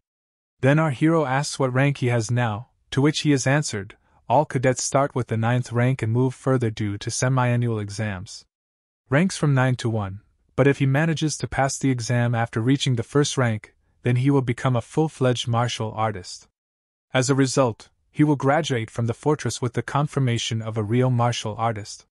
In his mind, Vincent admitted that he needed to spend at least 4.5 years here to graduate. Before that he needed to find the divine fruit so as not to die. Vargan asked if he could ask something? It was a question about the binding element. Was the guy aiming at the blue-eyed white tiger that was the center of his spell? The young gentleman confirms this, and the examiner was glad to be right. But how does he know so much about magic if Vincent lived in a family of swordsmen? Vargan is interested. Yulion tells in his mind how in the past he was just terrible at martial arts, so he tried himself in absolutely everything. But Vargan answers that knowledge is power, he sees no point in spreading such information. A man looks at him and thinks, this confidence, it is based on his talent and insight, and how could such a child be called worthless in general? He definitely arouses interest, as evidenced by the interested look of Vargan. Then the young gentleman remembers what he wanted to know and asks how he can get the divine fruit. This surprised the examiner, and after he was a little disappointed, because despite everything, he is still a child, and to think that he believes in this legend. Vargan says that the divine fruit chooses its owner by itself. Probably the young master will be able to stumble upon it by chance if he devotes himself to his search. Yulion thinks the dean thinks it's a legend, too, and Vincent understands how difficult it will be to get information. After that, the carriage arrives at the place of the 9th rank dormitory. Vincent's servants will live on the ground floor, and he will stay on the 3rd floor, in room number 5. Vargan issues a sun badge indicating that the young gentleman is a cadet of the 9th rank. After which the dean says, a humble respect for absolute glory, this is a greeting in the Crimson Fortress, and the young Gasopodan repeats the greeting to the dean. After a couple of minutes, Vincent comes to room number 5, and opening the door he is met by other cadets who stood still and said nothing. They were scared and tense. Because of this our hero did not understand what was going on. Maybe he did something? Yulion wasn't sure about it. Suddenly someone turns to the guy with the words, just look who it is. Yulion recognized the voice. It was a cadet of the 9th rank, a representative of the main Adenka family, the 6th son of Malone Adenka, who called the guy a worthless younger brother. Vincent asks Yulion who this stupid big guy is and why he feels bad. This is their older brother, Malone, the 6th son. He bullied Yulion the most and even forced him to eat leftovers. Hearing this, our hero suddenly feels bad. This is a memory, after all, it was not a figment of Vincent's imagination. My brother mocked the weak every day at the expense of his strength, and it seems that he continues to behave like this even now. Since he is defaming the honor of the Adenka family, does Yulion mind if Vincent scolds him a little? Yulion is furious when he sees his older brother, and of course gives permission to destroy him. He takes his older brother by the hands and tells him how long they have not seen each other, and the younger one did not think that he would meet him here, and how glad he is about it. The older one is a little puzzled, says the same thing, but doubts that they are close enough to talk like that. After that, the younger one says how he could not even imagine that it has been so much time since the day the elder left home, and he is still the 9th rank. Saying this, he has a smile on his face showing how pathetic his older brother is. The elder was very annoyed by this, and he calls Saizen to him, who quickly approached him. After that, he slaps him on the cheek with all his might and asks how he watches the newcomers. Is he allowed to behave like this next to a representative of the main family? And the next time his junior tries to climb up, Saizen will answer. Scared and beaten, Saizen agrees with this while trying to hold back tears. Vincent, watching this, understands how terrible his brother is and to think that this man is a descendant of Arslan. Suddenly, our hero became clear, as if he saw Kajin in front of him.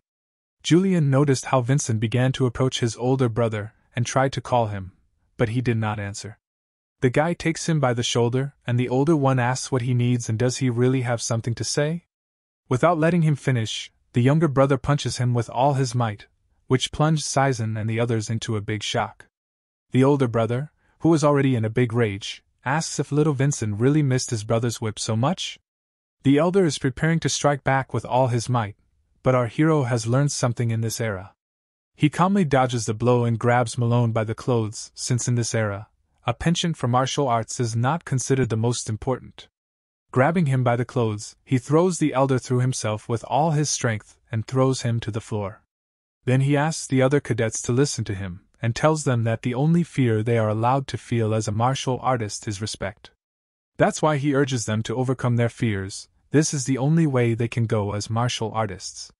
At this moment, Malone turns to our hero in an even greater rage and asks how he dared to challenge him in this hostel. He swings his sword at Vincent and attacks, but he dodges. After that, Yulion says if they are lucky, this situation will turn into a new opportunity for them, which is what they need. Meanwhile, in the village near the fortress, we are shown a mountain of dead lizards. The village headman thanks the woman who coped with them and called her the director. Thanks to her, they will now be able to sleep peacefully. It didn't cause any problems for her, and then the old man asks, since she's here, would she like to stay and have a drink? The red-haired woman answers him that she is not allowed to drink during the working day, but it would be rude of her to refuse, so she wants to agree. Suddenly, without letting her finish, Vargo takes his word, who also asks him to pour. He needs to get drunk because his boss keeps making him suffer from stress, and the director was shocked to see him. After that, in the tavern, they discuss the direct heir of Vincent Aiden, and the director asks that he has just permanently struck down the binding element. Vargan asks to answer honestly. She has no idea what he is talking about. To which she agrees, since she is not a magician, so Vargan tells the director that he destroyed something that even a 7-star martial artist like her had not heard of. Don't such skills give a reason to realize how incredible it is? But the director denies it, since the other direct heirs destroyed an entire snow mountain or something like that. And after that, to be honest, he thinks that the guy is a big coward and believes that Vargan is very happy that he has found a person who can compare with him in cowardice. Suddenly, a magic communication stone appears, through which the dean is asked to urgently return to the fortress. Dissatisfied with this, he asks why he should return right now. In response, he hears how cadets of the 9th ranks Malone and Vincent requested an intermediary for their duel. This shocked the dean. He is transferred to the battle hall, where 2 brothers and another cadet who met the dean are already standing opposite each other. He asks for forgiveness from the dean. Since this is a duel between 2 direct heirs, he had to fulfill the request of Cadet Vincina, said the person in charge of the dormitory, Brand, a cadet of the 9th rank. Vargan is not against this and asks to continue to report everything related to Cadet Vincent. The dean approaches them and tells Malone, even though there was a violation of order in the dormitory because of him, and he should be brought to justice, they will turn a blind eye to it, since they received a report from Cadet Vincina. Malone the Evil calls the younger a cunning fox, that he took it as a compliment. Then, using his powers as dean, he resolves a duel between 2 cadets and encourages them to fight honestly. Our hero takes out his Crimson Lotus received from his father, which surprised his older brother very much. Malone asks Junior, is he going to imitate his father using a replica? The younger one asked in response, does she look like a replica? Malone confirms this, and puts his right hand on the fact that it is a fake. This pleased our hero very much, from which he could not keep a smile and said that he should keep his words. The elder says in response that very soon he will force him to surrender, and causes the blessed peculiarity of the Daughter of Fear. He uses suppression, as a result of which all the cadets and Sari watching them began to tremble with fear. Yulion explains that this is a feature that throws his opponent into horror and asks how Vincent feels. But he was fine and the spirit of the spirit did not understand how. The guy told him that it was because of his spirit, because a swordsman should not be afraid of another swordsman. Yulion asks him if he is talking nonsense again, like, the only fear a martial artist is allowed to have is respect. And is it possible to ignore the peculiarity of this delusional position? But our hero is sure that everything depends on the state of mind and perseverance. Malone does not understand what is happening. Why did the feature not affect this younger brother? The cadets are starting to notice that the suppression didn't work on him and everything is fine with him. Malone shouts to him that most likely he has done some trick and starts running at him to attack. With the words that he will crush him with his sword and mana, he makes a swing and strikes with great destructive force. Confident that he hit him, Malone asks, "What about this attack?" But as the dust cleared, he notices that his younger brother had disappeared and he again did not understand what was happening. While he was trying to figure out what happened, Vincent is behind him, and the elder does not have time for him. Our hero hits him with his foot and throws his older brother away, but he barely blocked the blow with his hands. This is immediately followed by another blow, which he blocks with his sword. It was a swift blade, involving an ice walk, and he also strengthened his body. As a result, he is not able to completely block the attack and the younger brother drives the elder into the ground. Maloney turns off from the force of the blow. At this moment the dean reasons to himself, as everyone knows that Maloney is a nobody. But despite this, the reason why he holds his position as the representative of the family is his enormous strength, which surpasses the strength of other 9th rank cadets, and Vincent is now threatening his position. In parallel, someone approaches Saizen asking what is going on and why is no one in their rooms. It was a purple-haired girl named Selvira who was interested in what was happening. She was surprised to see Malone lying down, and also an observer who was the dean. Saizen tells her that this Vincent, who has just entered here, is simply incredible. He told the other cadets that the only fear that a martial artist is allowed to have is respect. He asks the girl if he can become the same as Vincent. She answers him, is everything really so bad for him, and he understands that this is not the end yet? Its suppression is its secondary feature, its main feature is much stronger. And they show us how an unknown force begins to gather in Maloney's hand, while Yulion asks Vincent to finish off his brother to the end. Our hero finds this strange, as he forced Melano to drop the sword, but the dean did not declare victory. Abruptly, Melano opens his eyes and releases a huge force, which is what everyone was waiting for. Selvira calls this power, one of the greatest gods, wielding the power of controlling electricity, the blessing of a sentient giant. The older brother at this moment releases a cloud of power into the younger one, which surprises him, but he does not have time to dodge. The blessing touches the hand burning it. Our hero endures this pain. Yulion asks Vincent how his arm is, and at this moment Melano also asks how he likes the big brother feature. He calls it, the blessed feature of a sentient giant, a micropulse. Yulion does not believe in this, he only had the peculiarity of the daughter of fear. From an early age he bullied Yulion, so he could not know this. Melano said that of course the younger brother did not know about it, although he had this feature since birth, but he mastered it only after coming to the fortress. Vincent asks him, how many years has he been hiding it? The older one answers, not that he was trying to hide it or anything like that, he just didn't consider it necessary to show it. This surprised our hero very much, and Melano told on, even with his feature of suppression, children of his age could not get the better of him. Therefore, he felt that he did not need to go through painful and hard training. When he came of age, the fortress had no choice but to let him join it, since he is the direct heir, and unlike others, he does not need to work like some kind of dog. At that moment, everyone listened in silence, and no one could object to him, and the dean himself remained silent. After these words, Vincent breaks down on his older brother with the words that he should stop talking nonsense. His talent allows him to achieve in a couple of years what others devote their whole lives to. He ignores not only the responsibility that comes with this power, but also the efforts of others. Vincent, in a complete rage at the words of his older brother, asks him what he was thinking at all. Is the reputation of the Adenka family holding up? But the confident Melona answers him that he started talking a lot after his right hand was completely burned. He should talk all this nonsense only if he defeats him. At this moment, he collects energy in both hands and folding them, releasing a huge charge on his younger brother. Dodging the charge, the guy responds to him. Since he swore with his brush that his Crimson Lotus was a fake, he would take away his right wrist, as he said.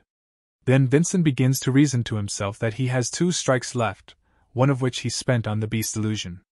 He put an end to this with an absolute cut of the Dwarf King. Melano, screaming, asks him, did the younger brother really think that he would let this happen? At that moment, Vincent was right above him and the older brother fired another charge at him, after which he flew into a rage from his mana and calling the younger a parasite, he started shooting charges right and left, but our hero manages to dodge all of them from all shots. While the dean was watching this, he thought what a fool Maloney was, since he was enraged by his own mana and he did not contrast it at all.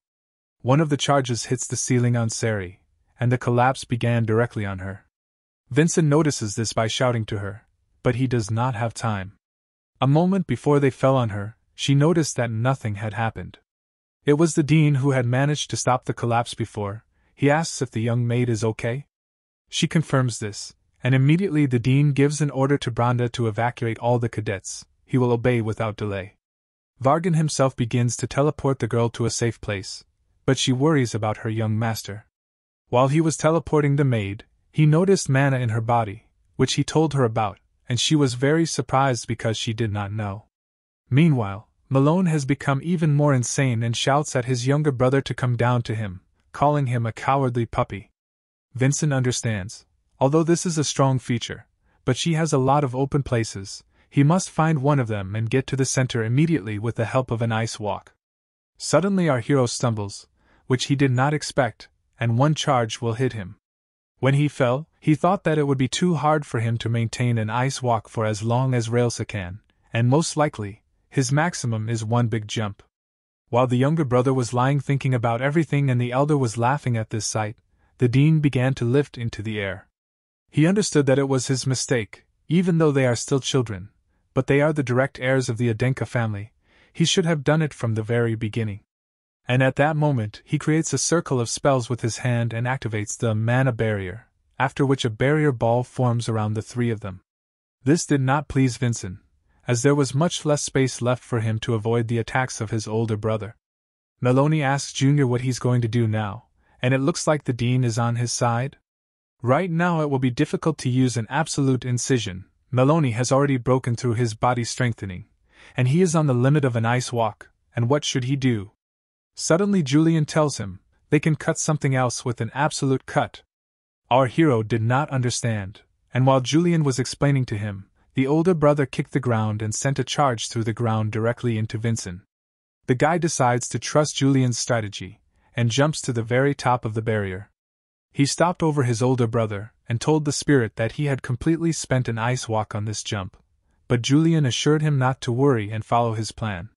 Malone shouts to him that he will meet his death in this place. It is perfect for a worm like his younger brother. He makes a powerful shot right into the ceiling above him where Vincent was. This is what Julian and Vincent wanted. He immediately grabs the crimson lot with the other side, and the end was behind. After that, he drives the sword into the barrier, making a crack in it and cuts it. This was noticed by the dean, and at that moment a powerful charge hits the ceiling, which the elder did not understand. As a result, it collapsed right on Malone. Malone is alive, but it's hard for him to fight on, and our hero puts his foot on one of the fragments of the ceiling. He says that the oath of a martial artist has more weight than anyone else. With the sword given to him by his father, he will defend his honor, and the guy looks smiling at the defeated older brother, who asked him to wait. But with joy on his face, Vincent replies, the younger brother cannot turn his older brother into a liar, and makes a swing with his sword, and eventually cuts off his older brother's right hand. After the fight, Vargan stood a little in shock, as he could not understand what had happened. His mana barrier is of a completely different class. It's not something that an ordinary martial artist can create. Created with multiple layers through countless spells, it is an enclosed space completely fenced off from the outside world. But Vincent could only break the barrier with one swing of his sword, the dean pondered. Meanwhile, Malone felt hellish pain from the loss of his arm and began to scream in pain. The dean appeared in front of our hero, who concluded the end of their fight and announced the winner of this duel, Vincent Adenka. The guy, in turn, wonders why the dean did not stop him when he cut off his hand. The dean will answer that he himself set this condition during the duel, so he was powerless. Then they turned to the young master, and it was Wilson, who, at the request of the master, brought the priest of the Crimson Fortress of the 5th class Chavin to him. Chavin asked for the symbol of the 2nd class priest, which he held in his hand, and who is its owner? Vincent replies that he is the owner of the priest's symbol, and Chavin also notices a cadet of the 9th rank Malone on the ground, which he asked everyone about. Then he wanted to ask our hero, he defeated Malone, but immediately changed his mind to ask. The most important thing for Chavin was to find out how something valuable turned out to be in his possession as a symbol of a priest. The guy answers him how strange it is, he was told that this symbol allows him to get the same treatment as his original owner. Daven didn't say anything, but he thought it was all true, and a low-class priest like him shouldn't be asked such questions. Afterwards, he asks the young master if he wants to heal his wound. Vincent answers and immediately asks the priest to do exactly that, after which our hero's burned hand returned to normal. Watching this, Malone begins to accuse his younger brother, calling him a cunning man, and says how it was all planned, after ordering him to heal his wound too. About this, Vincent takes his time and begins to explain to his brother, mocking him. He asks him if it would really be in his best interest to restore his arm. That's what he was thinking about, smiling with pleasure, but the older brother didn't quite understand what he meant. At this moment, two people answer Vincent's words at once, namely Vincent and Yulion. Since he had placed his right hand in an official duel, and if the younger brother returned his hand, wouldn't it destroy his honor? The older brother realized that the younger one wanted him to choose between his honor and his right hand. Yulion says with pleasure how sweet revenge is, but Vincent decides that it is better not to let him become his enemy. Then other cadets run up, led by Brand, and ask what happened and whether Vincent won. Our hero tells his older brother to decide, even with a divine miracle it will be impossible to attach the hand when it dries out. Trying to resist the situation, Malone still decides to ask him for help, and tells him about it very quietly.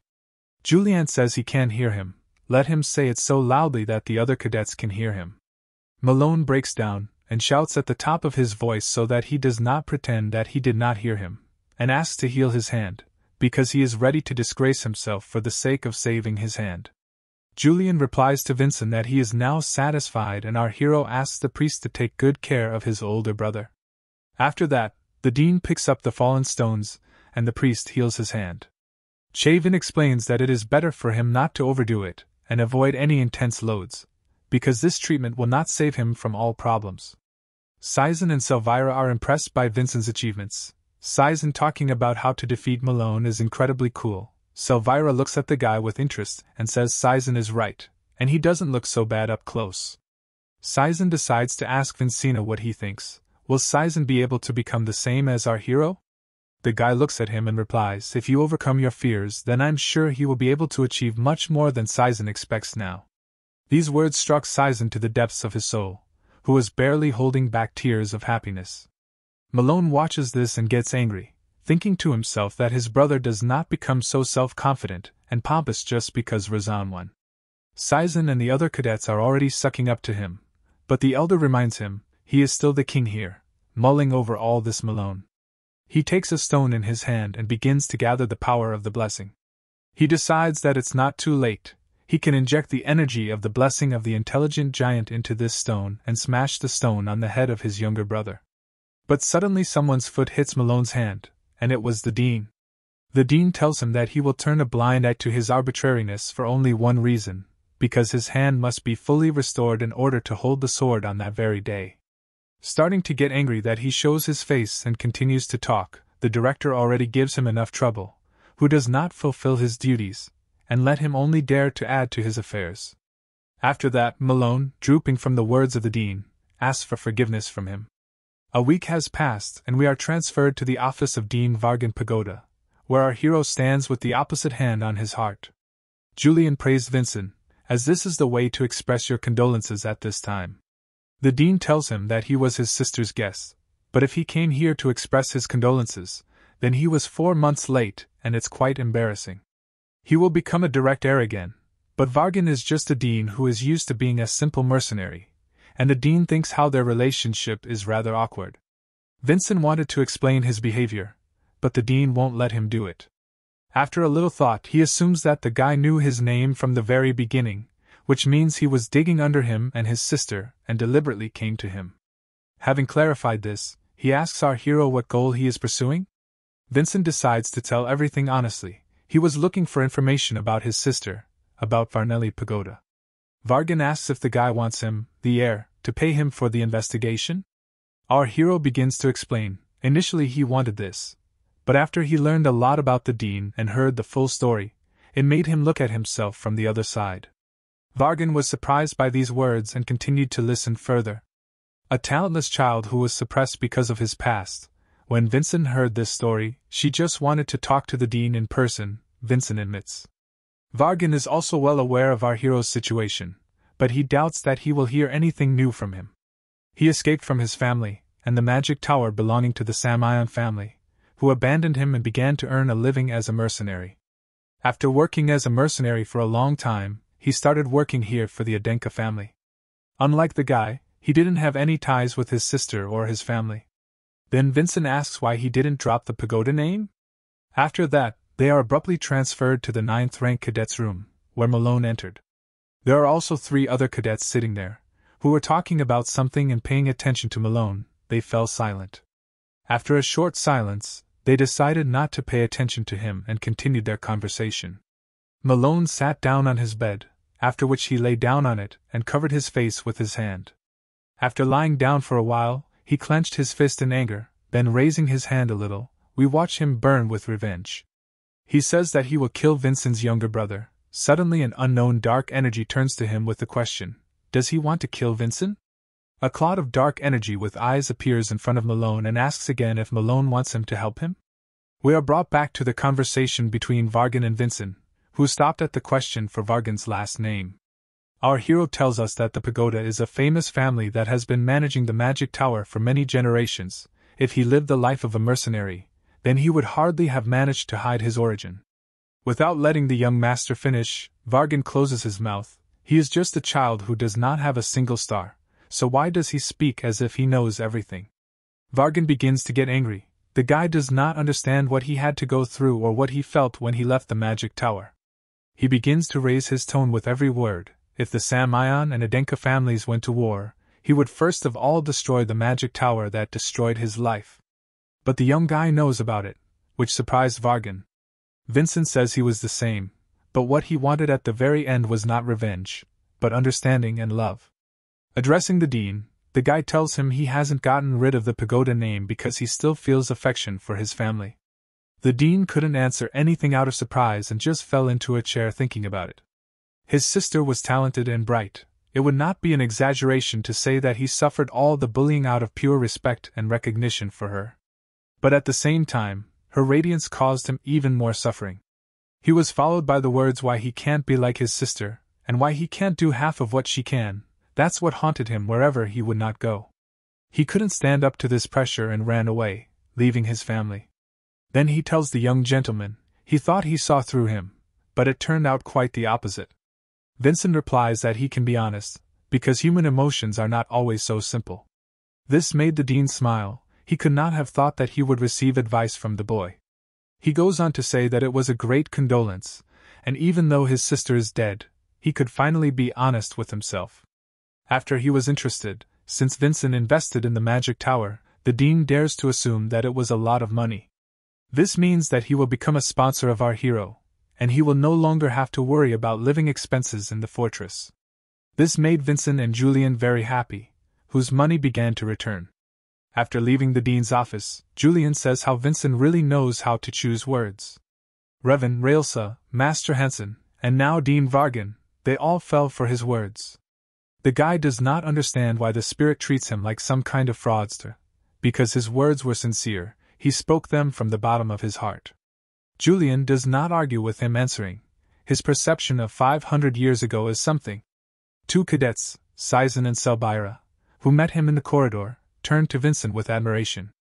They were surprised that the guy received sponsorship from the dean, since he never sponsored, because he is so demanding. Our hero, approaching them, recognized only Saizen, whom he met on the first day, and he did not know the girl. She introduced herself to him as Selvyra, the second representative, a cadet of the 9th rank, and since the girls live on the 2nd floor, they never had the opportunity to meet. Vincent hears about the second representative for the first time. She answers him that his brother did not properly perform his duties and she is responsible for the report to the teachers. Suddenly, our hero, after shaking hands with the girl, notices, although it does not compare in level, but it is the same feeling as from the peculiarity of his mother. The girl wanted to find out how he was able to defeat Malone. Her feature is insight. She can find out the strength and hidden potential of her opponent. So she was trying to figure out Vincent's strength, but unexpectedly for her, she didn't see anything, and this crimson color, it means that she can't appreciate his hidden potential. After that, he pulls out his hand and says he doesn't like her way of getting to know him with her features, for which she apologizes if she offended him. She is perplexed by this situation, since for the first time even the teachers could not feel her peculiarity. Then the guy asks them, what are they doing here? To which the girl replies that the cadet is forbidden to walk alone at night. But our hero doesn't quite understand why, and Saizen says it will be dangerous if he gets lost in such a cold. If they want to go out, they always go with someone. The girl adds that it is possible to fall into the hands of the evil ghost Daven, which scares Saizen very much. After hearing about Daven's ghost, our hero grabs Selbyra and asks her to tell everything about him. Blushing a little from surprise, she tells him if he grabs her so unexpectedly, and before she can finish, Saizen begins to explain. First he asks the guy if he just knew an archdemon who lived 500 years ago. After the archdemon lost to the hero king, his spirit began to wander around the world. However, there are fragments of his soul that enter into contracts with martial artists and provide them with tremendous power. They give them enough strength so that they can achieve their goals. In return, the spirit takes their soul, Saizen said while the girl was walking away. After the story, Vincent realizes that this archdemon Daven really existed, so it wasn't a legend for the sake of turning him into a scapegoat. Having calmed down, the girl says that from time to time there are his victims, but to be honest, he does not believe in all this. And our hero seriously thought about this evil spirit that appeared 500 years ago. Meanwhile, the same evil spirit of archdemon Daven appears in front of Malone. He can't believe his eyes, because such a thing simply cannot exist. The spirit tells him to make a contract with him, and then he can help him achieve whatever he wants. At this moment, the guy realizes that this is Daven's evil spirit and means the legends are true. But the spirit says that this is not important now. What is important now is that it can help him achieve his goal. Isn't he the king here? The spirit asks. He must regain his throne. And at this moment, Malone's eyes fill with red, after which the guy begins to say something. After a while, Saizen and Vincent appear in the same room. They came after a conversation in the corridor. They notice how everyone is already asleep, since it's already late at night, and Vincent is also about to go to bed and thanks Saizen for seeing him off.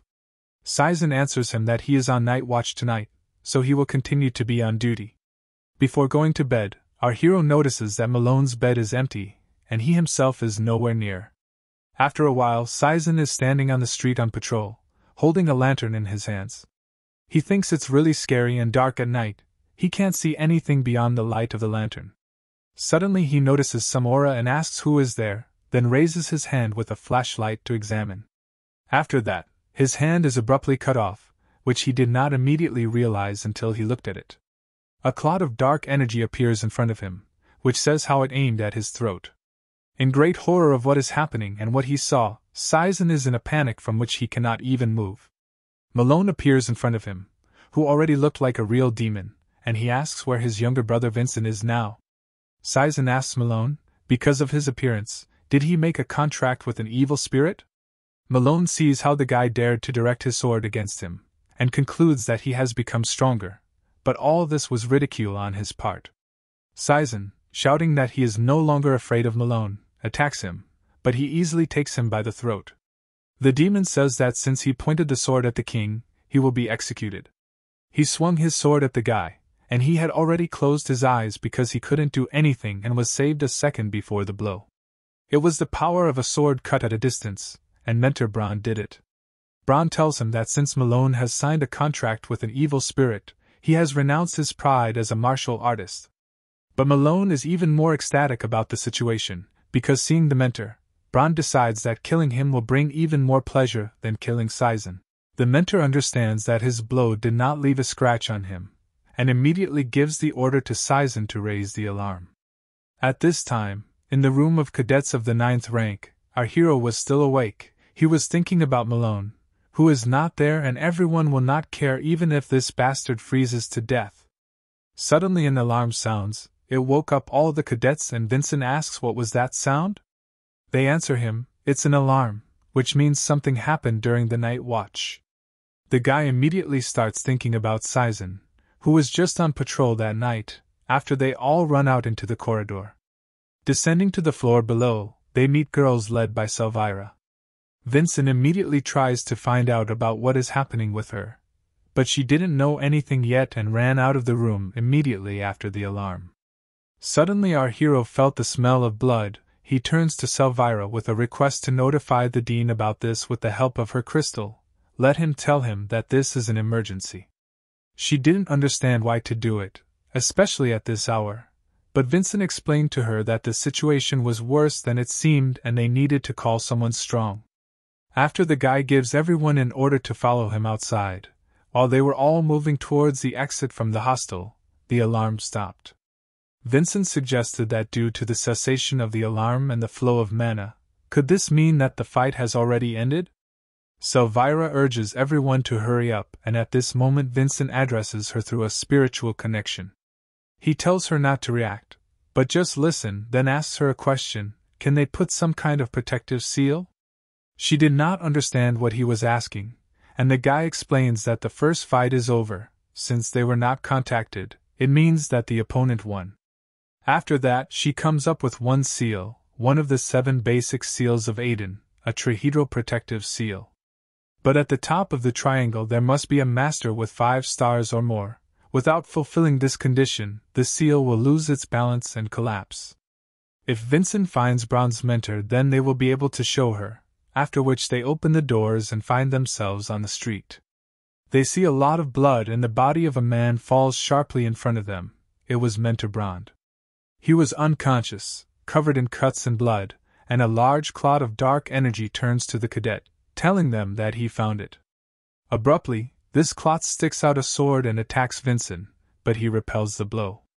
Vincent does not see the opponent's face and asks him who he is, after which Malone shows himself, telling everyone how they all gathered here, all those who opposed him.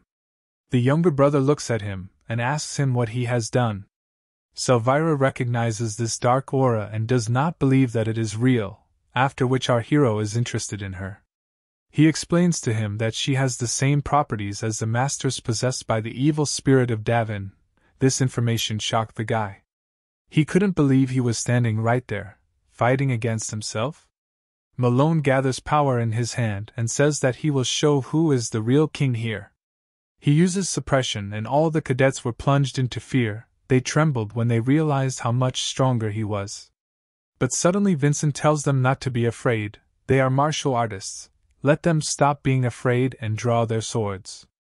After these words, all the cadets gathered their courage and stood in a stance to fight against Malone.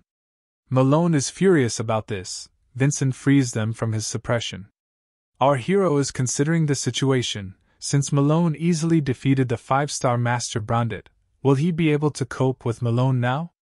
No, it would be too much for him, so they need the reinforcements that Selvyra requested, and until it arrives, he needs to buy time with the help of inexperienced 9th rank cadets. Then Vincent asks Selvyra about the seal she told about recently. Will she be able to impose it? She responds positively, and then the guy asks her to tell everyone that they will show a 3-sided seal protection together.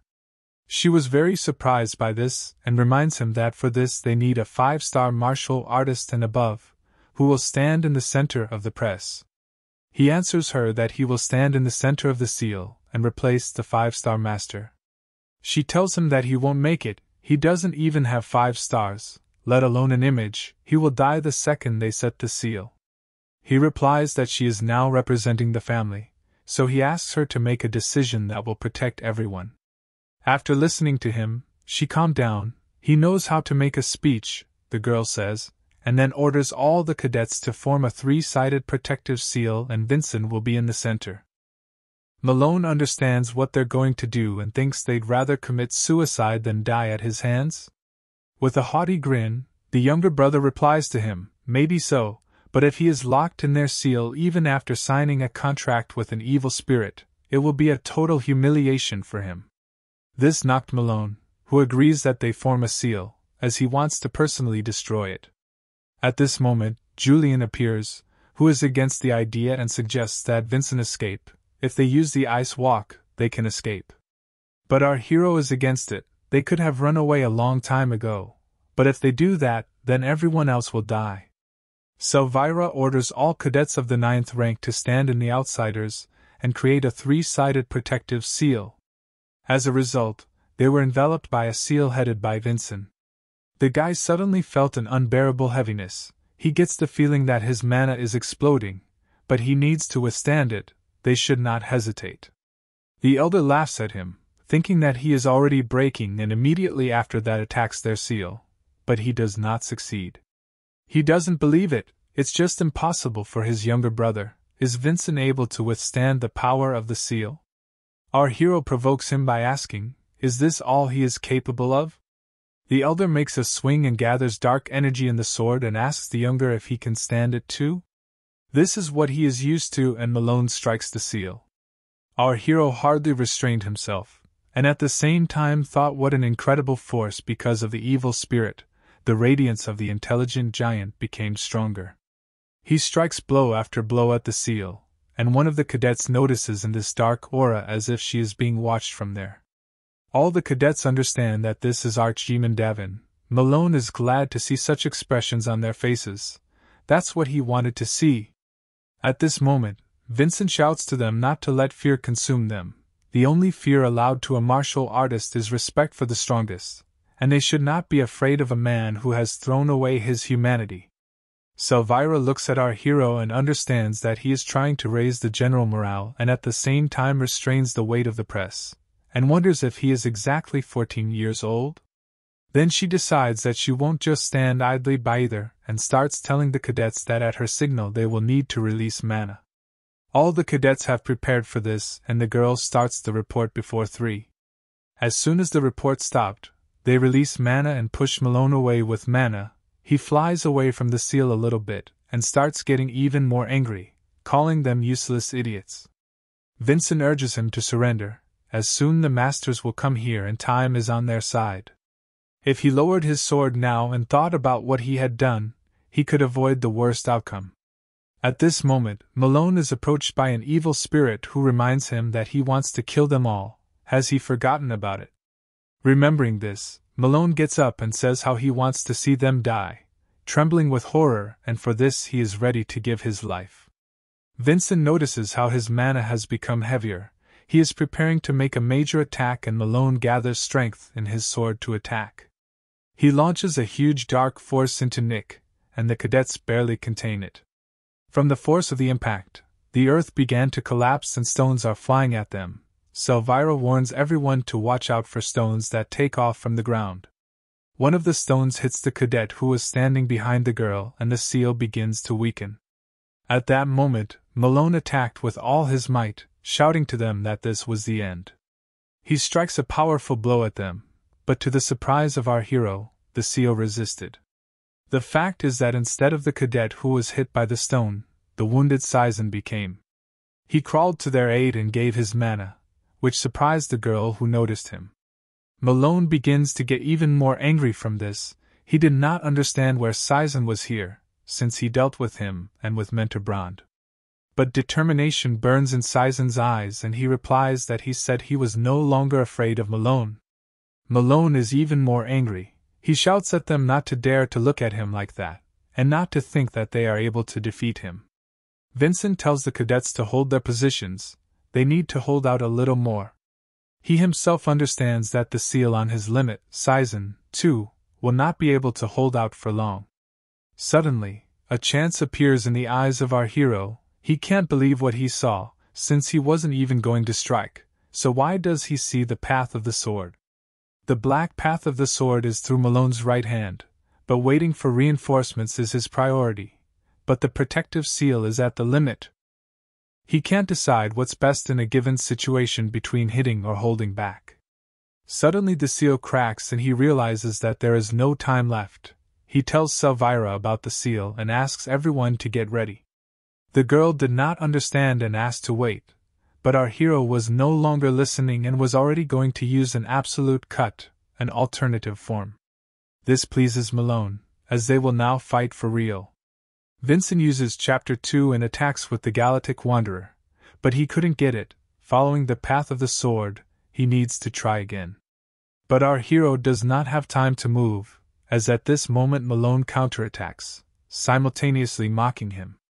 That's all he can do, and he thought that Big Brother would just stand by and watch? Gathering a huge lightning force in his hand, he tells him how he will fry him to a crisp. He releases a huge charge on the guy, and all the cadets were sharply frightened for Vincent. But our hero withstands the blow, though not without loss. His left arm was hit, and now he can hold the sword properly, but he can't retreat now. At this moment, the guy decides to attack again despite the wound. This time he will get to him, Vincent thinks. But Malone stops him by taking his hand, then asks him if he really thought he would hit him like that, especially when he was holding him with a wounded hand. After that, he passes the charge through the wounded arm again, and the guy lets go of the sword. While Malone was laughing at him saying that he was fried to perfection, our hero remembered. If this had happened in his previous life, then he would not have had this opportunity, the guy thought. At this moment, a crimson lotus flies through Vincent's right hand. In the past, he did not have it, but not in this life, and he grabs the sword with it. After that, along the way of the sword, he uses the absolute cut technique and cuts Malone's hand, with which he held his younger brother. As a result, the dark energy disappears and an explosion occurs, and Vincent, barely alive, asks if he defeated his older brother? But he gets up after the incident and shouts to Vincent, how dare he cut off his hand twice. Vincent notices how the aura of the evil spirit has disappeared. The unknown black path of the sword, was it the path of the sword, showing a break in the connection between Malone and the evil spirit? Everything that happened to Malone makes him very angry, and he is going to attack our hero, since he will never be able to forgive him. He promises to tear it into pieces and feed it to blue-eyed white tigers, after which he strikes by collecting a ball of lightning in his left hand. Vincent realizes that this is not the end yet. If he completely wants to stop him, he has to hit him one more time. But suddenly the guy can't move. It happened right before Malone's attack. He asks his body to move. As everyone gathered their strength for him, how can he go all this way and die? He can't stop here. He needs to find out what happened 500 years ago, but he can't move.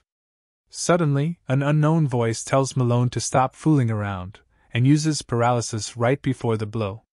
Malone was tied up with whips, but he shouts to be released and then decides to see whose handiwork it is. Turning his head, he sees Dean Vargan, who tells Malone not to behave as if he knows him. Then the Dean creates a magic circle around Malone and begins to seal him in ice. The older brother does not understand what is happening and asks to stop it. The director of the fortress takes his word, which calls on him to surrender. They manage to capture him, so he can no longer escape. They created a magical seal that completely connects him to his image, in other words, a crystal prison. Its only drawback is a long installation, but any martial artist with mana is unable to escape from it. Malone starts shouting to Vincent not to think that this is the end. As a result, Malone was sealed in ice, after which the director went to Vincent. She asks, is this him, the one Vargan has been talking about so much? The scoundrel that Sir Vargan praised so much, but he doesn't answer her. She understands that he is so badly injured that he can't even speak, and we are shown how our hero can hardly stand on his feet. After that, he falls to his knees without losing consciousness, and tries to hold on. The director likes such exceptional endurance, and today he saved a lot of people. She puts her hand on his head and says, Sir Vargan, and she will take care of everything now, so he can rest in peace. Then our hero passes out and the rest of the cadets run up to him, who were very worried about him. We are transported to an unknown place where there are a lot of mirrors and Vincent is standing in the middle of them. He does not understand where he is and Yulion turns to him. He was angry at him because he was overexerting his body a lot, and the guy couldn't believe that it was Yulion at all. After some time, the director is standing in the office at the door. She was tense. He greets with humble respect for the absolute glory of Sir Aidan, and puts his hand on his chest. He asks her without formalities and to say how it will be convenient for her, and calls her name Helga. She calmed down and relaxed as he said, after which he began to wait for a report on what had happened. She answers him that this news will not please him, and begins to tell him. So among the cadets of the 9th rank, There are 15 wounded, although none of them died, but there are dead among the mentors. His name was Brand, he was a 5-star master, also Cadet Sizen managed to survive in a deadly fight against Malone, only thanks to Brand. The head of the family says that they will pay their deepest respect to the deceased mentor Branda and his family. They will do the same with all the wounded, they will generously repay them until they fully recover. Helga blames herself for all this, if she could have come there earlier, but the head denies it. There are always a lot of factors related to the contractors of evil spirits. Her decision to stop Malone with one blow after a long preparation was not wrong. Abruptly his look changed and he asks why Malone is still alive after becoming a contractor. As far as the head understands, contractors are given unimaginable power, in return neither their life, so when their power ends they die. Helga replies that the magicians of their fortress have analyzed this, but have not found a definite reason. The only clue, based on the words of the cadets involved in the battle, Malone stopped being possessed after Vincent's blow, and his arm, which was severed, could not join back. This surprised the head and he thought that this was the strange fencing that he used during the meeting of true swords. After that, the head decides to take disciplinary measures against Malone, since he violated all the rules by signing a contract with an evil spirit. He will be under house arrest for the rest of his days. Also, his image will be taken away, and the tendons in each of his limbs will be cut off so that he will never pick up a sword again. Then the head decides to reward Vincent and asks where he is now. Helga answers, after his treatment they moved him to the main house, but he still remains unconscious for several days. Meanwhile, in a world with a bunch of mirrors, Vincent and Yulion are trying to figure out what kind of place this is. He asked Yulion, but he didn't know, since he was also sent here immediately after his loss of consciousness. But looking around, he thought that they were inside Malone's memories, which surprised Vincent very much. He asks why they are locked inside Malone's memories, to which Yulion would also like to know the answer. But he doesn't think it has anything to do with the swordsmanship that Vincent has applied. But our hero does not know anything about this, since this has never happened in his past life. He has never penetrated into the memories of his opponent. The guy wonders, Malone, the contract and the absolute cut, how is it all connected? Then one of the memories came from the mirror, where Malone and the Dean are having a conversation. Malone says that he is already the strongest among the 9th rank cadets, so why would he train to control a sentient giant? Vincent and Yulion realize that this conversation was before their arrival at the fortress. Vargan will answer Malone, he is one of their respected children of the Adenka family, and asks if he wants to make a complete fool of himself among the others? If he doesn't want to end his life on stage, then let him immediately release a reasonable giant. Watching the conversation, they realize that there seemed to be a reason why the Dean was letting Malone get away with what he had done. After that, Malone agrees and creates a stream of mana of a reasonable giant, which surprised the guys very much.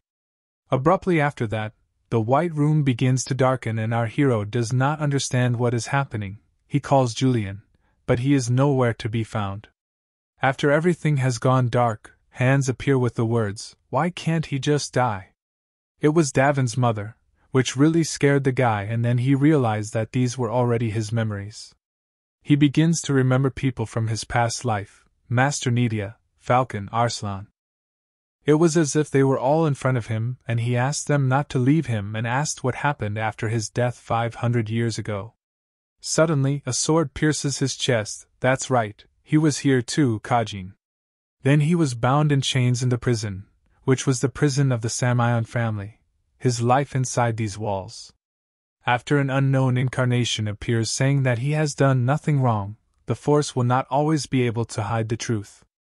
Vincent did not understand who was standing in front of him, when suddenly it was the spirit of Arslan, who was saying how he would fight for his honor, although it would take a long time. Realizing that it was Arslan, our hero was a little surprised. Then the spirit reincarnates into an adult Arslan.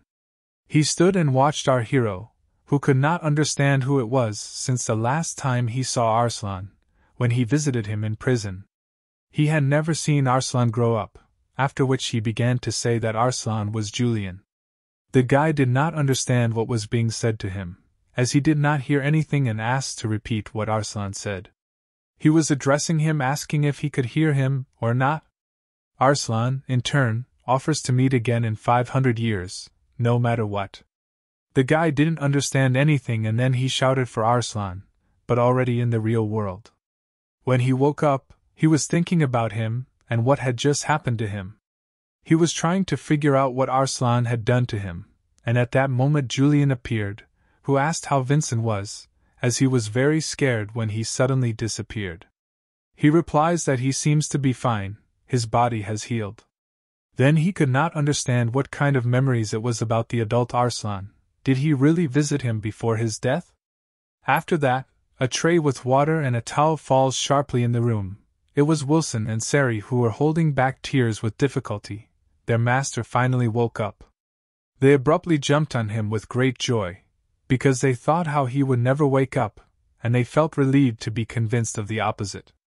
He listened and looked at them, smiled and thanked them that they were worried about him. Then someone asks if she can come in a little later? It was Director Helga, who was afraid to interfere at such a touching moment. He recognized the director, and she, in turn, introduced herself completely, Helga Quibble, who was glad to meet our hero. After that, he wanted to greet her properly in the fortress, but she allows him not to. She says the title of director obliges to behave strictly, so he can just call her Nuna. Vincent wonders why Nina is in the house of the Adenka family, and not in the fortress. She answers him that she had to report the incident to his father. Vargan is still much better than her at handling the affairs of the fortress, and it's better for her not to interfere with paperwork. Then she tells how she plans to go to the central region for some business and return in 3 days with our hero, which is very clear to the guy. Then, smiling, she tells him how his Nuna has a small request, which he agrees to listen to. She asks if he would like to fight with the young master from the Samion family. This shocked the guy. He did not believe that she wanted him to fight with the young master of the Samion family. To be honest, he admits that he just wanted him to take part in a friendly experience exchange meeting. The guy did not immediately understand what he was talking about, and Nina explains to him, this is an event where members of the Samion and Adenka families, studying martial arts, compete with each other. This is a big event that will be attended by the heads of both families, and a friendly meeting this year will be held in the Crimson Fortress. This means that the young master and the head of the Samion family will come to the fortress. The guy immediately thought about the current head of the Samion family, which interested him. Then he asks why she's only talking about it now.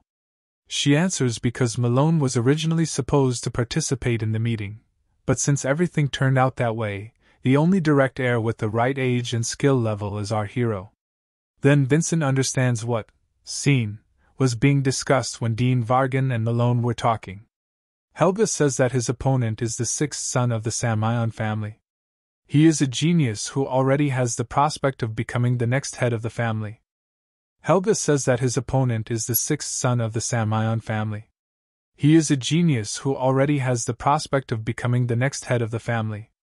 Everyone, including Malone, did not hope to win over him. Besides Dea, no one has ever won at a friendly meeting, so she suggests that the guy not worry and consider this meeting a good experience. But our hero does not agree with her. If he agrees to a duel with the intention of losing to the Samion family, it will be against the will of Aiden. Helga liked it, and she takes him by the head and says that she likes the way he thinks.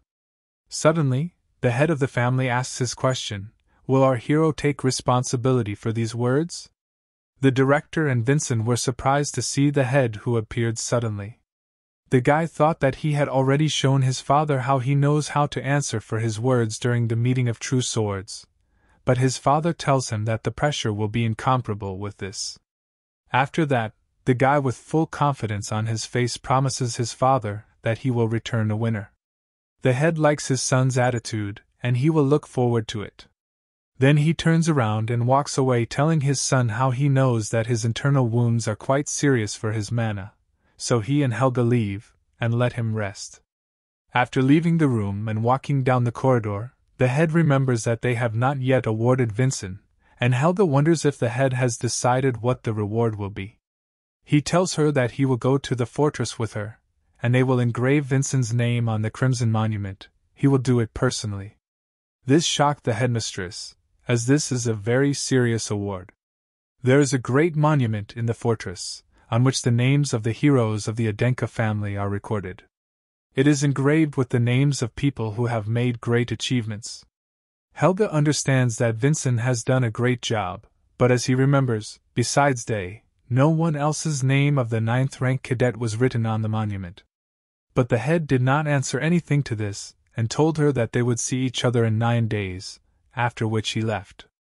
At this time, our hero was lying and thinking about the upcoming friendly experience exchange meeting. The Adenka family wants to suppress the Samion family. The day will come when they will have to suppress the Samion family with their swords. So the meeting is a great opportunity to find out the current level of the Samion family. But there is something that bothers him, and he calls Yulion. Vincent asks him if he knows anything about Samion's 6th son. Yulion answers, it's unlikely, because he never thought that something like this would happen to Malone. He was never interested in a friendly experience exchange meeting. Then our hero asks what are his chances that he will defeat the 6th son of the Samion family, given that they are about the same level with him. Since they have an element of surprise in the form of an absolute cut, it will not be impossible, but still Yulion thinks that the probability is low. Without taking into account the theory of the image, at best he will reach 3 stars, but his opponent, who is trained according to the elite standards of the Samion family, will have at least 3 stars and more, Yulion believes. With the confidence that the difference in strength will be significant, our hero decides that this will not work and he needs to start training. Yulion is against it, because he was told that the guy's wounds are serious and he still needs to rest. But Vincent removes the bandage from his arm and shows how his wounds have already healed. He only needs to limit the use of mana.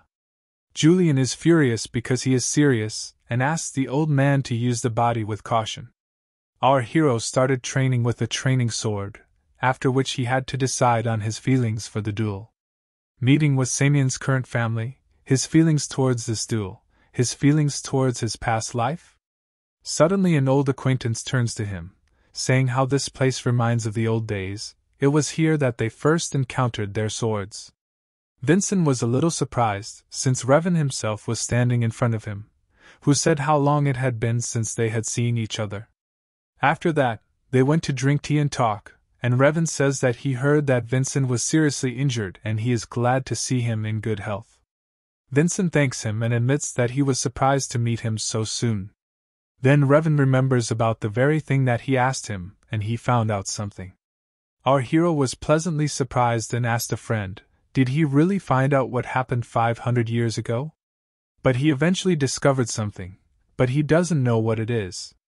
Vincent did not understand what he meant, and Revan began to explain. He was curious about his family. Apart from him, there was not a single person in his family who was particularly gifted in martial arts. The size of his house, finances and everything else is average compared to the rest of the families on the sidelines. Yes, they are so different that he was pushed away by a weak Vincent. Isn't it strange that Revan's father, who is not gifted in martial arts, and who is not particularly rich, has been an observer at the meeting of true swords all these years? After Revan persistently asked him, he finally answered him. Since his father understood that Revan would replace him sooner or later, he could tell something. He told him to follow him, after which they went to the bookcase. Revan did not understand where they were going at all.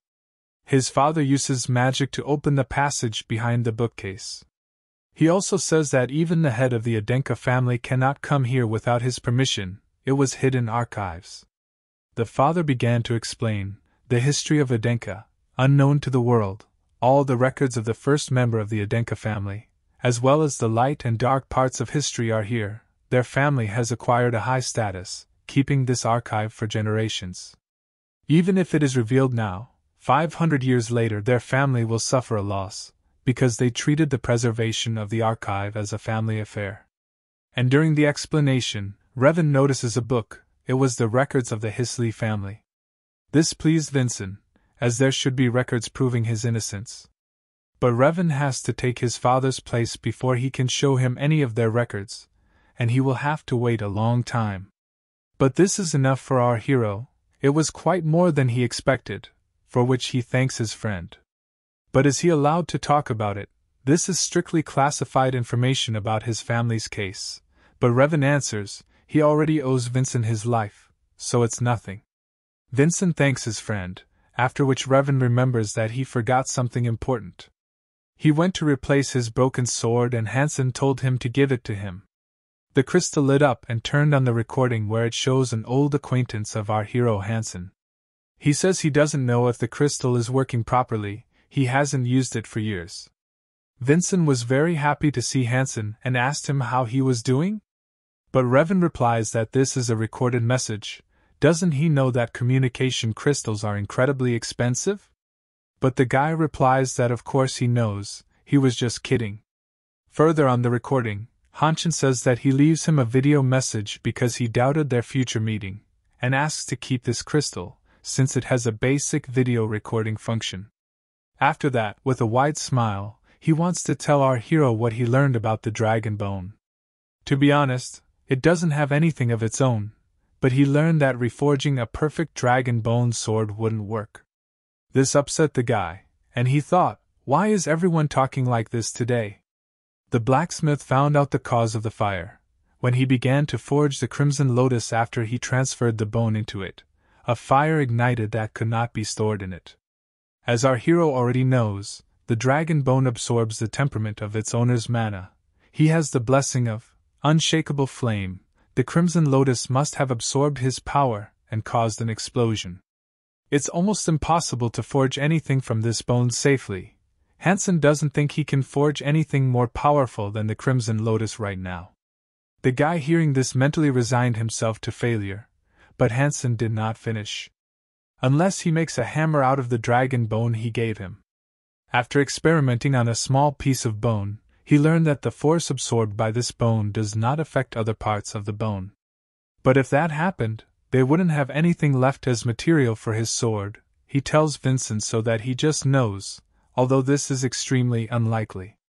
After that, the message ends with Hansen's farewell and a request not to upset Sari. Our hero wondered if he had more dragon bones, he would be able to get the perfect dragon bone sword. Then Revan says that he will return to the workshop for his sword, and if Vincent wants to leave some message that he can convey, then let him speak. And Vincent asks him to tell the blacksmith to forge him a dragon bone sword. He will try to get even more bones to create a sword. Smiling Revan answers, then our hero is full of nonsense, as if this is possible. After that, they say goodbye and Revan asks not to expose himself to such danger anymore, to which the guy promises to be careful. Returning down the corridor to his room, Yulion says how Revan and Hansen gave useless information. But Vincent replies that it's not that, all the possibilities are open to them. It remains only to become stronger and find a way. And above all, he will defeat the sixth son of the Samion family. After this decision, our hero turns to Yulion to come up with a way to defeat the sixth son of the Samion family. Yulion is not thrilled, since he is always up to something and expects him to finish it. The guy asks him if he will help or not. Yulion starts explaining, there's no way to beat him right now, they barely beat Malone, who wasn't possessed. How can he think they can beat someone even stronger? Vincent admits that Yulion is right. It was incredibly difficult to cope with Malone's peculiarity. A wide range of attacks and powerful strength was enough to break through his body strengthening. Yulion suggests that if they had the blessing of a sentient giant, then maybe they could win. Vincent admits it, but isn't that impossible? But Yulion is sure of the opposite, since they have already seen the flow of mana in Malone's memories. But it doesn't do anything, says Vincent. He knows that they can't just get a feature by just using memories. And Yulion replies, if it were a person's memories, then no. But if it were a memory of God, doesn't our hero think that it would be possible? Delighted, Vincent asks again if Yulion really remembered the mana flow of the intelligent giant. He confirms this and our hero does not understand why they are still inactive. They should receive a blessing right now. But Yulion is against it, and that's why he stands still. What a blessing with such a body! Intelligent-looking mana is the most destructive element of all. And the intelligent giant is the strongest among all intelligent gods. If they try their luck now, his body will collapse without receiving any blessing. So now they will return to the fortress, and restore as much of his mana as they can, says Yulion. After he started throwing the recovery rules on Vincent, the same straight felt the pressure from all this. Meditation is no more than an hour a day, at least 9 hours of sleep every day, no training, no trips to the training ground, and without using other training methods from 500 years ago. If he breaks any of these rules, then Yulion will not teach him the mana flow of a sentient giant. After that, our hero, unable to stand it, replies that he will not do anything. 3 days later, in the Crimson Fortress, our heroes finally arrived, and with them a bunch of other carriages. Vincent asks if they didn't have to walk for safety reasons. The director replies that they lied to him, and how could they hide such a giant fortress? That day he did it then as a welcoming ritual, he went through it, so now he can know about it. Realizing this, the guy notices how there are more carriages near them than them. Then Helga remembered that she hadn't told him, but today he would go through the engraving ceremony. After some time, all cadets of different ranks began to gather near the monument. The first to arrive are the cadets of the first rank and their representative, Hana Adenka, who is the direct heir and the third daughter of the Adenka family. After that, cadets of the second, third, fourth rank began to be built. After them came cadets of the fifth rank and their representative Abel Adenka, who was the direct heir and the fourth son of the Adenka family. Then there were cadets of the sixth and seventh rank, after them cadets of the eighth rank and their representative, Damien Adenka, who was the direct heir and the fifth son of the Adenka family. Our hero sees for the first time other direct heirs besides Malone, and they were all incredible. Especially the representative of the cadets of the first rank, Hannah. She has such a sharp aura that Vincent already has goosebumps. The cadets of the ninth rank come last, and their representative Elvira. Seeing them, our hero calmed down, since they were fine. After that, there was talk among the cadets who would be engraved, and the head of the Adenka family himself would do it. Some did not believe in it. After that, one of the cadets from behind notices how the head of Khan Adenka herself came, which confirmed the cadets' rumors. Standing at the monument, the head calls Vincina Adenka and asks him to come up, which the guy does. Then he says the firm greeting of the fortress, simultaneously talking to his father through a connection of thoughts. He did not know that he would be presented with such a great gift, to which the head replies, "This is not a gift, he deserved it." Then he asks to give him a crimson lotus, as a result of which he takes it, and says that now he will engrave Vincent's name with his sword. Taking out his sword and scabbard, he puts a fraction of his mana into it, and seems to hit the manumentum, from which a powerful aura went. The guy noticed how he barely put his mana into this sword and swung it, as a result of which the cadets of the ninth rank were almost blown away. Damien was surprised, but he held on. But Hannah was not surprised and easily withstood this pressure. So that's what the level of the head of the Adenka family is, after which everything stopped, and the name of our hero appeared on the document. Everyone said the firm greeting of the fortress in a voice, and the father reminded his son not to forget what his name was, to which he promised to always remember him. After the ceremony, we were moved to the room of the ninth rank cadets, who could not move away from the ceremony itself. They thought it was incredible, the head was so cool, it can be called a real Adenka, and everyone was glad to see Vincent in good health. Elvira comes to them and asks for Vincina, whom she can't find anywhere. Saizen replies that he hasn't come yet, and didn't he talk to her on the second floor? She wanted to throw him a birthday party, but she couldn't find him anywhere, and then Saizen assumed that Vincent was at the training ground. They decided that he would hardly be there, since he had just returned. But our hero is actually at the training ground where, having collected mana in his body, he is trying to recreate the mana flow of a reasonable giant. And in this he is helped by Yulion, who shows the way to Maine and tells him how he needs to feel the 3 points. Then he could hardly explain because he was sobbing with happiness. He could not think that he would get an engraving after they all called him worthless. Vincent did not understand whether he was happy or not, and asked about it, to which he replied, of course, his father recognized him as his son. Isn't Vincent himself pleased with this fact? Isn't he touched by it? But for him, this is a small part of what he wants. They need to achieve much more, so they can neither cry nor laugh because of such trivial events. Then he urges him to stop crying. If they want to exceed the expectations of the father, then they need to get the blessing of a reasonable giant. And Yulion happily agrees and promises to try hard. Since they had already gone through this a couple of times, then he felt it. He needed to focus on forming a perfect triangle. As a result, the guy comes out with a perfect yellow triangle, and suddenly lightning strikes the building. This made it clear that they had managed to summon an intelligent giant who was standing in front of them, and that they understood as soon as they saw him. Yulion is happy with the result and asks Vincina about it. They did it, they received a new blessing. But Vincent abruptly falls forward and begins to feel unbearable pain, after which the mana of the blessing abruptly, and in large quantities, began to come out of him. Yulion tried to reach him, and through the pain our hero responds to him like the energy of lightning, as it overwhelms him. Here the intelligent giant himself takes his word, who became interested in this man, who has mastered divinity on his own, and from time to time there are similar to him. Yulion can't figure out what's going on and asks the giant. He replies that the person called him by invoking a blessing and he gave him a blessing, as he wished, that's all. But Yulion is sure that such a thing cannot happen to a person just because of this, especially since they have completely restored the body in advance. The giant says his sacrum, his physical body, absorbed mana like a cotton ball, and he got a lot more power than he should have. Then the spirit does not know how to help Vincent, and at this rate he will die, and then the giant explains the solution. It's simple, you need to stop the flow of mana, then the lightning will also stop. At that moment, Yulion was glad that he could save his friend, but the giant did not finish.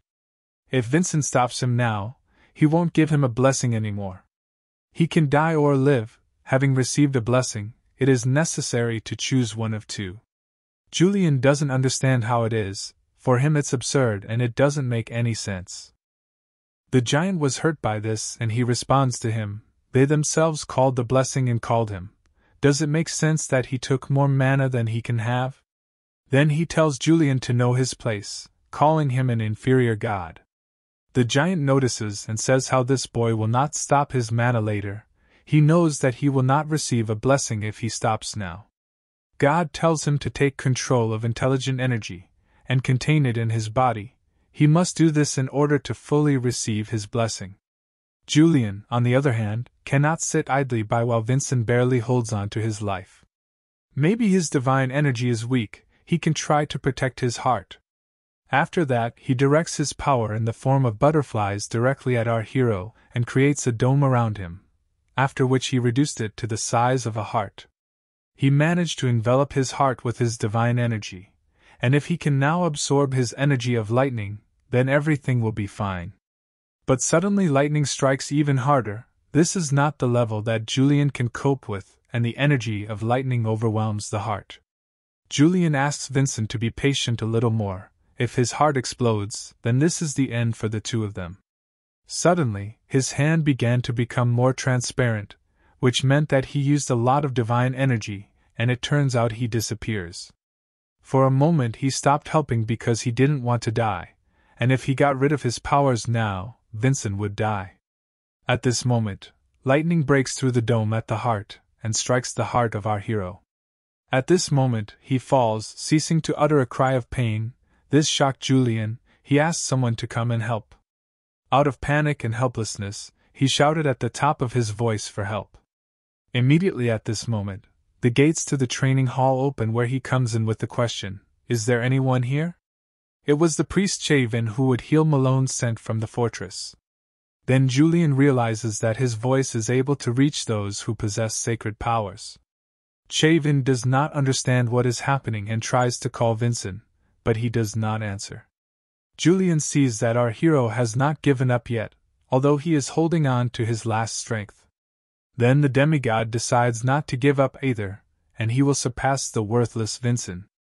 Then he turns to the priest, who heard him, but did not see him.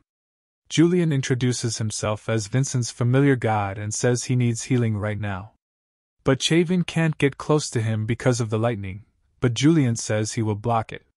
He will try to do this so that it does not affect him. Meanwhile, the priest should try to heal Vincent. Having understood the plan, the priest agreed, and they begin to act. If the priest comes into contact with him and heals him, then he can survive, Yulion thought, sending his divine power to protect the priest from lightning. From using his power, he started to disappear, but he would have to block the lightning energy surrounding his body. He understands that he is starting to become more transparent, but even he will disappear, he will have to do it. But his determination has no edge, and at this moment he gives a signal to Daven, and the priest begins to invoke the light of Gaia. The light begins to fall on our hero, and a light has lit up in his eyes. Meanwhile, in Dean Vargan's office, the pagoda where Sari was standing and the dean was waiting for her. He wants to know if Miss Sari is ready? She responds positively and then asks the dean to teach her magic. Vargan reminds her of the incident in the duel between Vincent and Malone, when he saved her from falling stones. Then he felt that there was an incredibly strong mana in her body, like young Master Vincent, the mana that she contained, beyond the comprehension of the current study of magic. Further, she warns that it will not be easy to study magic and he has never taught at the request before. But she still wants to study magic. Young Mr. Vincent continues to grow, and he is already at the point where she can no longer help him. All she can do is just take care of him when he comes in with injuries. With full determination, she says how she doesn't want to do this anymore. Even if this help is small, she still wants to help. Vargan is pleased with this attitude, and he notices what wonderful servants young Mr. Vincina has. But since she has the status of a servant, she needs to get Vincent's permission before starting training. Suddenly, light poured out of all the windows, and the dean and Sari could not understand what was happening. After that, they have already moved to the training hall, where they see a young gentleman from whom a large amount of steam is coming. The dean asks Priest Daven what all this means, but he asks not to worry, since everything is fine with young Mr. Vincent. He doesn't know for sure, but the young master seems to have received a blessing. And a sign of the blessing of a reasonable giant is formed in front of our hero. After that, Sari asks the young master for permission to study magic. Until she gets it, she can't start. Yulion was pleased with this, as he has a servant who will be taught by the dean, an outstanding wizard. He tells Vincent that this is a great opportunity and asks to tell her to start immediately. Vincent, in turn, notices that Yulion looks a little pale. But the demigod asks him not to worry, he will rest a little and return to his previous state. Then the guy asks Sari if she is sure of her decision. She responds positively. She wants to help her master in any way she can. After that, Vincent gives permission with the words that she trains with diligence, for which she thanks her Gosopton with great joy on her face. He asks the dean to take care of Sari, to which he gladly agrees and is going to teach her with all rigor. The dean had something else in his mind. Since he was watching Malone's growth, he could definitely say that Vincent would get a lightning giant now. He had only to turn away for a moment, and he had already become even stronger. Well, since they've made sure that Vincent is fine, the dean suggests Sari go and make lesson plans. While they were talking about it, our hero thought that he did not have a teacher, and even Sari had one. He had not learned any of the sword arts that Arslan had left for Aiden. He decides to ask the dean about it, as he already knows. A friendly experience exchange meeting will take place soon, and he needs to invest everything in himself in training. Then he asks directly, where is his teacher who will train him in the fortress? But Vargan doesn't understand the question and what the conversation is about. Didn't he know that he himself needed to find his teacher? This surprised our hero very much. He believed that the fortress was an institution for training members of the Adenka family.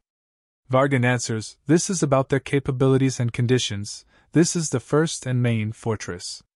But only the eldest of each family gives a teacher to a child who is a potential heir. A martial artist can also participate in this. The oldest ones are engaged with children from the main family. And then he asks not to tell him that at his age Vincent has not found a senior who will sponsor him? Our hero could not answer anything to this, which puzzled the dean very much. He thought for a moment, was this guy's choice a mistake? Vincent asks Yulion for the master, but he asks not to wait for a miracle, and as much as I would not like to say it, but no one will sponsor a worthless Vincent and there is nothing Yulion can do about it. Vincent begins to think how to fix it. If anyone can help them, then only one person. After that, Railsa holds a letter addressed to the head of the Adenka family, and cannot understand what it is. He asks Wilson about it, to which he replies, "This is a letter addressed to the head of the family from young Mr. Vincent." Railsa assumes that since he personally came to give it, there must be something important in it. And she wonders why he didn't give it to the head right away, why bring it to her first. But the guy, starting to tremble with fear, replies that in no case can he go alone to the head. Railsa is dying hard from this, and says that she will pass everything on herself.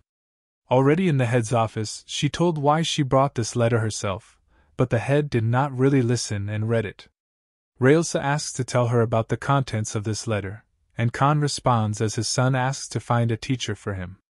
Railsa suddenly remembered, she should have realized this earlier. She was so distracted by his enrollment in the fortress that she completely forgot about it. Then the head says how the letter says that he acquired the lightning giant Malone. He asks Railsa if she understands why he sent the letter to him. She calmly answers him that the son is asking his father for help, because he is the only one to whom he can turn. After a little thought, he decided to offer to become a teacher to Rails, since she had already taught him, but she refuses. She uses the sword art of her ruined family, not the Aiden family. If she trains him for too long, he will only acquire bad habits. Then what can the head do to help his son? Railsa has a suitable candidate, someone the head knows well. A strong man using the sword art of the Adenka family, the owner of the lightning giant, previously referred to as the Thunder Giant. With his authority as the head of the family, he can grant him a position so that he can enter the fortress, and then he will become the teacher of young Mr. Vincent. But the head clarifies the point that this person should also want. But the girl assures the head that there is no need to worry about this, since he is also her friend, she will be able to convince him. The person they were discussing was the vice captain of the White Sword Group, Merlin. Merlin himself went out for a walk, and he passed the training field in the house of the Adenka family, where he notices a mannequin. It was many months ago, but he wonders how the young master is doing now. Suddenly he is asked if he has gone out for a walk or is walking on business. It was Railsa who greeted him, and they went inside. Already inside the building, Merlin assumes that since she is so busy, he is sure that she is not here just to find out about his affairs. He also says that he wants to offer him a new position, but the man did not understand right away and asked where this position was. She answers, in an educational institution, in the group, Yellow Dragon. Merlin was puzzled by the fact that now the word, sword, is not even included in the name of the group, and immediately refuses. But she goes on and tells him how she would like him to teach someone, to which he asks who are we talking about. Hearing the name of the worthless young Mr. Vincent, he was surprised. The girl explains that the elders will not even look at him, and he is young. The probability of him becoming a potential head of the family is quite low, and he does not have any sponsors. Merlin thanks her for coming up with excuses for him, but still refuses, because she thinks she can't cope. After that, she tells how the young master mastered the giant's lightning blessing, which surprised Merlin even more. Then he admits that he is interested in it, but he has too many reasons not to train Vincent. They are being pushed around in many places because the elders don't like him, and she wants him to teach a person who wasn't even elected by the elders. At this moment she, with a face that showed that she was up to something, offers him to make a bet. Soon young Mr. Vincent will fight a duel with young Mr. Samion. If Vincent wins, become his teacher. And they show us Vincent himself, who trained after a few days after that conversation, There were 7 days left before a friendly meeting to exchange experience. Our hero has been practicing using giant lightning, and so far it has been hard. He thought that this was not all. He needed to make the lightning giant's power completely his own. He uses a small current boost, but it's not enough to wrap his sword with lightning. He needs to connect his beam, as Malone did. He needs to increase the power, but suddenly the force gets out of control and hits him directly, but our hero manages to remove his head. Yulion watches this and realizes that Vincent is not able to control him at all. The guy tells how he feels like lightning charges fill his body, and because of this it is more difficult to take them under control. Yulion assumes that with the current speed there is not enough even for a small current gain. And how did Malone manage to use so many of them? In fact, he used a more advanced technique. The efficiency is an order of magnitude lower compared to the amount of effort invested, Yulion ponders. Vincent agrees with him, even though he works so hard to get it, shedding tears and everything else. This caused his face to turn very red. He did not expect that Vincent had heard everything. And out of awkwardness, he begins to ask to forget everything right now, but our hero is happy about this, and says that he should not be shy, since he is alive thanks to him. Then he asks if Yulion remembers Railsa's answer? In the letter she sent in response to him, it was written how she apologizes, but judging by the current situation, it seems that they will not be able to offer him a teacher before a friendly experience exchange meeting. The first reason is his refusal, the second is the influence of his elders. They don't want him to interfere with their formed inheritance structure. The elders are an association that exists in order to keep the power of the head of the family under control. Even the head of the family is not able to interfere in this matter. She would like to help him in some way, but he cannot leave his duties as chief chamberlain for a long time. And this year's friendly experience exchange meeting will be won solely by their efforts. And decides that they will use the absolute cut, as well as other features, as much as possible. Here Yulion remembers another way that interested our hero. Namely, the art of wielding the sword Samion. He used it in Hansen's workshop. Of course, he can use it, but then how can he deal with the consequences? If they use Samion's swordsmanship in public under the supervision of experts, then they will be taken back to his mother. Yulion agrees that he's right, but he can't lose either. Vincent is also annoyed that he can't use fencing from his past life. And at that moment, the thought came to him that his fencing was not allowed. But what about the other skills? Would he be able to use them, given his current condition? At this time, in the Archduchy of Samion, the main castle of the Samion family, a blue-eyed white tiger was chained inside the castle, and a blonde-haired guy who knew the beast stood in front of him. He says that this is exactly the beast from the frosty mountain of Adenka that should kill a person as soon as he enters the Crimson Fortress. At this moment, Yulion Samion approaches him, who says that an opponent has been chosen for his friendly experience exchange meeting. This is the 7th son of the Adenka family, who is called Worthless, Vincent Adenka. He is a direct heir who has shown strange achievements, and is growing rapidly compared to other children of his rank. And then he tells him in his ear that this meeting does more harm than good for the Samions, because if he wins, nothing will change, but if he loses, they will suffer humiliation in full. People want to see the touching moment when a loser stands up and wins, so what should an unknown young man do? At this moment, the tiger's chains break off and he rushes at this man, but he did not pay attention and began to respond. Using the blessing of Kashak, the god of the sword, technique on the tiger and killing, he replies that he must completely surpass him. Standing among the severed limbs of the tiger, he finishes how he should let the world know that such a touching story has no place in our world. He was a young man with blonde hair and blue eyes, and he was the 6th direct heir of the Samion family, Kagan Samion. We are returned to the fortress, where Selvira runs down the corridor with a crystal in her hands. And she thinks, will Vincent like the gift from her? After opening the doors to the training room, she calls Vincina, and suddenly a strong aura hit, which almost blew the girl away. After that, a sword of violet-colored power energy is driven into the ground. And when she began to disappear, Selvira, watching this, wondered what kind of skill this was.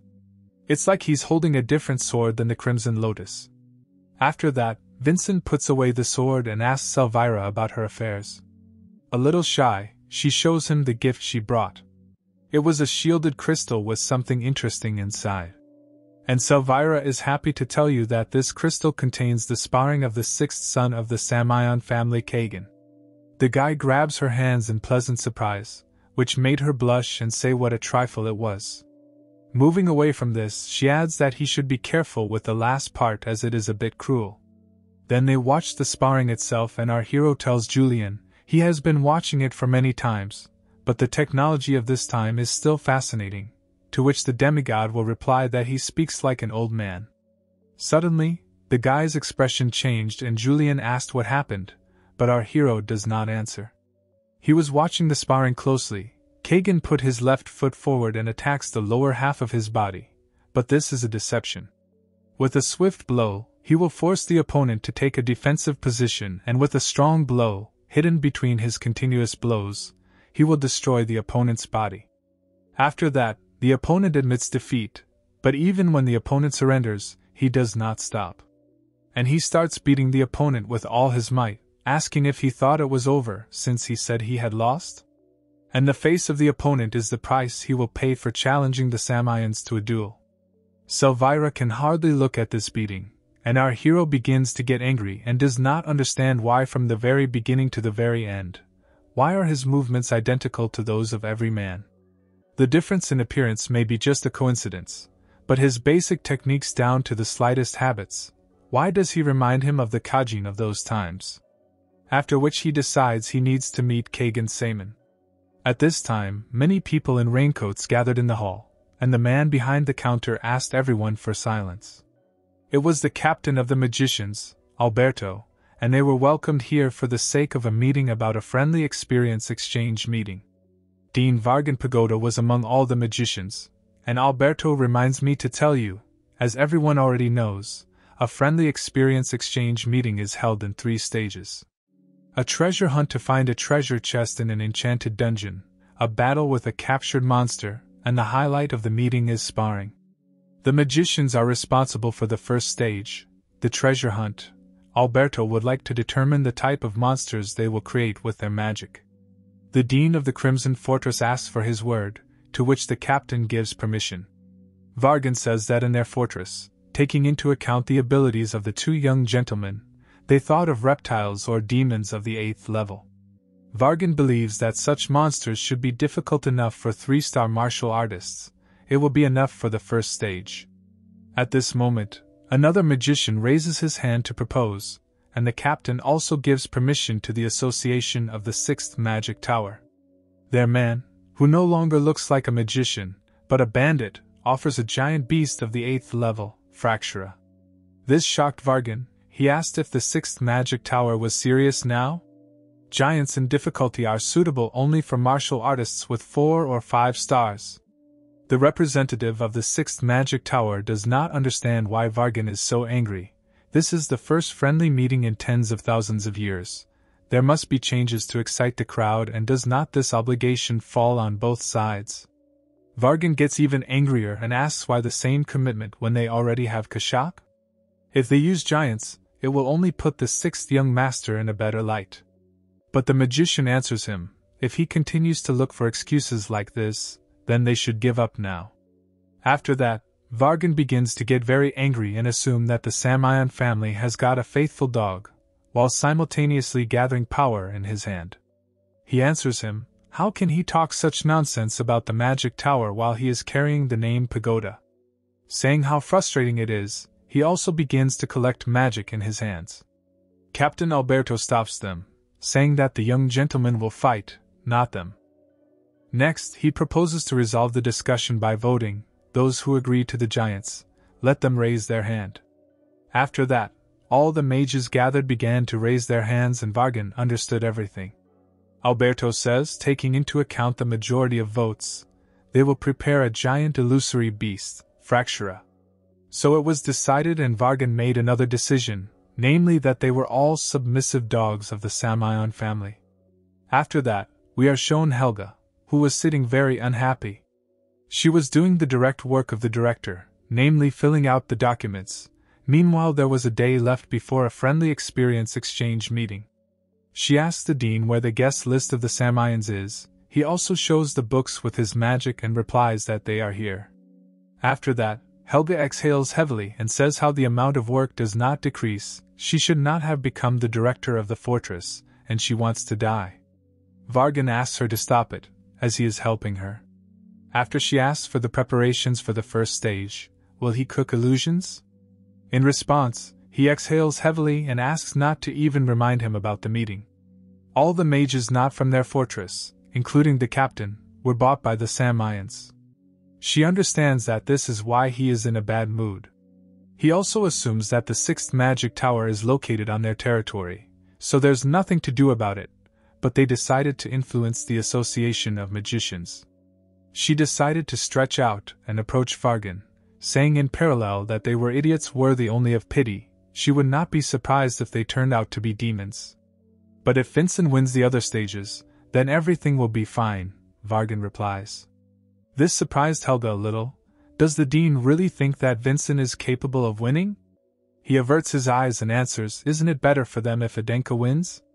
In response, she quotes him in the past as saying that the probability of a young gentleman from the Adenka family winning is less than 10%, and she remembers how he said it when Abel was introduced as a candidate. In turn, he does not remember this while simultaneously turning away his gaze.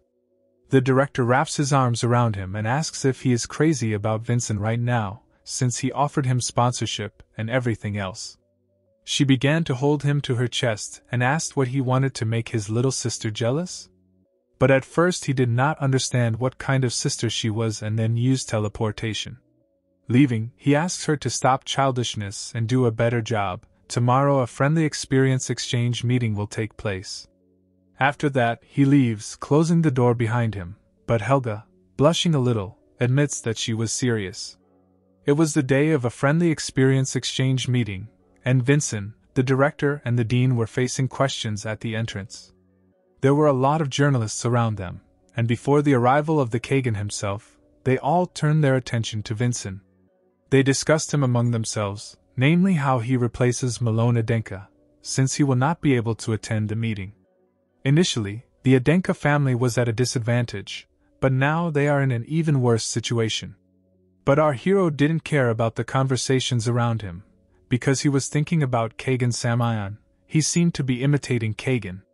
Realizing this, he wonders if it's just déjà vu. At this moment, the young Lord Kagan Samion arrives. The gates of the fortress are open to him, and upon entering he greets all the people of the Crimson Fortress.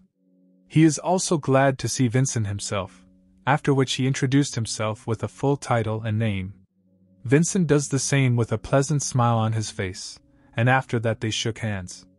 Journalists from all sides photographed them and admired how they looked pretty good next to each other, although many of them thought that Vincent would look worse. Kagan, in turn, says, as always, it's nice to meet someone his own age, to which our hero agrees. But in fact, Vincent was somehow uncomfortable. He didn't understand what it was. There was nothing strange about him, but why did his smile make him so uncomfortable? Then Kagan, calling our hero a friend, hopes that he will be able to prove himself with the help of his strength. Vargan and Helga realize that he did not just say that. The Samion family considers the Adenka family worse than themselves. But our hero calmly replies that he hopes the same thing. He also hopes that Kagan will be able to show his talent by saying this with a haughty face. Vargan and Helga were surprised. He decided to provoke Kagan, so Vincent is definitely set to win. The journalists were in a cold sweat from the tension, and they hadn't even entered the arena yet, but it meant that a friendly experience exchange meeting had begun. After some time, already in the very arena of the meeting, the crowd is chanting the name of Samion and the youngest Mr. Kagan at full volume. The director of the fortress, speaking into the crystal, announces that starting from this moment she declares the friendly experience exchange meeting officially open. This is the first stage of the meeting. This is a treasure hunt. Both participants must enter the enchanted space and bring a chest that looks like the one in her hand. However, inside the enchanted space, they will meet a monster created by magic. A giant fractor will guard the chest. The magicians sitting behind Captain Alberto were surprised and thought that they had increased the difficulty this year, which was nice to hear from the captain. Helga continues further, each of the participants will choose 2 cadets of the 9th rank who will accompany them during this stage. Adenka, as the losing side of the last friendly experience exchange meeting, will choose first. The director begins to suggest in Vincent's ear that he choose a representative of the 9th rank Selvira, and wants to say, in case he does not know, the 2nd strongest cadet of the 9th rank. But our hero answers at the top of his voice, he chooses cadets Sizen and Harmon. She couldn't help herself and shouted a question at the whole arena, what did he just say? After that, she began to ask for forgiveness, and the audience did not understand who Sizen and Harmon were. They were looking for them in the list of cadets. After they were found, it was written there that these 2 had the lowest scores among the 9th rank cadets. They both stand in the arena trembling with fear and they are discussed at full length. People say how they look so skinny, but perhaps, since they were chosen, there must be a huge potential hidden in them that was not seen at first glance. The director asks if Vincent is sure about these 2. She hopes he's not going to use them as an excuse for his loss, as she'll be very disappointed if that's the case.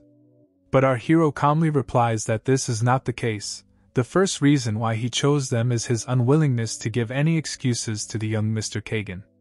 Kagan, in turn, did not understand this move and began to get angry. And the second reason was something else. We are shown a memory from the training hall after watching the crystal. Vincent explained to Selvira, since these 2 are old, but still relatives of the Adenka family. They may be from families on their mother's side or from offshoot families, but it is important to defeat the Samions with the help of the blood of the founder Arslan. Selvira agrees with this, but after looking at him with the face of a man in love, she says how she thought he would choose her, and she is a little upset. Vincent responds, he fully trusts and respects her, and thanks to her leadership skills, he also managed to defeat Malone. Therefore, he asks her to try her best at a friendly meeting. But I didn't understand him a little, because he said that he had chosen others. He did this to provoke the Kagan. If he leads, it will become a serious disadvantage for him, and the offspring of the Samions will try to completely overcome him. In such a situation, he would definitely do as Vincent planned. Returning to the arena, Kagan barely restrains his anger and answers how he will show our hero the consequences of his arrogance. While Vincent was praising Kagani's choice, Vargan was looking at him, who thought that all conditions had been created for the Samions, and what would he show everyone knowing about it? In this case, Vargan simply decides to trust our hero. Meanwhile, the representative of the 6th Magic Tower was unpleasantly surprised. He did not understand why the guy refused the representative. Vargan takes him by the shoulder and says it's time to get ready, and noticing his excitement decided to ask how he thought he was looking forward to starting the first stage. Isn't that so? After that, the magicians of the tower began to cast a spell, which created a dungeon and portals to them. The director announces, from this moment on, they begin the first stage of a friendly experience exchange meeting, Treasure Hunt. Both participants enter these dungeons with their teams. Vincent moves with his teammates through the dungeon where it is very dark and damp. Sizen suggests using a glowing crystal, to which our hero agrees and they continued their passage. In parallel, Kagan's team was also moving forward, and Selvira suggested using lighting. But Kagan refuses and then, with a straining smile, asks them to go a little further away. This infuriates Selvira, as the young master wants them to move away. As he is sure that he will cope with everything alone, he completely neglects them. After a while, the people became dissatisfied, as they searched for treasures for a long time and it was boring. The fun will begin when the giant appears. Helga and Vargan discuss this. The young gentlemen have completely different approaches and Vincent does not consider them his assistants. Meanwhile, Sizen and Harmon ask Vincent, they know it's too late to talk about it, but is he sure that they can help him help? But he asks them not to worry, they are excellent martial artists who have overcome their fears. Suddenly, the young master is attacked by something and his assistants are thrown away. They could not understand what had happened, after which they noticed the giant. Sizen asks what it is, and gets the answer that it is a giant. They are both panicking and not sure if everything will go according to plan, and Vincent is missing. They assumed that he was crushed by a giant with his boulder. But he was above them. He was able to dodge the blow and immediately decides to counterattack, which he immediately does. He wounded him and he falls, after which Saizen and Harmon run up to Vincent, to whom he gives the go-ahead. After that, they begin to act according to the plan, and ask to leave it to them and find the chest. They start making noise in front of the giant. Fractor is a giant with weak eyesight, he automatically reacts to loud sounds. They take the monster with them to the entrance to the dungeon, and watching them, Vincent realizes how brave they have become. After that, our hero begins to move forward to the chest, which shocked everyone. Helga says that this is not allowed, since this stage is only called a treasure hunt, but the main thing is to show your martial arts abilities in the process. The representative of the 6th Magic Tower starts laughing a lot, because he thought that Vincent did not understand the real meaning of this stage at all. Meanwhile, our hero is moving forward at full speed and notices the chest, but suddenly someone hits him.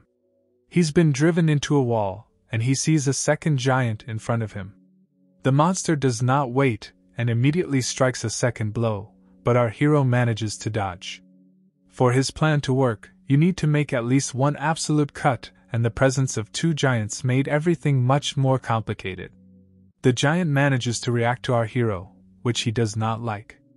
The giant is faster than the one he encountered earlier. This one manages to react to the speed of the ice walk. And the giant prevents our hero from taking the chest, trying to nail it. Vargan was shocked by this. He did not understand why there was another fractor. And the representative of the 6th Magic Tower says how they seem to have made a mistake when creating the dungeon. In a rage, Vargan grabs this man and asks how he can bear the name of the 6th Magic Tower and perform such dirty tricks. But Helga taps him on the shoulder and calms the dean down. Since there are too many eyes here, they will lose out if they make a fuss now. She understands why he is angry, but nothing will change from this, which Vargan understands and calms down. The magician says, unlike the rumors, she is quite calm. Her behavior is worthy of the man standing at the head of the Crimson Fortress. But she did not listen to him and quietly whispers so that no one can hear. She asks to stay after the end of all this, calling him a scumbag, and her face showed incredible anger. Meanwhile, Selvyra looks in surprise at the battle of the young Lord Kagan, who easily beats the giant. After knocking down a giant, he lands on it, and Kagan was disappointed, as he had high hopes, because they said that there would be a giant, but it's too easy. But a second giant appears, who attacked Kagan, and Selvyra is shocked by what is happening. She shouts at the young master to be careful, but he uses the sword art of the Samion family, chapter 1 of the Destroyer of Mild Steel, with full confidence. As a result, he cuts the monster's arm with incredible ease, after which he hits the hand and jumps straight into the monster's face to attack and tells how long he can hold out. He hits him in the face and knocks down a giant. Selvyra really does not want to admit, but the young master is very strong, and if someone else was here, the result of the Kagan would not have changed.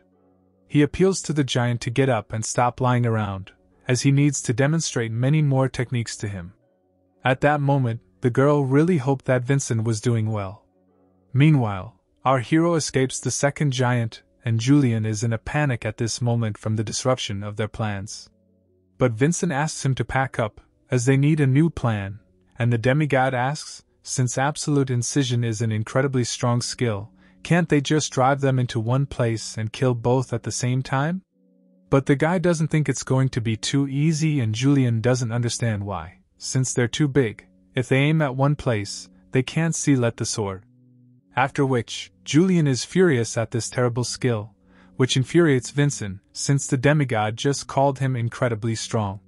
He needs to defeat them both at once, if only he had a target, and at this moment the thought comes looking at Yulion.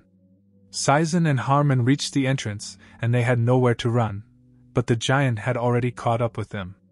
They have nowhere else to retreat and they don't know what to do, but Vincent is still missing and they have big problems. And then our hero appears along with the chest, which the guys are very happy about. They ask if they can all leave the dungeon now. Vincent tells them that plans have changed and he will be here soon, But Saizen did not immediately understand who the guy was talking about. And two giants appear in front of them. It really scared two of the team with Vincent. The monsters started hitting the ground and scared Saizen and Harmon even more. But our hero shouts to Yulion to be ready, and the demigod hangs right above the giants and responds, they really need to do it this way, since he does not want to become a target. The giants begin to attack and our hero realizes that because of their size, he would not be able to find a sword blade for an absolute cut to kill them both, in which case, he needs to find something that both of them will face. And he sees him. No, he feels her, the other half of his soul, or in other words, Julion's presence. And the path of the sword opens up before him through two giants, and a demigod who was afraid and asked if our hero was sure that it was safe.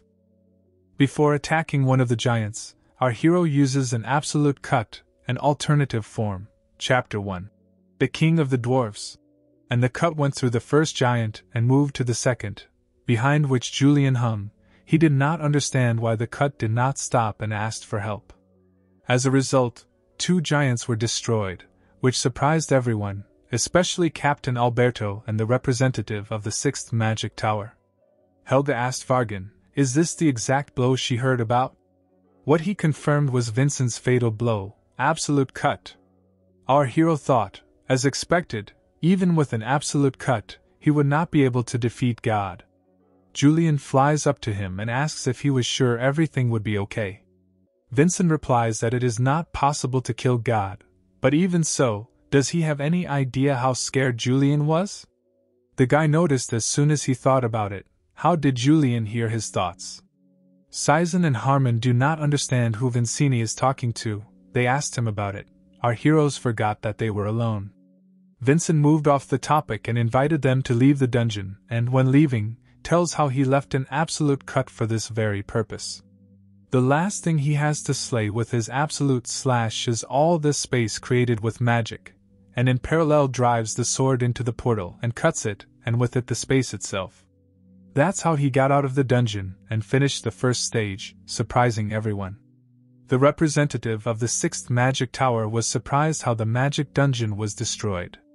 He turns to other magicians to double-check the spell, because he thought that a mistake had been made somewhere. But Vargan calms him down, because there is no need for this. The magician did not immediately understand this. The dean explains that Vincent's sword is capable of cutting through magic, but he himself could not believe that he had cut through an entire dungeon. And most of all, he is amazed not by his swordsmanship, but by his creative approach. Captain Alberto shouts from the audience that it is simply impossible to destroy the arena itself, and they must disqualify young Mr. Vincent. Then Helga answers the captain that there are no rules prohibiting this. After all, no one had done this before Vincent. However, for the captain of the Association of Magicians, who must take a neutral side, he looks very upset, as if Vincent's defeat is so important to him. Saizen and Harmon run up to the director and show the chest. Does this mean that Vincent has won?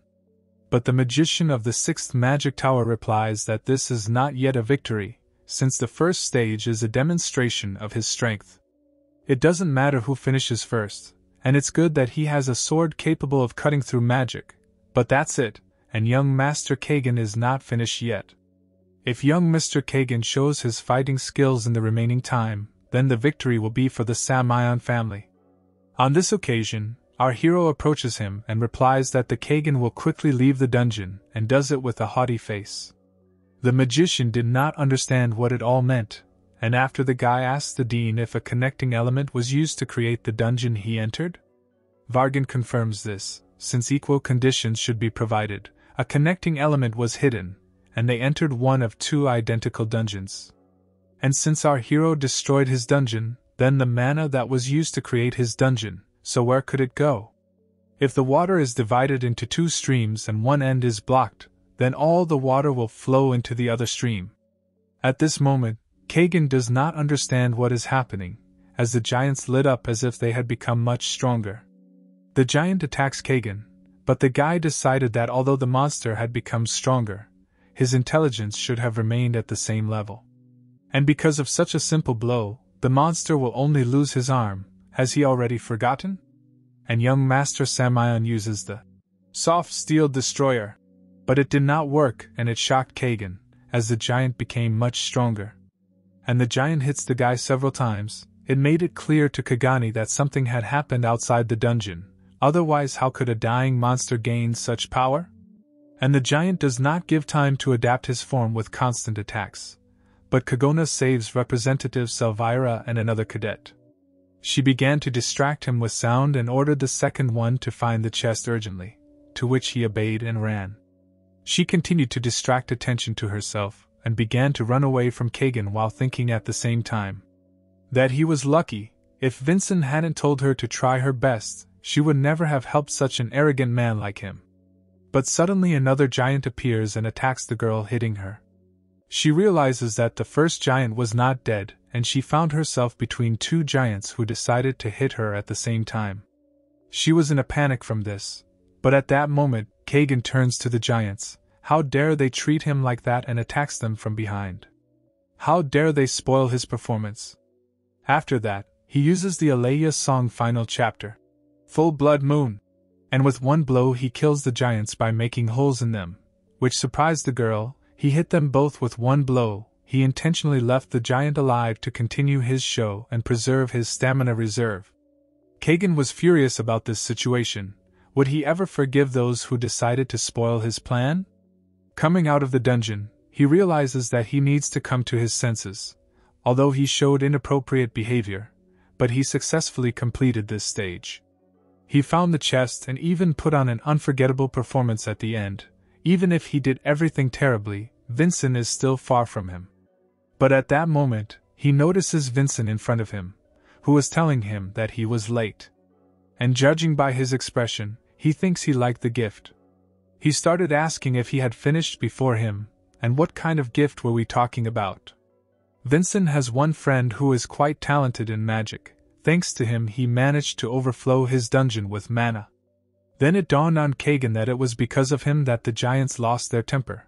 Could he have made a fool of him from the very beginning of the stage? But he holds back and admits complete defeat with a smile on his face. He shouldn't have underestimated him, but from that moment on, everything would change, as he began to consider him his real friend. To which our hero replies that he is looking forward to it, calling him a friend. Helga wonders, if the two of them choose the winner, then why do they have judges? As a result of this stage, Cadet Vincent Adenka is declared the winner, and the next stage will take place in 3 days. We are shown Selvira, who at that time was walking down the corridor after the first stage, exhaling with relief from Vincent's victory. Suddenly, she is found by Kagan, who was looking for her because he wanted to thank her. If it wasn't for her, he would have looked like a complete fool. He holds out his hand to shake it, but she does not understand, but it seems to her that it is not worth touching his hand. He tells her that it's already too hard to keep her hand in the air. She apologizes and takes him for the game. After he leaves, the girl wishes him good luck and let him take care of himself. She didn't understand. Did he really come to thank him? At this moment, Kagan looks at her back and says goodbye to her. In the late afternoon, we are shown Sari, who is practicing with spirit magic in the middle of the forest. And suddenly she is called by Wilson, who finally reached her and brought her clothes and food. She immediately asks him what happened at the friendly experience exchange meeting and how is the young gentleman. Wilson responds since he served him. Naturally he won and his opponent admitted defeat himself. She exhales with relief and the guy asks her how hard it is for her to train here. She explains that in the fortress, he cannot concentrate because she is distracted by the young master. The dean also said that it would be better for her to train here, since it is easier to communicate with spirits on the snowy mountain. The guy asks what suits her best to be a spirit magician. She confirms this and soon she will need to find a spirit to sign a contract. At the current level, he will be able to manage only one for now, but she likes a lot of them and she can't choose. Suddenly someone asked for help, which the girl noticed. She asked Wilson if he had said anything, but the guy denies it and the girl hears someone's voice again, and then wonders whose voice it is. Meanwhile, the cadets drink to Vincent's victory in the first stage, and offers to drink, even though it's just juice. But our hero is not sure that it is necessary to arrange such a farce due to the fact that he beat only 1 point. But for Selvyra and all the cadets, this is a grand moment in the history of Aiden, even though she shouldn't have said such a thing, being an assistant to the Kagan. But the guy says that she was the decisive factor in his victory, but she did not understand how, to which he replied, he believed that she would provide great support to Kagan. He may have the same level of martial arts as him, but she played a key role in Kagan's victory. Therefore, even if he did not recognize the result, after calculating the scores, the odds would definitely be on his side. She was surprised that he even planned this, and if the opportunity arose, she would help him again, since she was a representative of the 9th rank and gave him a fist. He agrees because he trusts her and holds out his fist to her, after which they hit with their fists. Suddenly, Vincent grabs her hand after that, which she did not understand and began to blush. Our hero was shocked and did not understand when and how it happened, because there was a binding seal of the Saminov family on her hand. After that, he asks if she somehow contracted with the Samions, physical contact or something of that kind. She replies that Kagan shook her hand, he wanted to thank him for his help. Our hero was shocked by this, as he then put a seal on it. Yulion asks, what is the binding seal? Although it bears the name of a binding seal, it is rather a curse. The binding seal is an ability that gradually drains the opponent's mana and leads him to a slow death. Vincent wonders why Kagan dares to act so lowly. Yulion asks if Vincent knows how to remove it. He answers, first you need to determine the type of seal. Depending on it you need to choose the appropriate method. After that, our hero loudly invites a young girl to train with him every day at dawn. From this proposal, the girl turned red as a tomato, asking him again for every day. He confirms this and she starts to panic and blush even more, but in the end she was able to agree. Already at dawn in the forest, Vincent is waiting for Selvyra, and in parallel with Yulion they discuss the situation. If the Kagan directly cursed her, then he is sure that no one will be able to detect her, the guys assume. Vincent says that since Yulion doesn't know about the binding seal, it could have been erased from history, just like an absolute incision or a magical body. Yulion thinks it would be better to keep it a secret between them, including Selvyra's curse, while Vincent thinks about Kagan and how he won't forgive him for what he did. Using dark magic on a person unrelated to the competition is very low. At this moment, Selvyra arrives and apologizes for being late, as it took time to prepare. Then, blushing a little from embarrassment, she asks what she looks like. Yulion and Vincent were surprised, but for different reasons. Vincent asks her why she wears this to training. This question was so cold to her feelings that it turned Selvyra and Yulion into ice. Yulion asks our hero directly, was he a eunuch in his previous life? Vincent does not understand why he is trying to provoke him, after which the demigod explains that Vincent likes Selvyra, who thought that she should not have dressed like that. Couldn't Vincent see her obvious feelings for him? But she is too young for him, since he was 20 years old in his previous life. It will be very difficult for him to accept the feelings of a 14-year-old girl. Because of the awkwardness of the moment, the girl asks for training, and since he called her, he has the same plan, and offers to start, with which the guy agrees. They started with meditation and holding hands. She circulates mana in her body. Vincent tells her to keep circulating mana and to tell her right away if she feels something strange. But the girl does not understand and asks, is this just meditation? Can something strange really happen? Panicking a little, he replies that he just said that and suggested continuing. But watching her, he sees how the flow is severely disrupted. But she does not feel, apparently, martial artists have lost a lot since the appearance of the image theory. Trying to break through the curse barrier, Yulion asks what he thinks and if he can lift the curse. But our hero does not succeed, because Nono is stronger than he thought and he will not be able to take it off on his own. Yulion panicked a little and asks what he's going to do next. Vincent explains that for a binding seal, you need to present an offering. It is usually the living heart of an animal, spirit, or human. Most likely, he sealed the offering somewhere on the snowy mountain. As soon as we find and release him, the curse will be lifted. If they fail, Selvyra will die in 3 days. Hearing this, Yulion replies, it may sound heartless, but a friendly experience exchange meeting is of the highest priority for him, and in 3 days the second stage will begin. They must prepare for it. Vincent hopes that the demigod understands what is most important now. Those who follow only their goals lose their people.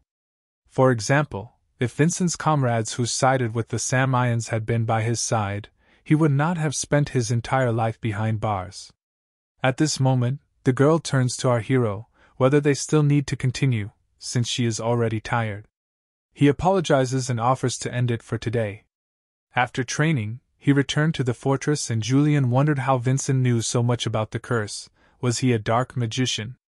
Vincent answers in the negative. He just felt like that when he was in prison, his mana was sealed. He had heard that at that time they were using the prisoner's heart to carry out the death penalty. Yulion was surprised at how terrible Vincent's life was, but he doesn't need to say it twice.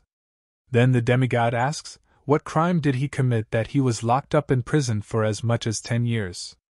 Vincent will answer that it's because of the duel with Kajin, and at that moment Selvyra starts to take her head. After which she abruptly falls unconscious, which scared Vincent very much.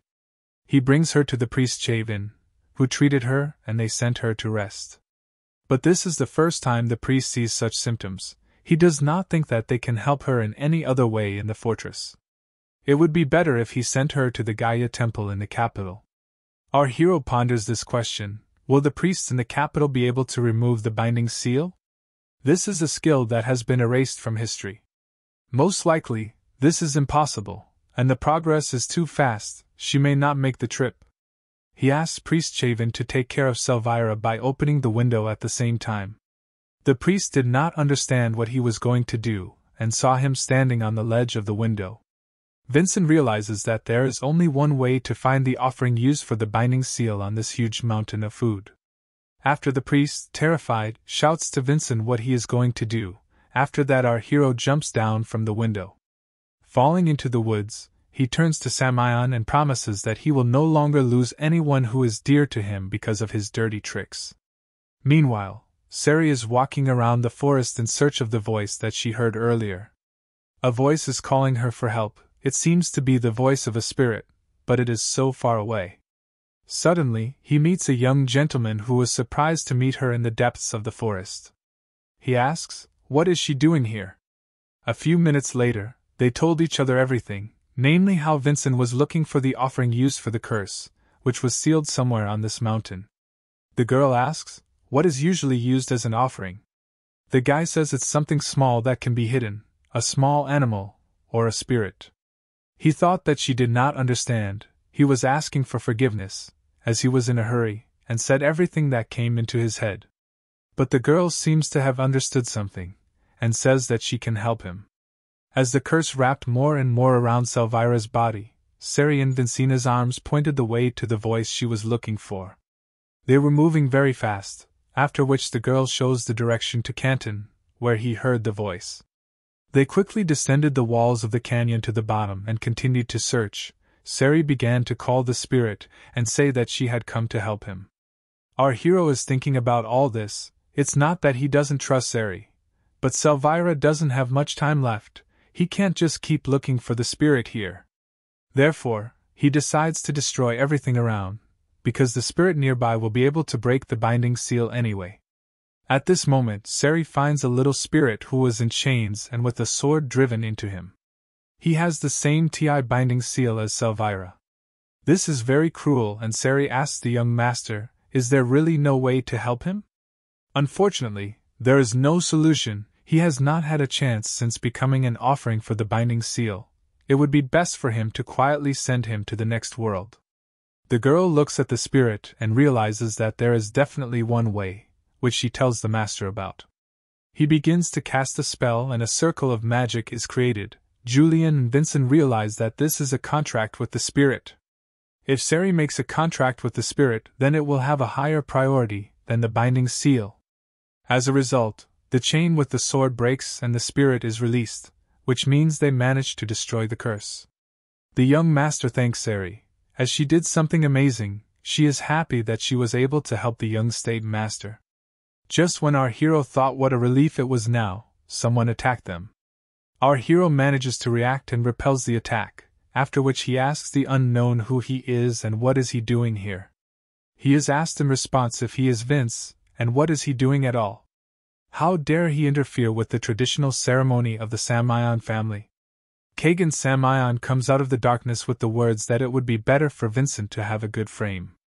Vincent, with rage on his face, could not have thought that he would come here himself. Kagan is not sure if Vincent knows, but he just interrupted the traditional ceremony of the Samion family.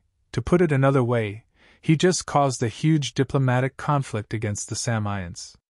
Next, the Kagan orders to put this thing back and leave, then he will not tell anyone about it. Vincent breaks down and says in a raised tone, how dare he call it a tradition when he tries to kill Selvyra? Kagan calmly reacted to this accusation, realizing that Vincent knew this, but our hero did not like this attitude.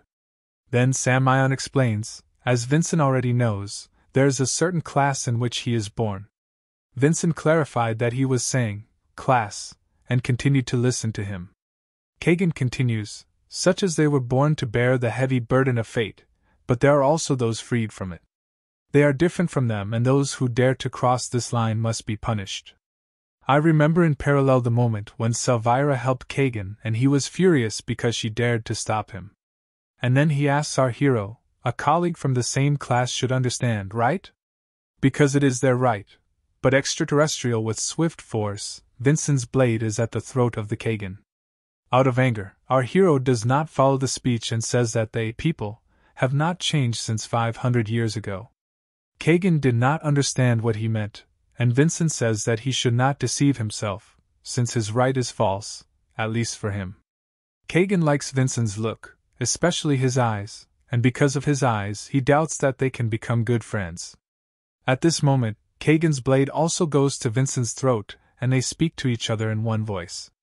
In the end, they will see who was right at a friendly experience exchange meeting. A little later, the mark on Selvyra's hand disappeared and she woke up as if nothing had happened. She can't figure out what she's doing in the infirmary, and the priest asks her if she's okay. Vincent bursts into the room, addressing Priest Chavin, and asks how Selvyra is feeling. He tells him that she has just woken up and is fine. Vincent asks to show her his hands, which she does, as a result of which he sees how the binding seal has disappeared. This makes our hero very happy and he says how relieved he is now, but the girl did not understand what he was talking about. Priest Chavin turns to Vincent and asks, since there are only 2 days left before the second stage, does he need to prepare? The guy replies that of course he needs to prepare, since he cannot lose to a man like Kago Samion. And then our hero understood that during the second test they would meet with a real monster. It would be a punitive duel. Meanwhile, in the main castle of Adenka, someone was reading a newspaper about the first victory of the Adenka family in 5 years. And who exactly is this Vincent Adenka? One of the 4 elders of the Adenka family, named Yagal Adenka, was reading the newspaper and asked the others if it was true. Another PL elder named Fidenel Adenka responded positively, and told how the Samions even showed undercover activity, but the Kagan admitted defeat. Yagal asked, did they really put pressure on the 6th magic tower? Another elder added how he thought Vincent was worthless, but now believes Vincent has matured. At this moment, another elder puts his hand on the table at which they were sitting and asks in a high tone, is this the time for such jokes? It was Delbek Adenka who scared Yagal, and Fidenel asks what is bothering him so much. Then Delbek answers, the elders have always been the authority that has held power over the family for 500 years, except for the last 25 years. This greatly worries the old man, since he is afraid of losing power over the family. Then he mentions Khan Aiden, who became the head of the family, and before this man got up, they held power. Delbek adds that he has constantly, since childhood, shown his dislike towards the elders, and now he is gradually continuing to increase his authority as the head of the family. Fidenel then replies that this is why they are sponsoring the first son and second daughter as potential heirs. The first son, Carmen, who is overwhelmed with ambition, and the second daughter, Dea, who has no interest in anything other than martial arts. She asks Delbecq if he has forgotten that they are going to make one of them the next head of the family to rule the Aiden family using them as puppets. Then Delbecq lowers the dial and asks if they thought they would be lucky if Vincent won. He begins to explain, the seventh son, especially the son of this annoying woman Sarvana Hisley, they cannot let her family influence him in the first place. It will mean that they will completely lose control. He also mentions that not so long ago Khan personally engraved Vincent's name. Now Vincent uses the Crimson Lotus, which was in the hands of Khan in his youth. Then Yagal did not understand a little what Elder Delbecq was leading to and asked him what he was driving at. Then Delbecq replies, right now Khan is using Vincent to point his sword at them, the elders. Then everyone else didn't know what to say and there was complete silence, after which Delbecq adds, they can't let Vincent make any more progress. Yagal and Fidenel are wondering how they can do this. Does Delbecq have something on his mind? Then the eldest of the elders takes his word, who says how he thinks they should send a letter to the Samions. It was the last of the 4 elders named Tilavan Adenka. Then he continued his idea. The letter should have content that reads, the Adenka family will not consider the illegality of Saya Samion's actions during the first stage as a problem. At that moment, Delbecq did not understand what Tilavan was up to and tried to ask him, but he did not listen to him, continued that the letter also needed to be completed. This would be provided that the second stage would take place under the leadership of the Adenka family. 2 days later, we are transferred to the arena where the presenter announces that from this second they begin the second stage of a friendly experience exchange meeting. The director Nuna remained the presenter, who explained to the audience that the second stage is a punitive duel and there is only one rule. The rule is this: crush the monster in the shortest time possible. The monster they met is a lizard man. This individual is known for creating long spears from animal skeletons. At this moment, the lizard man conducts a powerful attack against the Kagan Samion, who participated first in this duel, but the monster missed and did not understand anything. He did not notice where the Kagan had gone. It was as if he had disappeared. Then Vargan was surprised and thought that the boy had disappeared, but the headmistress refuted these soaps and looked up. Kagan appeared above the monster and fell on it with incredible speed. He used the Scarlet Song skill, the initial chapter, Flash of Moonlight, and cuts the monster with one blow. It was incredible accuracy and strength, after which Vargan stopped time and announced 14 points in 86 seconds. Such a result greatly surprised Nuna, who did not believe in such speed. The fact is that Kagan has just set a new record for this match, which surpasses the result of Lady Day Adenka by 20 seconds. Then the audience begins to rejoice after hearing the time and immediately began to talk about how Samion's family is really on another level. Kagan was smiling contentedly and thinking, did Vincent see it himself? He looked at him and kept thinking, this is what happens when he is serious. There will be nothing shameful like in the first stage. After all these thoughts, he tells our hero in a voice that the next thing he cuts will be him, Vincent. It's Vincent's turn, who was heading to the arena, and Yulion asked our hero how the Uni would break the Kagan record, but Vincent reassured him saying when it comes to speed, they won't lose. Entering the arena, he thinks about how they will break through at the very beginning, and then the headmistress announces that Cadet Vincent, as a member of the Adenka family, is entering the next round. Vargan asks, is the cadet ready to start? Our hero took up his swords and stood in a stance giving consent to start. Then the headmistress announces the start of the second round of the second stage of the meeting, in which Vincent Adenka participates. When the report began, our hero noticed something. The condition of the monster was very strange than with the first one when the Kagan was fighting. Then we were moved to a room where someone was pouring tea and asking what he had done in the end. They asked Tilavan, who took a cup of tea and replied that he had done nothing. But Fidenel asks him not to lie. She knows that he interfered in the second stage, doesn't she? And then Tilavan will answer that he really didn't do anything with the monster that Vincent will face. He didn't use any special magic or drugs and grab the same lizard man that Mr. Kagan will get. However, he hadn't fed him for the last 2 days, and then his face changed as if the devil himself was in it. He also adds that an ordinary martial artist is unlikely to notice, but a hungry monster becomes much fiercer, so cruel that the time to defeat it will no longer be counted in seconds. We are brought back to our hero, and Yulion panics because the monster is hungry and asks if Vincent is sure about this. He answers, those bloodshot eyes, a clear sign that he is incredibly hungry. Yulion says that they should ask to stop the duel, but before he can finish the thought, the cage was opened and the monster rushed at our hero with incredible speed. He knew that he had to dodge the monster's attack, but if he started dodging, he wouldn't be able to beat Kagan's record. In this case, he decides to meet the monster without moving. Putting the sword aside, the headmistress was in a panic and shouted at the cadet, "What is he doing right now?" Vargan was also shocked and shouted for the boy to dodge, but our hero did not listen to them and the monster struck his blow. With his spear, he pierces Vincent's shoulder, and Nuno was shocked by what she saw in front of her. She tried to call him, almost breaking her voice. At this second, our hero withstands the blow and stands in place and stops the monster. After that, he does not waste a second and attacks back with his sword. Next, we see how the monster stopped with a sword in his body, and the guy says he managed to shorten the time. In parallel, he collects his lightning powers and adds, if he pierces it so deeply, he will not have to control his lightning.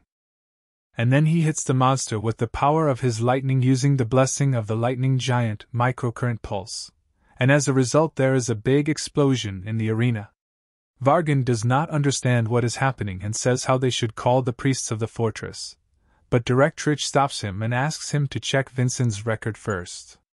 In parallel with her request, she recalls Vincent's words about this meeting. He said then, if he participates in a duel with the intention of losing to Samion, it will go against the interests of the Adenka family.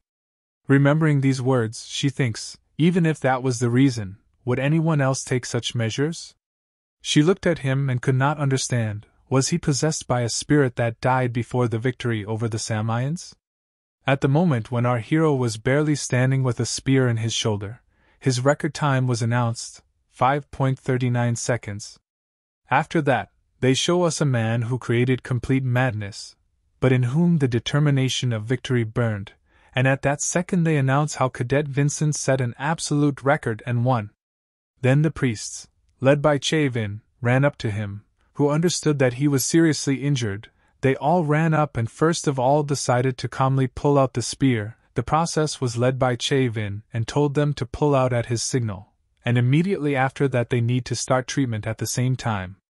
Then they started a report on which they would begin treatment, and this was being watched by Kagan Samion, who was shocked by all this. He wondered why he chose such a barbaric pig.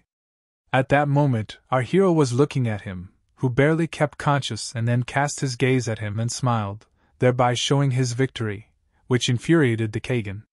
Next, the headmistress announces the completion of the second stage. She asks everyone to leave the site immediately, as they must transport the patient.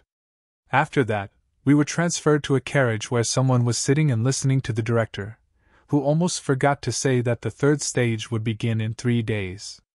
Next, the woman turns off the broadcast crystal and wonders, is this child Sarvana's son? This woman was accompanied by several carriages and was looking forward to meeting him. Meanwhile, we were transferred to the infirmary, where a puzzled priest Chavin stood and told how he had applied for a job at the Crimson Fortress, because he had heard that the work here was unpretentious, and to be honest, it was like this before the appearance of our hero, who was already healthy. He averts his gaze and says he has nothing to say, but he notices how Chavin so skillfully healed the wound on my chest, and thanks for this, the wound as if it did not exist at all. The priest answers in the negative, since he is not the owner of this wooden token and cannot provide Vincent with the same level of treatment as the owners of this token. Vincent, in turn, does not quite understand what the priest means and asks about it in more detail. Then Chavin explains, he thinks Vincent has experienced something akin to a miracle. The treatment of a second-class priest is undoubtedly miraculous, so the owner of this token is given the same treatment as its owner, but since he is a fifth-class priest, his treatment is equivalent to a simple suturing of a wound.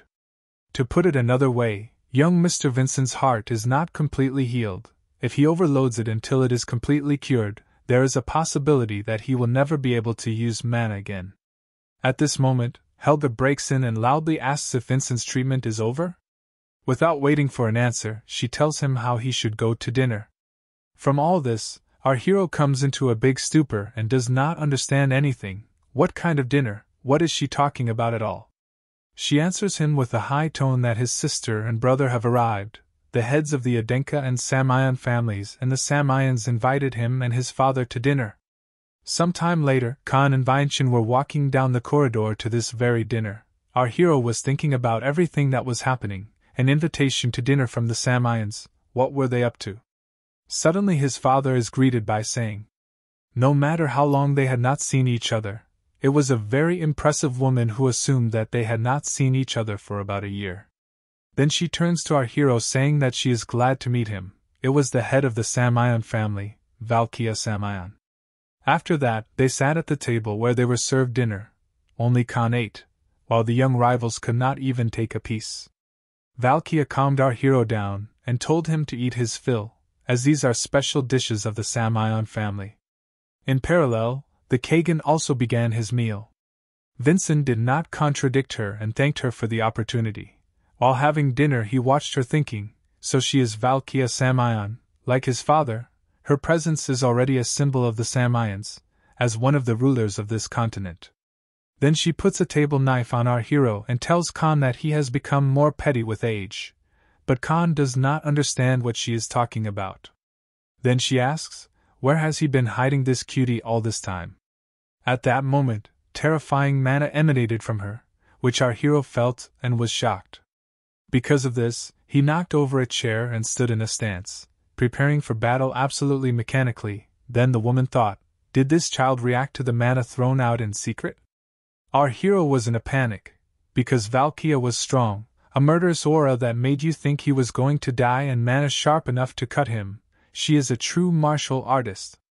In response to his reaction, she smiles and notices that he is very perceptive. Our hero thanks her for such words and thinks how he longs for a duel with such a man. Our hero's father does not understand why the boy is smiling, and Vincent responds because she is strong. The father is interested in the fact that he was able to feel it, which is confirmed by Vincent. Then Khan turned his attention to Kagan and thought about something. He held out a fork to him and released a large amount of mana in secret. But Kagan did not react to this in any way, asking if Khan had any problem with him. Then the head of the Adenka family tells the head of the Samion family, young Mr. Kagan is very polite, he does not pull out his sword in the middle of dinner. Valkia responds to her son so that he doesn't worry about it, and just enjoys dinner. Then Vincent turned to Yulion and he confirmed, he also doubted for a moment, but they staged a duel in order to find out whose son is better, the real rulers of the continent. After dinner, the heads of the Adenka and Samion families met alone on the roof of the fortress. Valkia notices how Khan's worthless son has matured very much. Then Khan in response notices how her prodigy did not leave a big impression. She laughed and replied that he had caught her, and immediately after that her attitude became more serious. She starts telling how someone is up to something bad. How dare they interfere in a friendly experience exchange meeting when the heads of families are watching her? Khan suggests that it could be the elders of the Samion family, but Valkia replies that only half of it is true. She thinks the first stage was a trick of her elders, but his elders intervened in the second stage. She believes that the 4 elders of the Adenka family are somehow connected with this. She also suggests that their goal is Vincent, although they have different points of view, but they want to get rid of such an anomaly as Vincent as soon as possible. Next, she asks what he thinks about it. In such a situation, will his son, following in Savannah's footsteps, win the 3rd stage? After a short silence, he replies that he is now sure of only one thing. At this moment he looks with confidence at Valkia and says, the Adenka will definitely surpass the Samions. She remembers that this is the goal of their family.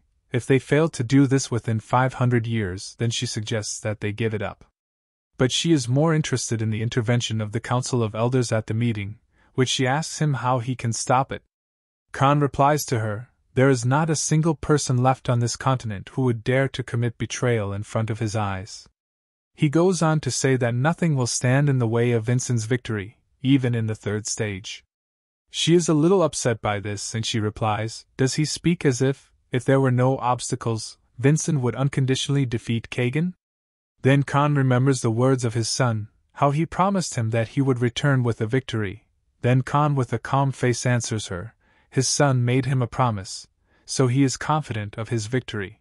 A few days later, we were transferred back to the arena, where the headmistress announced to the entire arena that the Adenka had won the first and second stages, but the real prize was on the third, for which the participants still have to fight.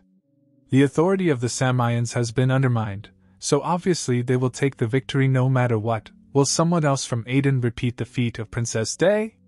Next, the audience pays attention to the heads of families. On the right sat the head of the Samion family, Valkia Samion. On her left was the head of the Adenka family, Khan Adenka.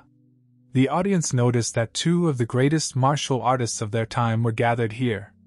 Before the start, Vincent and Kagan cross swords and Helga announces that they should exchange friendly greetings for the last time. The third stage of their duel begins right now. Both warriors were determined to win, and the headmistress announced the start of the duel, after which they all began to shout with delight. Yulion reminded our hero of their status now, to which the guy replied, as he remembers it, a wounded heart can only endure a double-edged sword. He looks at the Kagan and thinks about how to take advantage of the Kagan's weak spot and thoroughly win the fight. He decides to first provoke him into using his skills to explore them.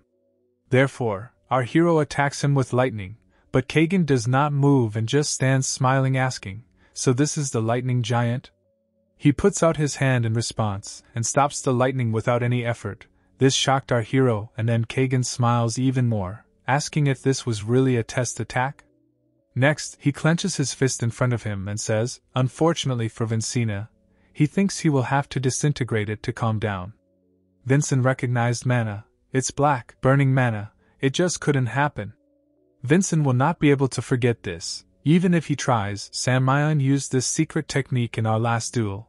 This technique, by burning his vital forces, greatly enhances his magical abilities. The Meridian of the Red Emperor. Kagan grins horribly at this time and wonders if the guy sees it, if he knows it, so he really doesn't know anything. Immediately after that, he rushes forward saying if he even knows how to stop it. Our hero puts the sword in front of him, preparing to stop him. He understood that he needed to block the blow with a crimson lotus, but as a result, he does not succeed. He didn't even understand how they managed to hit him, and Kagan was already behind him, having wounded his shoulder. Then our hero wonders where he got such speed from. A completely different effect, Vincent notes. This guy was able to surpass even the young Kagan, but even so, Kagan is bleeding from his mouth and nose. But this does not stop him, and he will attack again, saying that Vincent thinks too much. Then our hero manages to stop him, albeit with difficulty. Next, Kagan is interested in the loss of the smug look from the first and second stages and why he does not behave like this. In parallel, he strikes a series of blows at our hero, but he hardly reflects them.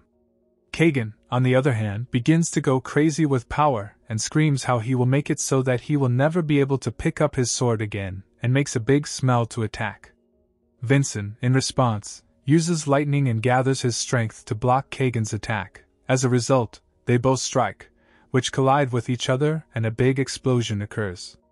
The explosion was very large and strong, which Khan and Valkia watched. After the explosion, a lot of smoke was formed from which our hero escaped whole and alive, thinking in parallel, the Red Emperor is not suitable for long battles. If you calculate the time correctly, you can defeat the Kagan.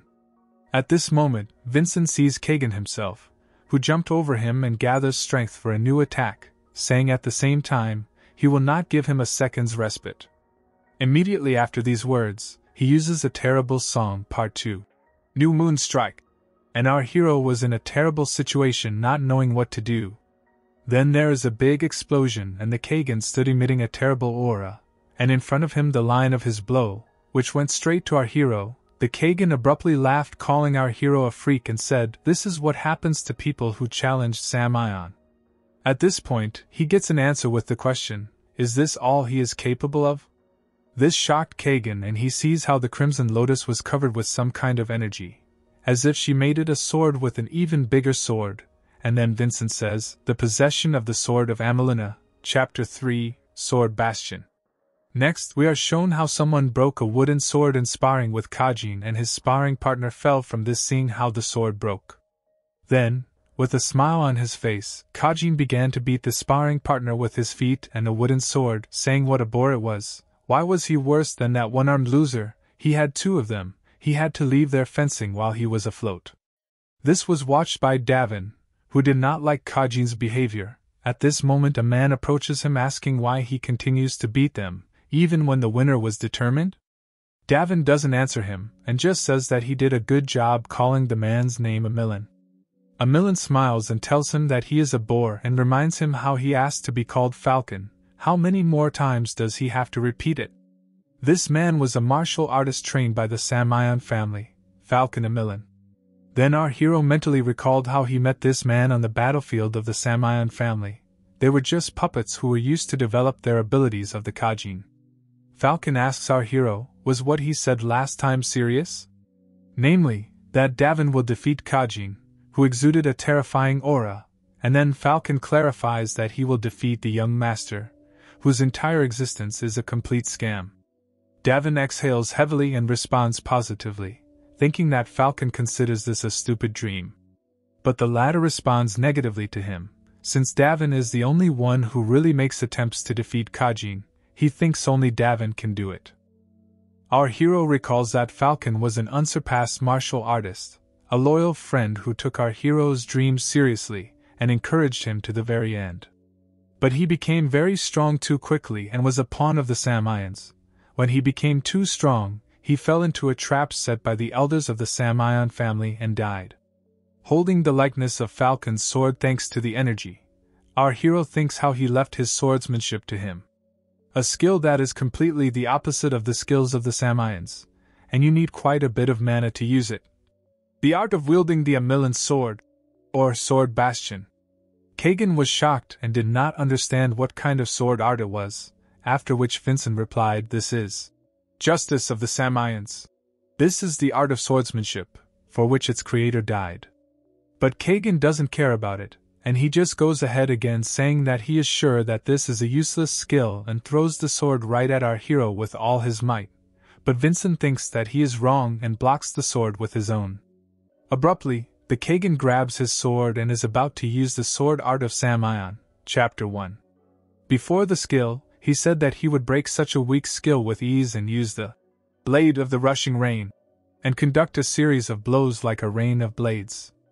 Our hero blocks them and thinks what an incredible pressure, as if he is fighting against the young Kajin again, but it's not him. Then Kagan is about to finish and says how he will finish him with his next move and suddenly disappears, which surprised our hero. The audience was also surprised, as they themselves saw how the young Mr. Kagan disappeared. He would appear out of nowhere, as in the second stage, they assumed. Vincent smiled and agreed with this, dodging the blow as if he looked into the future. This greatly surprised Kagan, who did not believe and did not understand how he predicted the direction of the attack. Then Vincent tells how he always lands with his right foot in parallel. This gathers the forces of his lightning giant. Then Vincent says, "Now the Kagan will burst into the air to dodge, isn't it?" This is exactly what he does when attacking our hero, and Kagan is preparing to attack in earnest, not realizing what kind of tricks Vincent is using. But suddenly Vincent appears right in front of him and responds. He likes to hit from top to bottom because of his arrogance. Vincent carries out his attack and Kagan manages to dodge. Vincent smiles at this and continues to speak. He could easily deflect this blow. In parallel to the battle, he thought that now he was sure that Kagan was using the same strategies as Kajin. In a normal situation this would mean that he was incredibly strong, but in his case everything is different. Because no one else knows Kajin's swordsmanship as well as our hero knows it.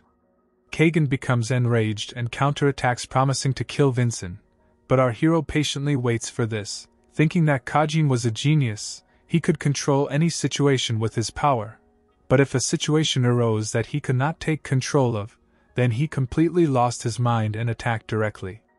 This pleased our hero, who was gathering forces to attack, and he also thought that the guy had adopted the shortcomings of Kajin, so he uses the art of wielding the Amilin sword, Chapter 1. Double cut of the great sword. The Kagan was too close and Vincent was waiting for this. after which he resolutely spoke as he was advancing and conducting an attack like the Kagan. As a result, their blades met and the Kagan sword breaks in half. This shocked the Kagan, and the crowd was delighted, shouting how the Kagan sword broke. Vincent most likely won. To think that Adenka would win in all 3 stages, it's a miracle. Vincent is having a hard time holding on because of his heart, and thinks that fortunately everything ended quickly. The absolute incision is not the only skill that negatively affects his heart. But at this moment, Kagan explodes with his mana and tells him not to make him laugh, since this stage is not over yet. Our hero did not understand what was happening to his mana. Her concentration became stronger, and then Kagan says since he is still a beginner, it can be dangerous. But he is not the only one who hid aces up his sleeve. Then his broken sword is restored by some kind of energy, and he pronounces, with the blessing of the god of swords Kashak, the sword of the soul. Khan and Valkia were surprised and did not understand when the boy managed to get the feature. The blessing of the god of swords Kashaka grants its bearer an incredible talent in fencing. When reaching its peak, the owner receives another feature, and the power of this feature turns your sword into another component of the image. Thus, Kagan is now at the peak of its 4-star milestone. At this moment Vincent did not see it, but was shocked not understanding what kind of feature it was. Vincent tells him that he has already spent most of his strength on the power of the Crimson Emperor. It will be dangerous for him to use even more power. But the Kagan did not listen to him, and thanked him for his concern, but wished him dead and immediately rushed to attack Vincent. Our hero understood that he still had strength left, and as a result blocked the attack of the Kagan with his sword. As a result of the collision of forces, there is a resonance like an explosion to the entire arena. The audience was almost blown away, and they said that the wind was so strong that it came straight to them. Meanwhile our hero barely restrained the Kagan, and suddenly his sword began to break over the onslaught of the Kagan. Young Samion told him he risked his life during the 2nd stage, just for the sake of this grin, in which case he decides to risk his own. Even if his body disintegrates due to the power of Kashak, he will destroy it. Vincent thinks at this moment that it is good. He behaves exactly like Kajin. Vincent also refuses to lose to him, even if he has to put his life on the line. Then came a series of crushing blows and blocks from both swordsmen, but Kagan was advancing and Vincent was not going to retreat. As a result of a series of blows in an instant, our hero's sword breaks and the Kagan laughs at this, shouting that it broke. At this moment, a fist with lightning appears near Kagan's face, which he barely manages to block and eventually casts a couple of meters away from Vincent. After that, he stops and Vincent manages to catch his breath, thinking, they have reached their physical limits, he will put everything on the last blow. Kagan uses the Navy of the Scarlet Song, the last chapter, while Vincent, chapter 3, the absolute cut, an alternative form. After that, they both use the skills of Kagan, Bloody Full Moon, and Vincent, Lightning Giant final chapter. At the same time, our hero thought just as absolute cut with the power of a lightning giant, break through the target and blow it up. This is exactly what happens, which is why Kagan does not see anything, but suddenly notices how Vincent appeared above him and the Sword of the Bastion. At that very moment, Kagan realized, thinking about it, Vincent used his last move to form a smoke screen and made him blink. Before the blow itself, our hero thought that everyone should look carefully from the Samion family. From that moment on, Adenka and Samion will become blood enemies. As a result, he delivers a crushing blow to the Kagan and the headmistress says how the young master was incapacitated. After that, everyone froze in anticipation of the main announcement. Valkia was puzzled and Khan was proud. Helga announced with full pride how Cadet Vincent Adenka became the winner of the 3rd stage.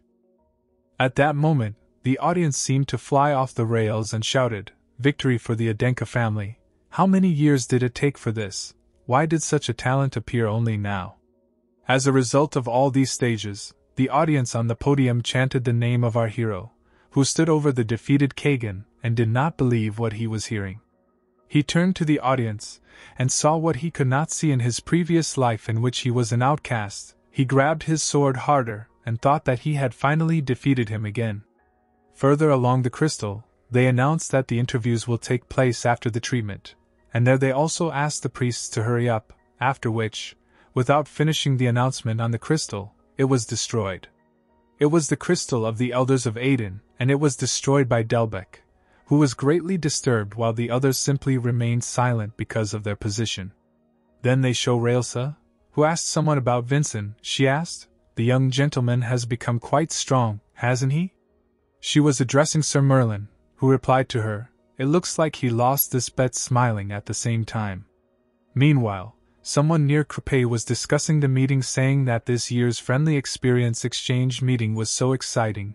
The interlocutor confirmed this by saying that both participants were great, which the first person agreed to, noting that both were very strong. Then the first person asks, "What does Sirkan think? Would the guy be able to defeat those two?" Then Sirkan replies that the young master is equal, since he is very strong, the representative of the family, which is on a par with the families of Adenka and Samion, is he, the Star Valtakan. The guy himself was thinking for Vincent, and what an asshole he is. He wants to fight him and thinks, is there any way? At this moment, a good idea comes to him, which he tells Sirkan. He is sure that since Vincent is a cadet, he spends his every day in the fortress. Then he asks to contact his father, since he also wants to enter the Crimson Fortress. After that, we are transported back to our hero, who just opened his eyes and did not understand where he was. This is not a fortress. He also remembered exactly how he rested after defeating Kagan, but this does not explain his location. Then he realizes that he is most likely in the world of his memories that he saw earlier. Suddenly there were some strange hands that reached out to our hero. It was a lot of different warriors in armor, and our hero took up a sword. Then they all attacked Vincent, and he realized that they had not come with good intentions. He uses his sword and kills all the evil spirits that stand in his way. He also thought that the feeling of a cut blow was like that with Malone under the influence of an evil spirit, after which it dawns on him that this is the evil spirit of the great demon Daven. At that moment, Kajin himself appeared in front of him, who said, "Here you are, one-armed Daven," and smiled at their meeting. Then Vincent BVL was shocked and asked what Kajin was doing here? But he doesn't answer anything and rushes at the guy with the words, so that he disappears from his eyes, calling him Daven. The guy could not move due to the strong pressure of mana, as a result of which someone's sword flashed in an instant and cuts Kajin into two parts. Our hero recognized this light, and Aslan appeared in front of him, who wasted no time and immediately turned to him. But there was no time, and Vincent did not understand what all this could mean. At this time, in front of him, Kajin turns into something sinister and powerful, which Aslan and Vincent pay attention to. The guy was very shocked by what he saw and could not believe his eyes. Then Aslan replies, "This is a great demon, and he is the culprit of everything that happened." Then Aslan explains that there is no time, he must have already found out about Vincent's existence. And then he grabs our hero and says that he must return them. He asks Vincent to go beyond Samion and look at the truth that he left for him in the eyes. Vincent was very surprised by these words, but Aslan did not explain anything else. He only said, "From now on, everything depends on himself." But Vincent asked him to wait. He needs to ask so much, but does not have time, because Aslan jumped into battle with the demon. At this moment, our hero hears how he is being addressed already in the real world. Opening his eyes, in front of him in the room were the rest of the cadets of the 9th rank. Selvira was worried about him and asked if he was okay. Did he have any pain? Did something happen?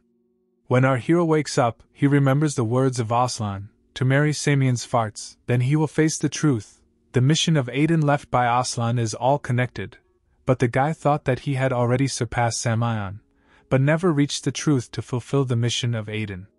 Then he wonders in thought, does he need to fulfill any more conditions? At the same moment, the head of the Adenka family, Khan Adenka, enters, who asked for forgiveness for an unexpected visit to the cadets of the 9th rank. This shocked everyone present, and everyone immediately panicked, saluting without noticing it, but he replied that it would not take long and asked the guys to relax. Selvira could not accept this. So the head of the family himself is here. Then Khan comes up to his son, and with a smile on his face says how well he tried and kept his promise. Because of this, he decides to award a reward to his son and asks what he wants. At this moment, our hero realizes this is the chance he was looking for, as he lacks the very foundation. Then he answers his father that he is still not an Adenka. He needs a master who will teach him how to wield the Adenka sword. Khan asks him, does he know what the Council of Elders doesn't like? He responds positively. But today he defeated Samion and became one step closer to his family's mission, and yet, if they are against appointing a mentor for him, he himself will become dissatisfied with the advice of the elders. Khan liked this attitude very much, who could not help smiling, after which he would reply that then he would also be unhappy with them and ask to go with him. Then they go down to the first floor where Mrs. Railsa and Sir Merlin were standing, which surprised our hero very much. He was glad to see Railsa, as they had not seen each other for a long time, and Sir Merlin, who was surprised that he was remembered. At that moment, he smiled because he remembered how Vincent promised to remember Merlin's name at their first meeting, and this fact pleased him. He really remembered. Railsa tells how Merlin is an 8-star warrior with incredible mental abilities. She thought Merlin would be a good teacher for Mr. Vincent, so she recommended him. Then Merlin himself takes the floor and asks permission to introduce himself officially. He is the former head of the White Sword Corps, currently a member of the Yellow Dragon Corps, Merlin Pilko. Our hero was shocked by this and asked Merlin again, did he say Merlin Pilko? At this moment, it turns out that this was the real surname of Aslan, who once abandoned it and called himself Adenka. At that time, Valkia was sitting on the throne in the castles of Samions and asked if her son understood that he had lost. She explains that Vincent saw through him. On the other hand, he completely lost his cool and could not control his emotions. As a result, this shame will be carved on his hand. Kagan bowed his head and asked his mother for forgiveness, but she calmed him down, since defeats also have benefits, after which she grabbed him tighter and said if he repeated the same mistake, she would cut his tendons herself. He smiled at her and told her what he would mean, but in fact he was furious at the defeat.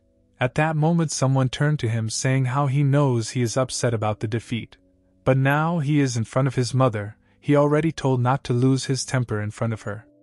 Kagan looked into his shadow and called the spirit, ancestor, who said, there you are, one-armed Daven. We were returned to Vincent, who was shocked to learn Merlin's last name. He confirmed it and asked if there were any problems with it, to which the guy replied negatively. He replied that he could not even think that Sir Merlin was above him in status. Then Railsa explains that the Pienko family is one of the oldest families of knights, like Adenka. This is an ordinary family, not particularly high or low in status, and then the guy calmed down after realizing this. He also did not understand how to understand this at all. The Pienko family definitely changed their surname to Adenka. Then why does Pienko still exist separately? At this point, Railso agrees that now that Merlin has registered at the fortress, he can start working as a teacher from tomorrow. Then Sir Merlin turns to Vincent saying the next time they meet, he will treat him as a student. Then he apologizes in advance for rudeness in the future. Vincent promises to be a humble student. The father also asked his son to be diligent, to which Vincent also made a promise. At the same time, Khan thought that this was how it should be, and who knows what those elders who dare to stand in your way can do. Meanwhile, in the elder's office, Delbecq speaks out loud. As a result, what they feared happened. Vincent became the hero who defeated Samion. They can no longer stop his growth. Then he turns to Elder Tillabam with the question, how is he going to handle this situation now? He admits the mistake and replies that Vincent's growth went beyond their expectations, but asks him with an emphasis on their expectations? Fidinel asks if this was not his own plan, and the others remain silent, thereby supporting Fidinel's judgments. The old man sat puzzled by the fact that the others were thinking how they could cut off their tails like lizards and remain innocent, and thus want to denigrate and get rid of him. At this point, he suggests to the others that they need to develop countermeasures and immediately take us to the elder of the Samion family, who was shocked by something, and there was a lot of blood around. He fell from shock, and next to him were the corpses of Albert's magicians and the main one from the tower. The elder asked why she was doing this. It was the head of the Samion family, Valkia Samion, who answered him. On the contrary, she wanted to ask this question, why did they incite these magicians? While he was wiping his sword of blood, her face was terrifying and she ordered him to answer immediately. Elder Holloman couldn't answer normally out of fear, but he answered anyway. He just wanted a perfect victory for Samion. Valkia hits the wall next to his head and asks, in the end, was the perfect victory in the hands of the Samions? Then she keeps saying, political machinations and lies, as she hates it the most. Such things don't suit a warrior, don't they? Because of all this, she has never had a fair fight with Khan, Valkia thought then, and continues to tell the elder, these people never belong to either the Tower of Magicians or the Union. She will achieve this for the sake of Samion's honor. Then she turns around and talks, however, to Samion's old friend. She can't do anything with her own hands, so she begins to crush him with her gaze and aura, adding that he should sit quietly, take care of the flowers and the estate. He humbly lowered his head and said how he understood everything she said. After that, the elder came to his room where he was given a crystal. Then he answers the call of Tilavan Aiden. Holloman immediately breaks down asking, shouldn't they have blocked the second and third gates? Tilavan replies that since Khan and Valkia have appeared, nothing more can be done. Besides, Vincent's skills have exceeded all their expectations. But Holloman replies that this is not an excuse, and that he and Holloman himself, if this continues, they will not be able to avoid responsibility for not stopping Vincent. Then he says, now the problem is not with the Council of Elders. They have already fallen out of favor with him, so we need to make a plan as soon as possible to get rid of Vincent. Meanwhile, our hero was lying in his bed and asleep, when he suddenly felt something terrible and woke up abruptly. Opening his eyes, he managed to notice the blade's blade right next to his face, and with great difficulty manages to dodge it. He immediately takes up his sword and prepares to attack, asking the unknown who he is and how he got here. The unknown one says that he was definitely asleep, so he has a good feeling. Then Vincent understands that Sir Merlin is in front of him. Merlin replies to him that it's already midnight and tells him to call him a teacher. Then he continues to talk, however, a good feeling, but the observer lags behind. Next, he asks if the work environment does not seem strange to him. After that, our hero discovers that he is not in the hostel and Merlin explains, this is a magical dungeon used in the first gate. It was created by the previous head of the fortress. If Vincent gets a pass-through during training, he will release him from here. Until then, leaving here with his strange sword is prohibited. But Vincent did not quite understand what it all meant. Then Merlin answers him how he is going to tear up and then fix his giant, since his personality got up clumsily. Vincent asks, what does it all mean? Merlin answers in parallel and takes something out of his pocket. He did not quite understand his strength. This is the primary problem before talking about the Sword of Aiden. Next, he took out a certain pendant and said this is a special pendant processed by magic. If someone else touches it besides him, it will self-destruct. Then he gives the order to destroy this pendant. Until then, even if he does not think about the ceremony of handing over the Sword of Aiden.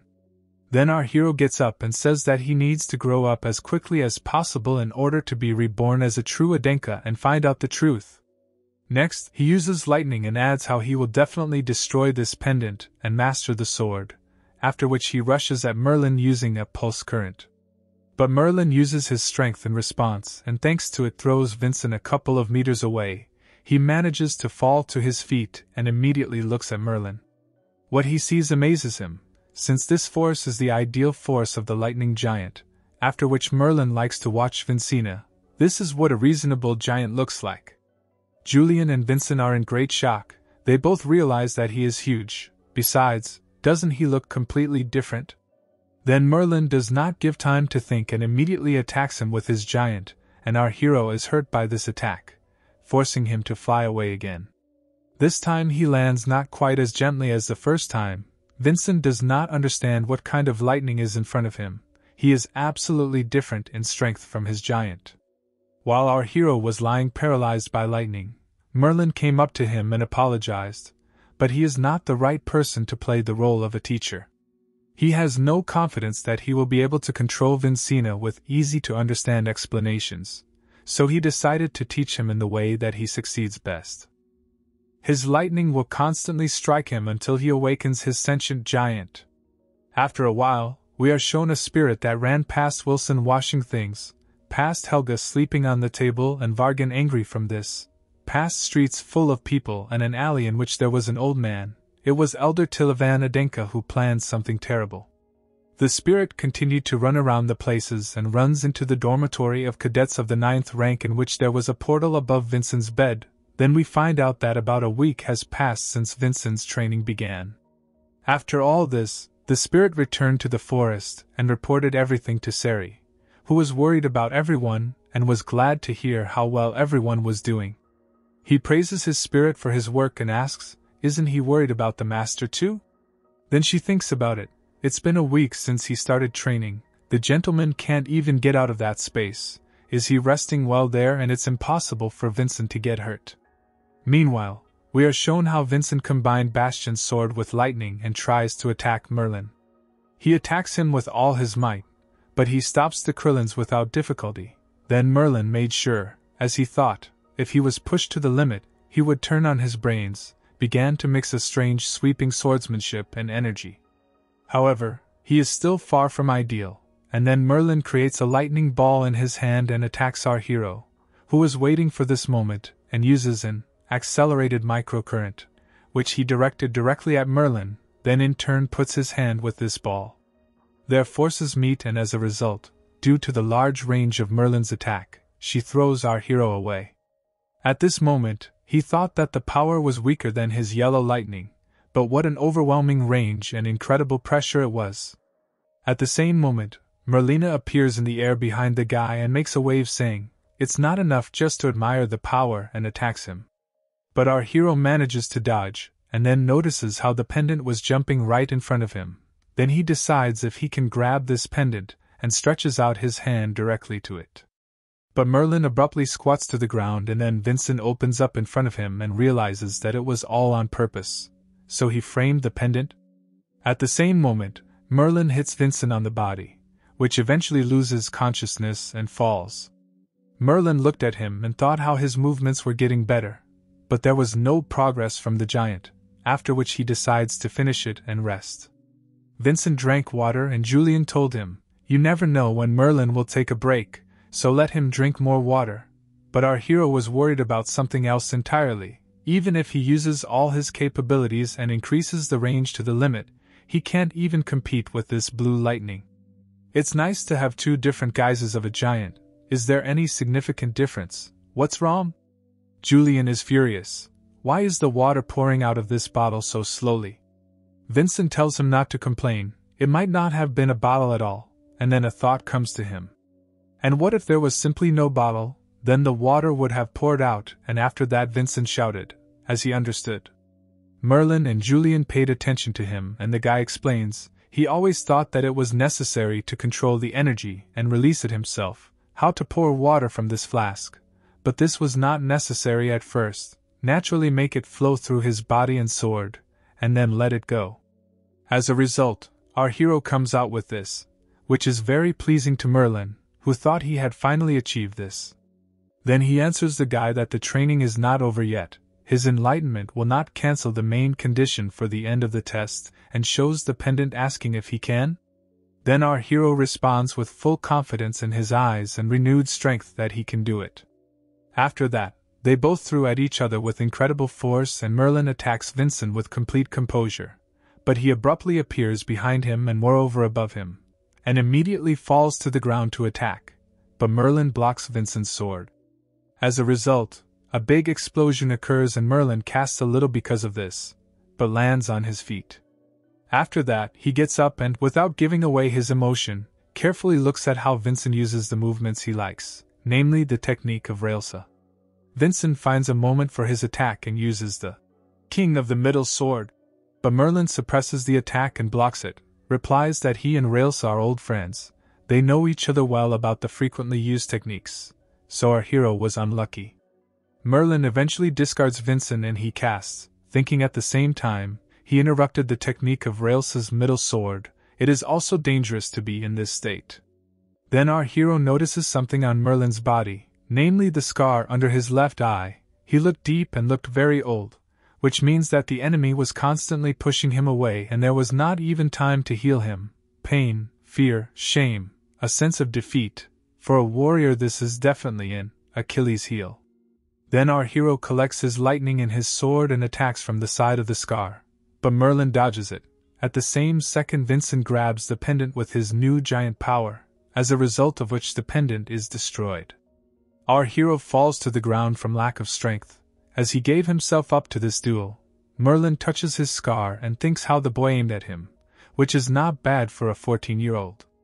Next, he tells his student, the test is passed, he will teach him the art of the Sword of Aiden, which made our hero happy in autumn, and Merlin told him to look forward to it. It will be much more painful than it was now.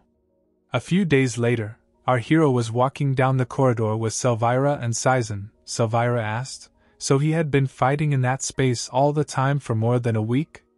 Saizen replied that he spoke like Vincent was incomparable. But Vincent himself believed that there was nothing special about it. Yulion replied that the current young warriors do not do this. At the same second, Sari runs to them worried about something.